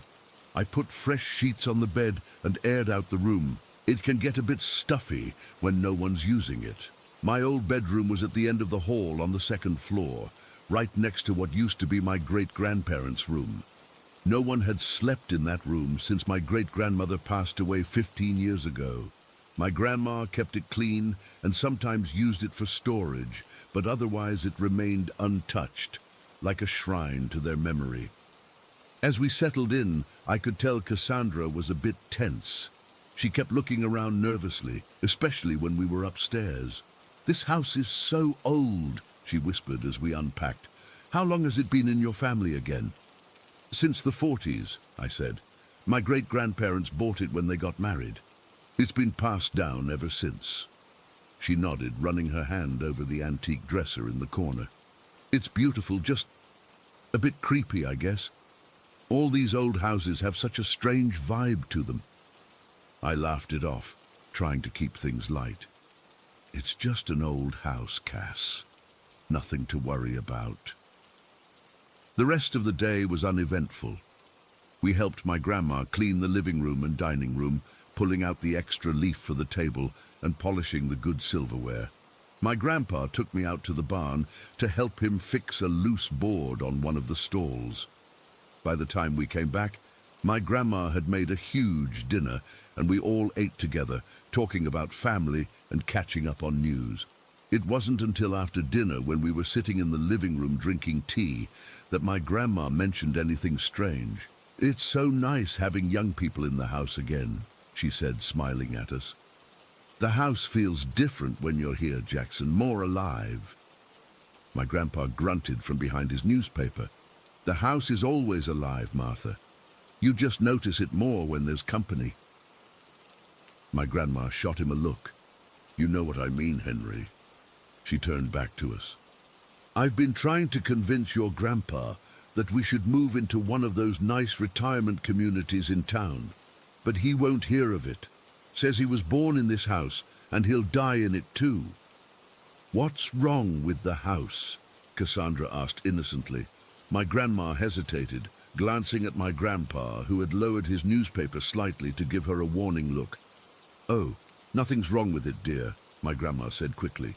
"It's just big for 2 old people, and the upkeep is a lot, that's all." I could tell she wasn't being entirely truthful, but I didn't want to press the issue in front of Cassandra. The last thing I wanted was for my grandma to start talking about the strange occurrences and freak Cassandra out on our first night there. We went to bed around 10. The old house creaked and settled as we lay in the darkness, and I could feel Cassandra tense beside me with every noise. "Are you okay?" I whispered, reaching for her hand. "Yeah," she whispered back. "It's just... Do you hear that?" I listened closely but couldn't hear anything unusual. "Hear what?" "It sounds like footsteps coming from that room next door." My heart skipped a beat. The room next door was my great-grandparents' room. "It's just the house settling," I said, trying to keep my voice steady. "Old houses make all kinds of noises." She didn't seem convinced, but didn't argue. Eventually, her breathing deepened, and I knew she had fallen asleep. I lay awake a bit longer, listening to the house. For a moment, I thought I could hear what she was talking about. A soft, shuffling sound, like someone moving around carefully, trying not to be heard. But I told myself it was just my imagination, fueled by years of my grandma's stories, and eventually drifted off to sleep. I woke up to Cassandra screaming. She was sitting bolt upright in bed, her face pale in the moonlight streaming through the window. I shot up beside her, heart pounding. What's wrong?" I asked, reaching for her. She was shaking so hard I could feel it through the mattress. "Something touched me," she gasped. "Something grabbed my shirt." "What do you mean?" I was fully awake now, scanning the dark room. I felt 2 fingers walk up my back," she said, her voice breaking. "Like this." She demonstrated on my arm, using her index and middle fingers to mimic someone walking their fingers up my skin. And then they grabbed my shirt collar and jerked it down. A chill ran through me. "Are you sure you weren't dreaming?" "I wasn't asleep," she insisted. "I was just lying here, trying to fall back asleep after going to the bathroom, and then I felt it. Jackson, I want to leave, now." I looked at the clock on the bedside table. It was 3:17 in the morning. "Cass, we can't leave now. It's the middle of the night and my grandparents are asleep." "I don't care," she said, tears in her eyes. "I can't stay here." I spent the next half hour calming her down, promising that we could talk to my grandparents in the morning about finding somewhere else to stay if she still felt uncomfortable. Eventually, she agreed to try and go back to sleep, but only if I lay on the side with her back against me, and only with the covers pulled up over her head. I held her until she fell asleep, but I stayed awake, staring at the ceiling and listening to every creak and groan of the old house. The next morning, Cassandra was quiet and jumpy.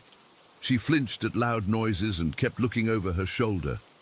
My grandparents noticed but didn't say anything, probably thinking she was just tired or not used to being in an unfamiliar place. We spent the day helping my grandma prepare the house for Thanksgiving. Cassandra seemed to relax as the day went on, especially when we were busy and surrounded by people. My aunt and uncle stopped by in the afternoon to drop off some extra chairs, and having them there seemed to help Cassandra feel more at ease. By the evening, she seemed almost normal again. We decided to go into town to pick up some Chinese food for dinner, as my grandma was tired from cooking all day and wanted a break. We took my car and drove the 15 minutes into Pine Grove's small downtown area, picked up our order from the only Chinese restaurant in town, and headed back. When we got back to the house, all the lights were off except for the porch light.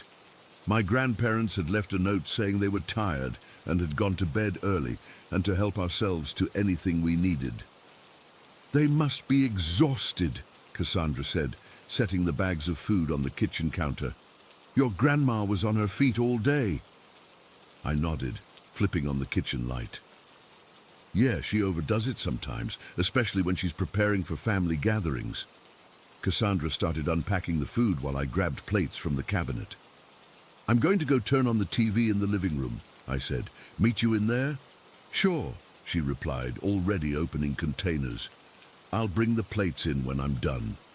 I walked into the living room and turned on the old television set. It was one of those big, boxy ones that took forever to warm up. As I waited for the screen to flicker to life, I sat down on the couch and checked my phone. That's when I heard it. At first, I thought it was coming from outside, a clear, confident whistling. It wasn't a tune I recognized, just a few notes repeated in a pattern, the kind of absent-minded whistling someone might do while they're working. But then I realized it wasn't coming from outside. It was coming from inside the living room, from the area near the old hutch that had belonged to my great-grandmother. It was just about 10 feet away from where I was sitting.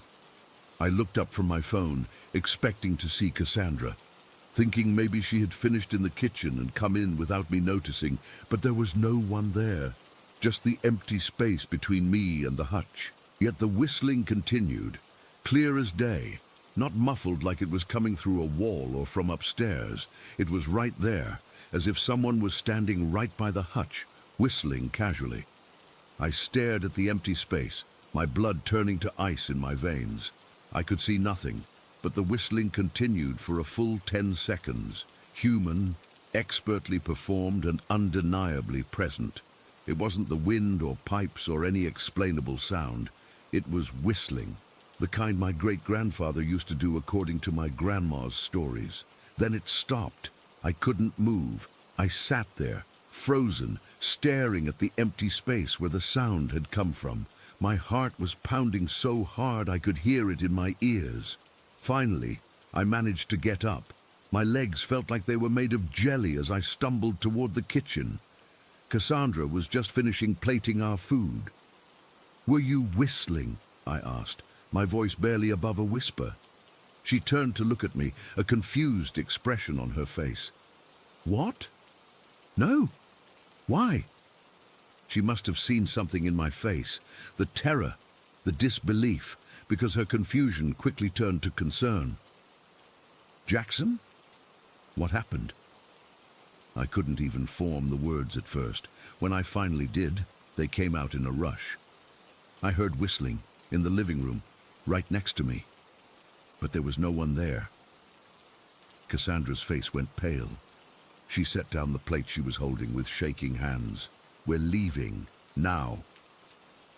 This time, I didn't argue.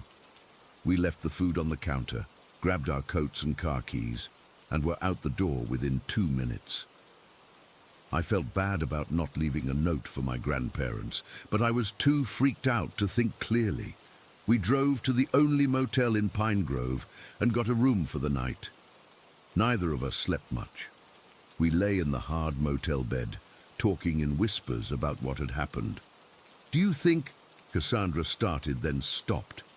"What?" I prompted. "Do you think it has something to do with what happened to me last night? The fingers on my back?" I hadn't connected the two incidents, but now that she mentioned it, it seemed obvious. Both experiences had been incredibly physical and clear, not the vague, could-be-anything occurrences that most people describe, when they talk about paranormal experiences. These were specific, undeniable events. Maybe, I said slowly. My grandma has always said the house is active, especially since my great-grandmother died there. Cassandra was quiet for a long moment. You never told me that. I didn't think it was a big deal, I said, though that wasn't entirely true. I hadn't told her because I knew how she felt about such things. My grandma tells a lot of stories. The next morning, we went back to the farmhouse. I couldn't just disappear on my grandparents, especially when they were counting on us to help with Thanksgiving preparations. But I made Cassandra a promise. We would stay only during the day and find somewhere else to sleep at night. My grandparents were surprised to see us arrive so early, still in yesterday's clothes. We decided to stay in town last night, I explained vaguely as we sat at the breakfast table. Didn't want to wake you by coming in late. My grandma looked skeptical, but didn't press the issue. It wasn't until after breakfast, when Cassandra had gone upstairs to shower and change, that I finally told them what had happened. I heard whistling in the living room last night, I said, keeping my voice low so Cassandra wouldn't overhear. Clear as day, like someone was standing right there. But there was no one. I expected concern, maybe even fear. What I didn't expect was the look my grandparents exchanged. A knowing glance followed by small smiles. What? I asked, feeling suddenly defensive. It wasn't my imagination. I know what I heard. Oh, we believe you, my grandma said, patting my hand. That would be your great-grandfather, dear. I stared at her. My great-grandfather? My grandpa, who rarely contributed to these conversations, cleared his throat. He was a whistler, your great-grandpa? Used to drive your great-grandma crazy with it. He'd whistle while he worked, whistle while he read, whistle while he walked around the house. Remember when you were about 8 or 9? My grandma added. I heard whistling upstairs and thought it was you walking around. But when I went to check, there was no one there. Later, I found out you'd been at the neighbor's house the whole time. I did remember vaguely. I remembered my grandma asking me if I'd been upstairs earlier and being confused because I'd been playing next door all morning. So you're saying it was my great-grandfather whistling? A ghost? My grandma shrugged, as if we were discussing something as mundane as the weather. I don't know what to call it.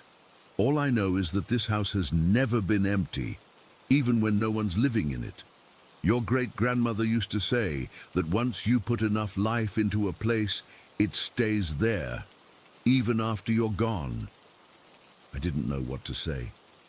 Part of me wanted to dismiss it all, the logical, rational part that had always scoffed at ghost stories and supernatural explanations. But I couldn't deny what I'd heard. It had been so real, so present. Does he show up often? I finally asked. More when you're here, my grandpa said, surprising me by continuing the conversation. He always had a soft spot for you, even when you were little. Used to say you reminded him of himself when he was young. I barely remembered my great-grandfather. He had died when I was 4 or 5. Just a vague memory of a tall man with a deep laugh who used to let me sit on his lap while he read the newspaper. The idea that he might still be in the house, that he might have some special connection to me, was both comforting and terrifying. What about what happened to Cassandra? I asked. She felt fingers on her back, pulling at her shirt collar. At this, my grandparents exchanged another look, but this one was harder to read. That doesn't sound like your great-grandfather, my grandma said slowly. He was many things, but he was always a gentleman. Your great-grandmother, on the other hand, my grandpa muttered, earning him an elbow in the ribs from my grandma. What about her? I pressed. My grandma sighed. She was protective, especially of family, and she wasn't always the most welcoming to newcomers. The implication was clear. My great-grandmother's spirit, or whatever was left of her in the house, might not have appreciated Cassandra's presence. The thought sent a chill down my spine. You think she was trying to scare Cassandra away? My grandma's expression softened. I don't think she meant any harm. She was just checking. I didn't know how to feel about any of this. On one hand, the idea that my ancestors might still be present in some form was fascinating. On the other hand, the fact that they might be interfering in my life, potentially scaring away my girlfriend, was unsettling. Cassandra came downstairs then, her hair still damp from the shower, and the conversation ended. We spent the rest of the day helping with Thanksgiving preparations as planned, but I could tell she was still on edge. Every noise made her jump, and she kept glancing around as if expecting to see something. That night, we stayed at the motel again. I didn't tell her what my grandparents had said about my great-grandparents' spirits. I didn't think it would help her feel any better about the situation. Thanksgiving itself went surprisingly well. The house was full of family and food and laughter, and with so many people around, even Cassandra seemed to relax. If anyone noticed anything strange that day, no one mentioned it. But I keep thinking about that whistling. So clear, so present, so undeniably real. And sometimes, when I'm alone in my apartment, I catch myself listening for it. That confident, casual tune that I now know belonged to a man I barely remember, but who apparently remembers me. I don't know what to make of all this. I don't know if I believe in ghosts or spirits or whatever you want to call them, but I know what I heard that night in my grandparents' house, and I know that some part of me is waiting to hear it again. Story 19, The Dessin.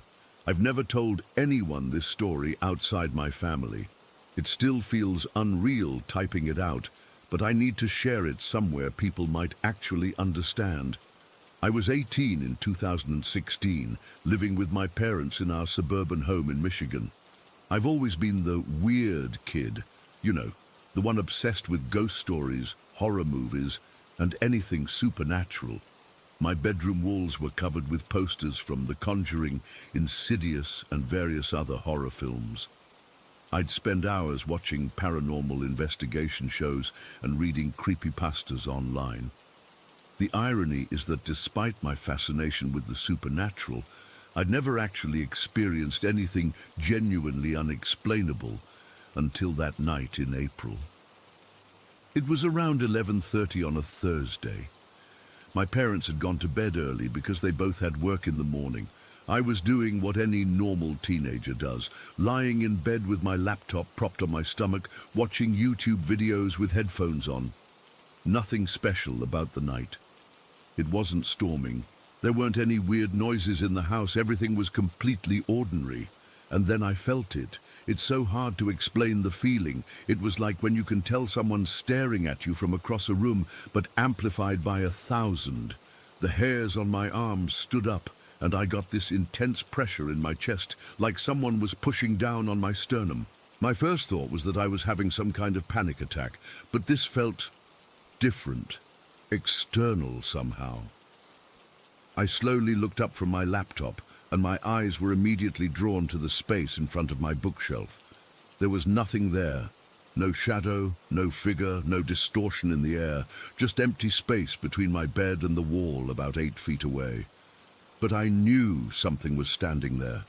I could feel it watching me. I shut my laptop, thinking maybe the screen light was playing tricks on my eyes.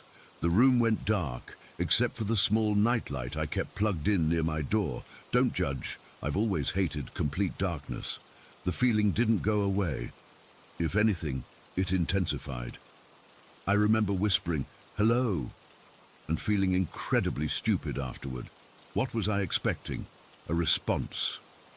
But part of me was hoping this was just my imagination, that speaking would break whatever weird spell my mind was under. It didn't. The presence remained, completely still, completely silent, completely invisible, yet undeniably there. I don't know how long I sat frozen like that, but eventually I pulled my covers up to my chin and turned to face the wall. I didn't sleep much that night, constantly peeking over my shoulder to check that space by my bookshelf. By morning, The feeling was gone. I convinced myself I'd just been tired, that maybe I'd watched one too many ghost videos and my brain was playing tricks on me. That explanation worked for about 2 weeks, until it happened again. This time I was reading in bed when that same heavy feeling descended on the room. Same spot, same pressure in my chest, same certainty that I was being watched. Again, nothing was visibly there, but I knew something was standing in that exact same spot. Over the next few months, this presence began appearing more frequently. At first, it would only show up a few nights each month, but by summer, it was visiting almost weekly. Sometimes it would be there for multiple nights in a row, then disappear for a while, then come back. There was no pattern I could discern except that it always appeared after dark when I was alone in my room and never during daylight hours. The weirdest part, I started forming this mental image of what, or who, was standing there. I don't know if my brain was just trying to make sense of the presence, or if I was somehow picking up on actual details. But I began to see him in my mind. Yes, him. I became convinced it was a man, tall, slim, maybe early 30s. He had dark hair and eyes, and wore what looked like some kind of uniform, like a soldier from the early 1800s or something. He always appeared hunched, like he was tired or sad or maybe injured. I never saw this with my actual eyes. It was more like impressions that would form in my mind whenever he was present. The longer this went on, the clearer these impressions became. By September, I'd gotten somewhat used to my silent visitor. Don't get me wrong, I was still freaked out every time, but the sheer terror had faded to a kind of uneasy coexistence. I never felt directly threatened. He never moved from his spot, never tried to approach me, never did anything except stand there and watch. One night in October, I hit a breaking point. I'd had a terrible day at school, fought with my best friend, and failed a math quiz I'd spent hours studying for. When I felt that familiar presence enter my room that night, something in me just snapped. I was tired of being afraid in my own bedroom. I got out of bed, something I'd never dared to do when he was there, walked right up to the spot where I sensed him standing, and held out my hand. My heart was pounding so hard I could hear it in my ears. "If you want to hurt me," I said, my voice shaking, "this is your opportunity. I'm right here." Nothing happened. The air in front of me was cold, noticeably colder than the rest of the room, but that was it. No attack, no sudden movement, nothing. Just that same silent presence. After a few seconds, I lowered my hand and whispered, "Thank you for not hurting me." Then I went back to bed. I still didn't sleep well that night, but I felt slightly less afraid. Whatever or whoever he was, he didn't seem to want to harm me. The visits continued through the winter and into spring of 2017. My parents never noticed anything, and I never told them. What would I say? "Hey, Mom and Dad, there's an invisible man from the 1800s who stands in my room at night." They'd have me in therapy faster than I could say paranormal. In May, my cousin Amanda invited me to spend a week with her at her college in Maine. Her roommate had gone home early for summer break, so she had an empty bed in her dorm. I was excited for the trip, partly because I needed a change of scenery, and partly because I wondered if my visitor would follow me there or stay behind in Michigan. The first few nights at Amanda's were normal. No presence, no watching, nothing unusual. I almost missed it, which sounds crazy, I know. On our 4th night there, Amanda's boyfriend invited us to stay at his family's guest house about an hour away from campus. It was this beautiful old cottage, right on the ocean, and his parents were in Europe for the month, so we had the place to ourselves. That night I had the most vivid dream. In the dream, I was back in my bedroom at home. The room looked exactly the same, except for one thing. I could see him. The man who'd been watching me all those months was standing in his usual spot, but now he was fully visible. He looked exactly as I'd imagined him, tall, thin, dark-haired, wearing what looked like an old military uniform that was dirty and torn in places. His face was gaunt and pale, his eyes deep-set and sad. But he wasn't alone. Beside him stood the biggest wolf I've ever seen. This wasn't some normal-sized wolf. This thing was massive, reaching up to the man's waist. It had thick, darkish grey fur, powerful shoulders, and piercing yellow eyes. Its head was enormous, with a muzzle that looked like it could snap a baseball bat in half. In the dream, the man put his hand on the wolf's head, like a man would pet a dog, except this was no dog. The wolf looked at me with those yellow eyes, and I just knew, that it could see straight into my soul. I woke up gasping for air. The guest house bedroom was dark and quiet, with only the sound of ocean waves outside. Amanda was sleeping soundly in the other twin bed across the room. The dream had felt so real that I half expected to see the man and his wolf standing at the foot of my bed, but the room was empty. I chalked it up to stress and being in an unfamiliar place. But something about that wolf stuck with me. It felt significant somehow, like my brain was trying to tell me something important. When I returned home after the trip, everything seemed normal for about a week. The presence returned to my room, same as before, but then one night something changed. I woke up around 3 in the morning, completely unable to move. Sleep paralysis. I'd experienced it once or twice before, so I recognized what was happening. I kept telling myself not to panic, that it would pass in a few seconds. That's when I heard it, the sound of something breathing. Heavy, wet breaths right next to my face. I couldn't turn my head to look, but I didn't need to.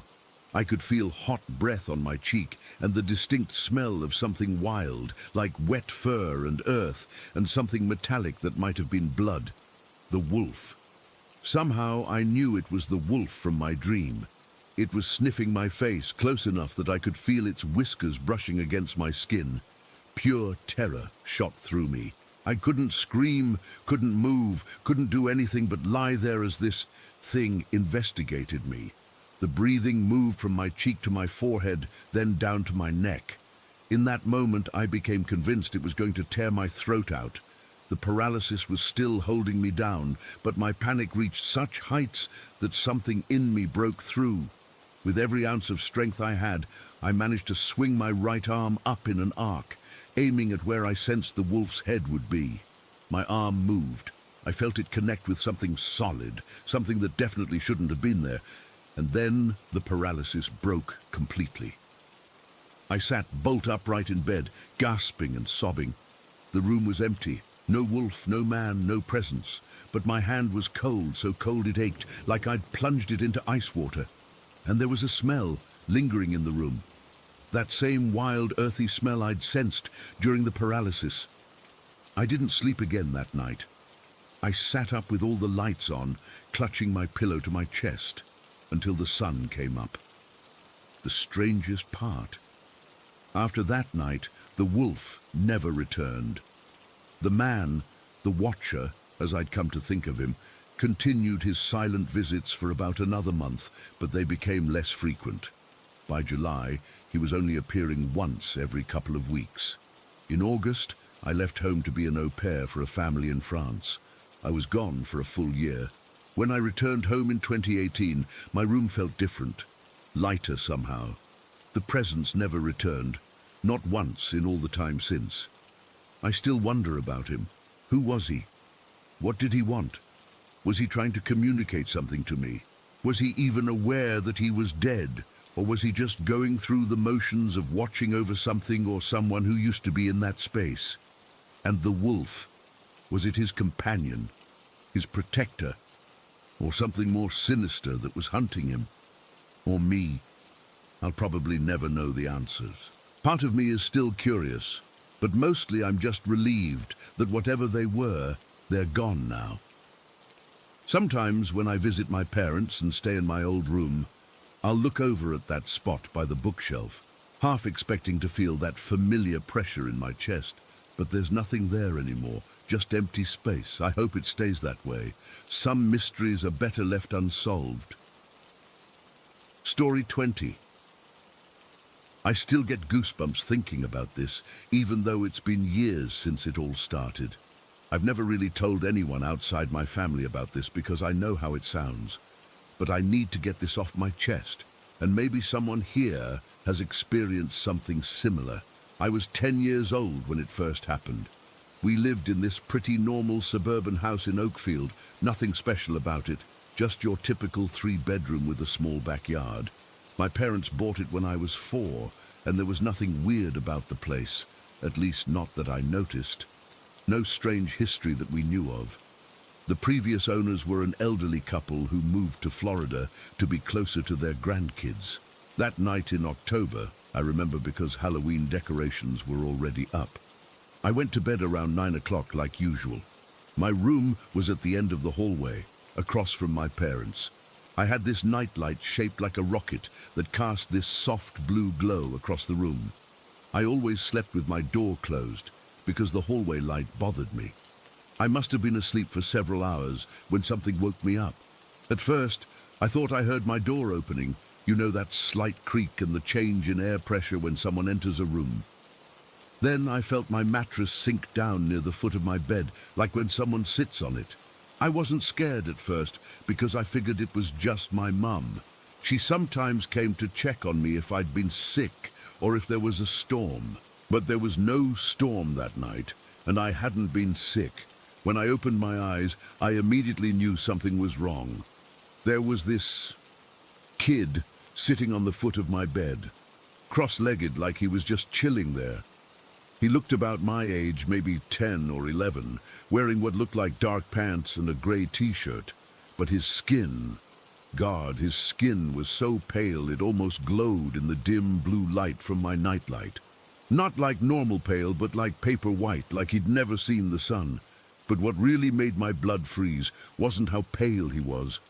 It was his eyes, or where his eyes should have been. There were just these black, empty sockets. Not like they were gouged out or anything gruesome. There was no blood or injury. It was like he was born without eyes, just these perfect dark holes where eyes should be. I couldn't scream. I couldn't move. I was completely paralyzed with fear. The weird thing is, even though he didn't have eyes, I could somehow tell he was looking directly at me. He just sat there at the foot of my bed, staring at me with those empty sockets. Then he moved. He slowly raised his hand, holding something out to me. It was this small black box, maybe 2 inches square. It didn't look like a toy or anything I recognized. Just a plain black box with no markings. I don't know what possessed me to do this. I think maybe curiosity briefly overcame my fear, but I actually reached for it.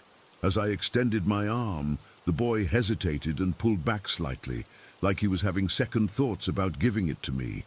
For some reason, that made me want it more. "Give it," I said, my voice coming out way steadier than I felt inside. I reached further, and I swear I only blinked for a split second, but when my eyes opened again, he was gone. Just gone. No sound, no movement. 1 second he was there, and the next he wasn't. The weight lifted from my bed, but, and this is the part that still freaks me out, the impression where he had been sitting was still visible on my bedspread. This perfect depression in the shape of where someone had been sitting cross-legged. I didn't sleep for the rest of that night. I sat up with my baseball bat clutched to my chest, lights on, too terrified to even go get my parents.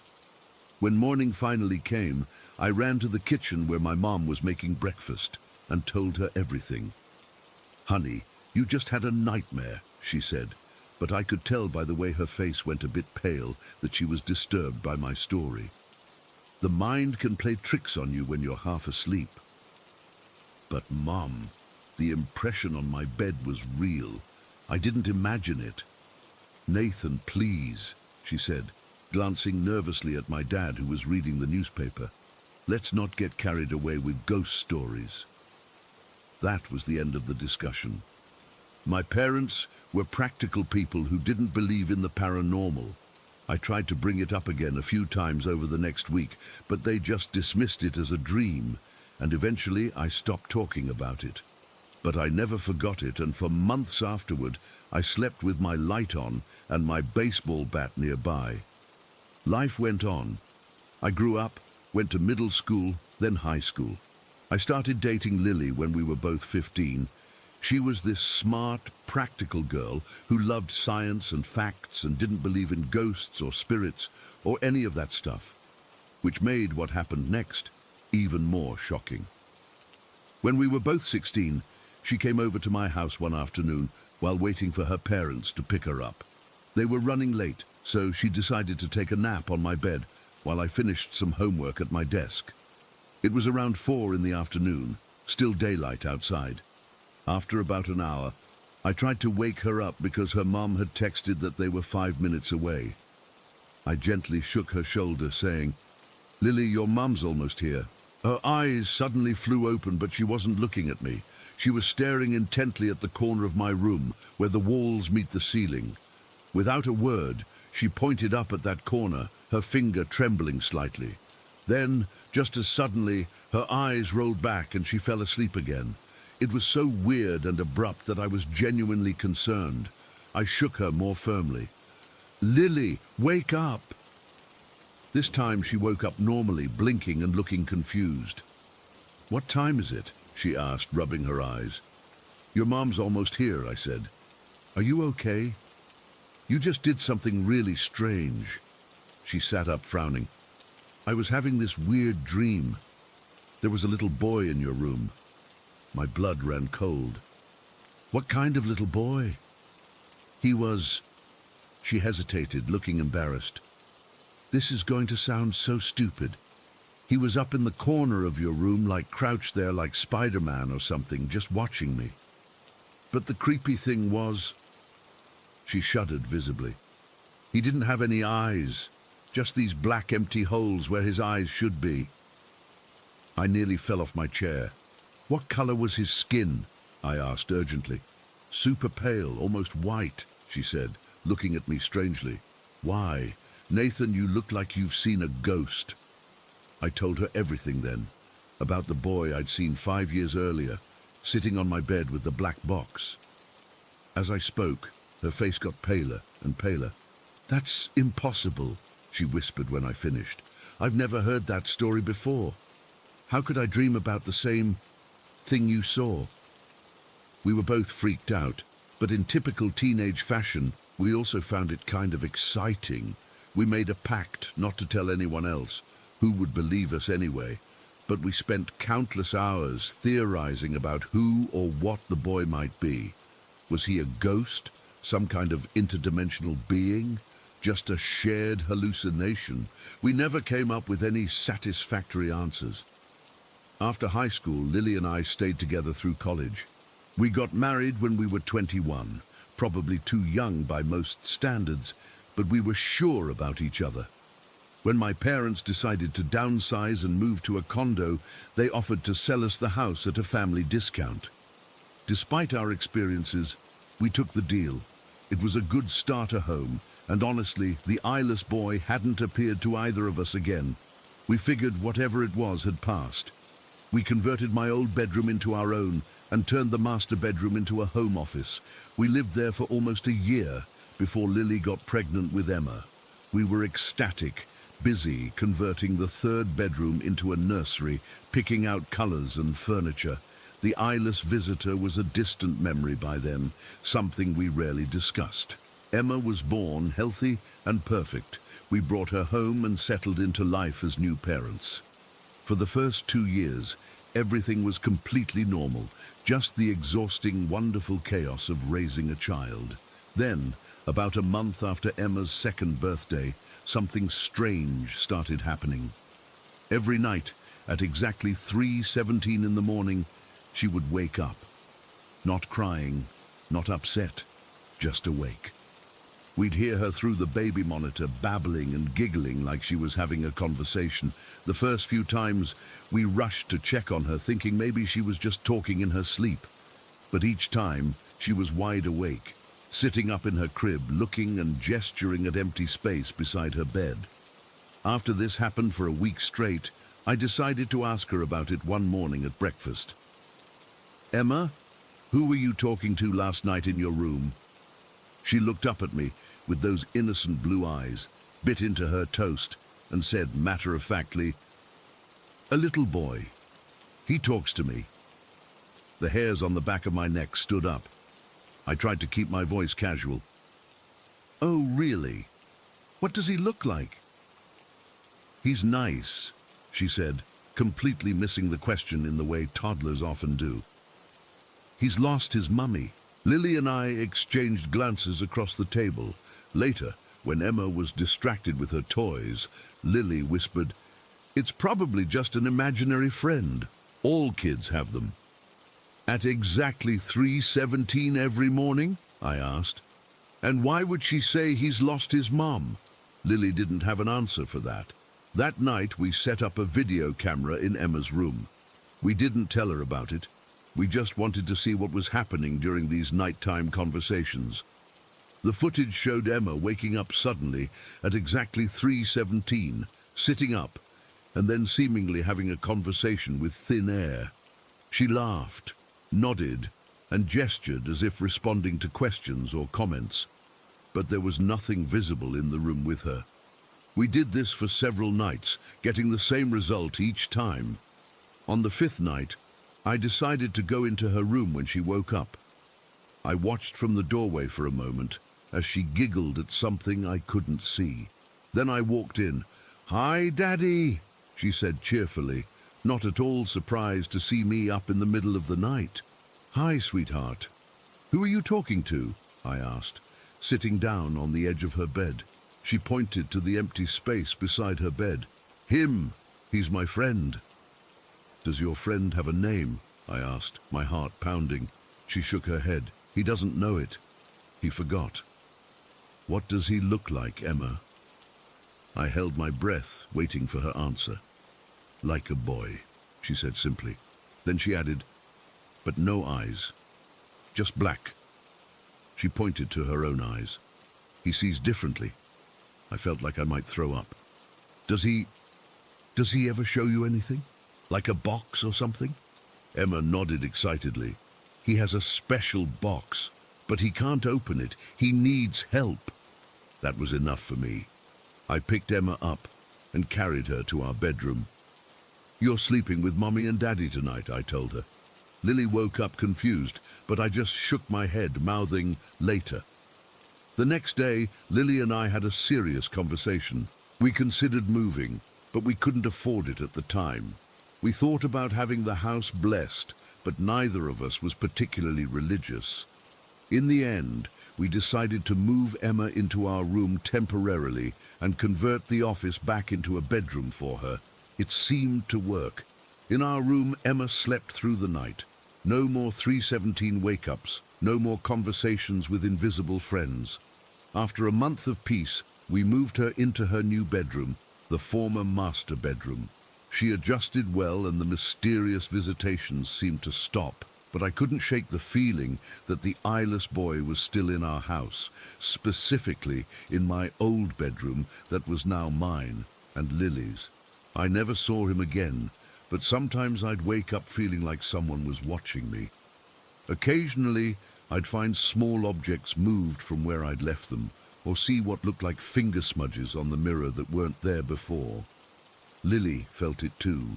She'd sometimes stop in the middle of a sentence and stare at the corner where the walls meet the ceiling, the same spot where she'd seen him in her dream years ago. But she never saw him again either.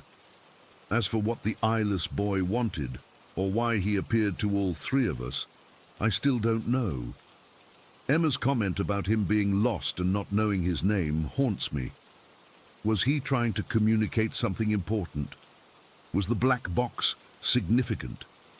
Was he trapped somehow, trying to find his way back to his mother? I've researched the history of our house more thoroughly since then. The elderly couple we bought it from had lived there for 30 years with no incidents. Before them, it was owned by a young family in the 70s. but I haven't been able to find any records of tragedy or death associated with them or the house. Emma is 7 now, and she doesn't remember her nighttime visitor, or if she does, she doesn't talk about it. We're still in the same house, still sleeping in my old bedroom, though Emma remains in the former master bedroom.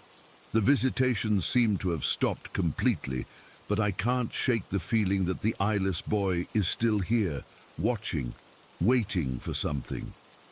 Sometimes I find myself wishing he would come back, just so I could ask him what he wants, who he is, and what's in that black box he tried to give me. Other times I'm terrified he'll return and somehow take Emma away to wherever he came from. I don't know if we'll ever find answers.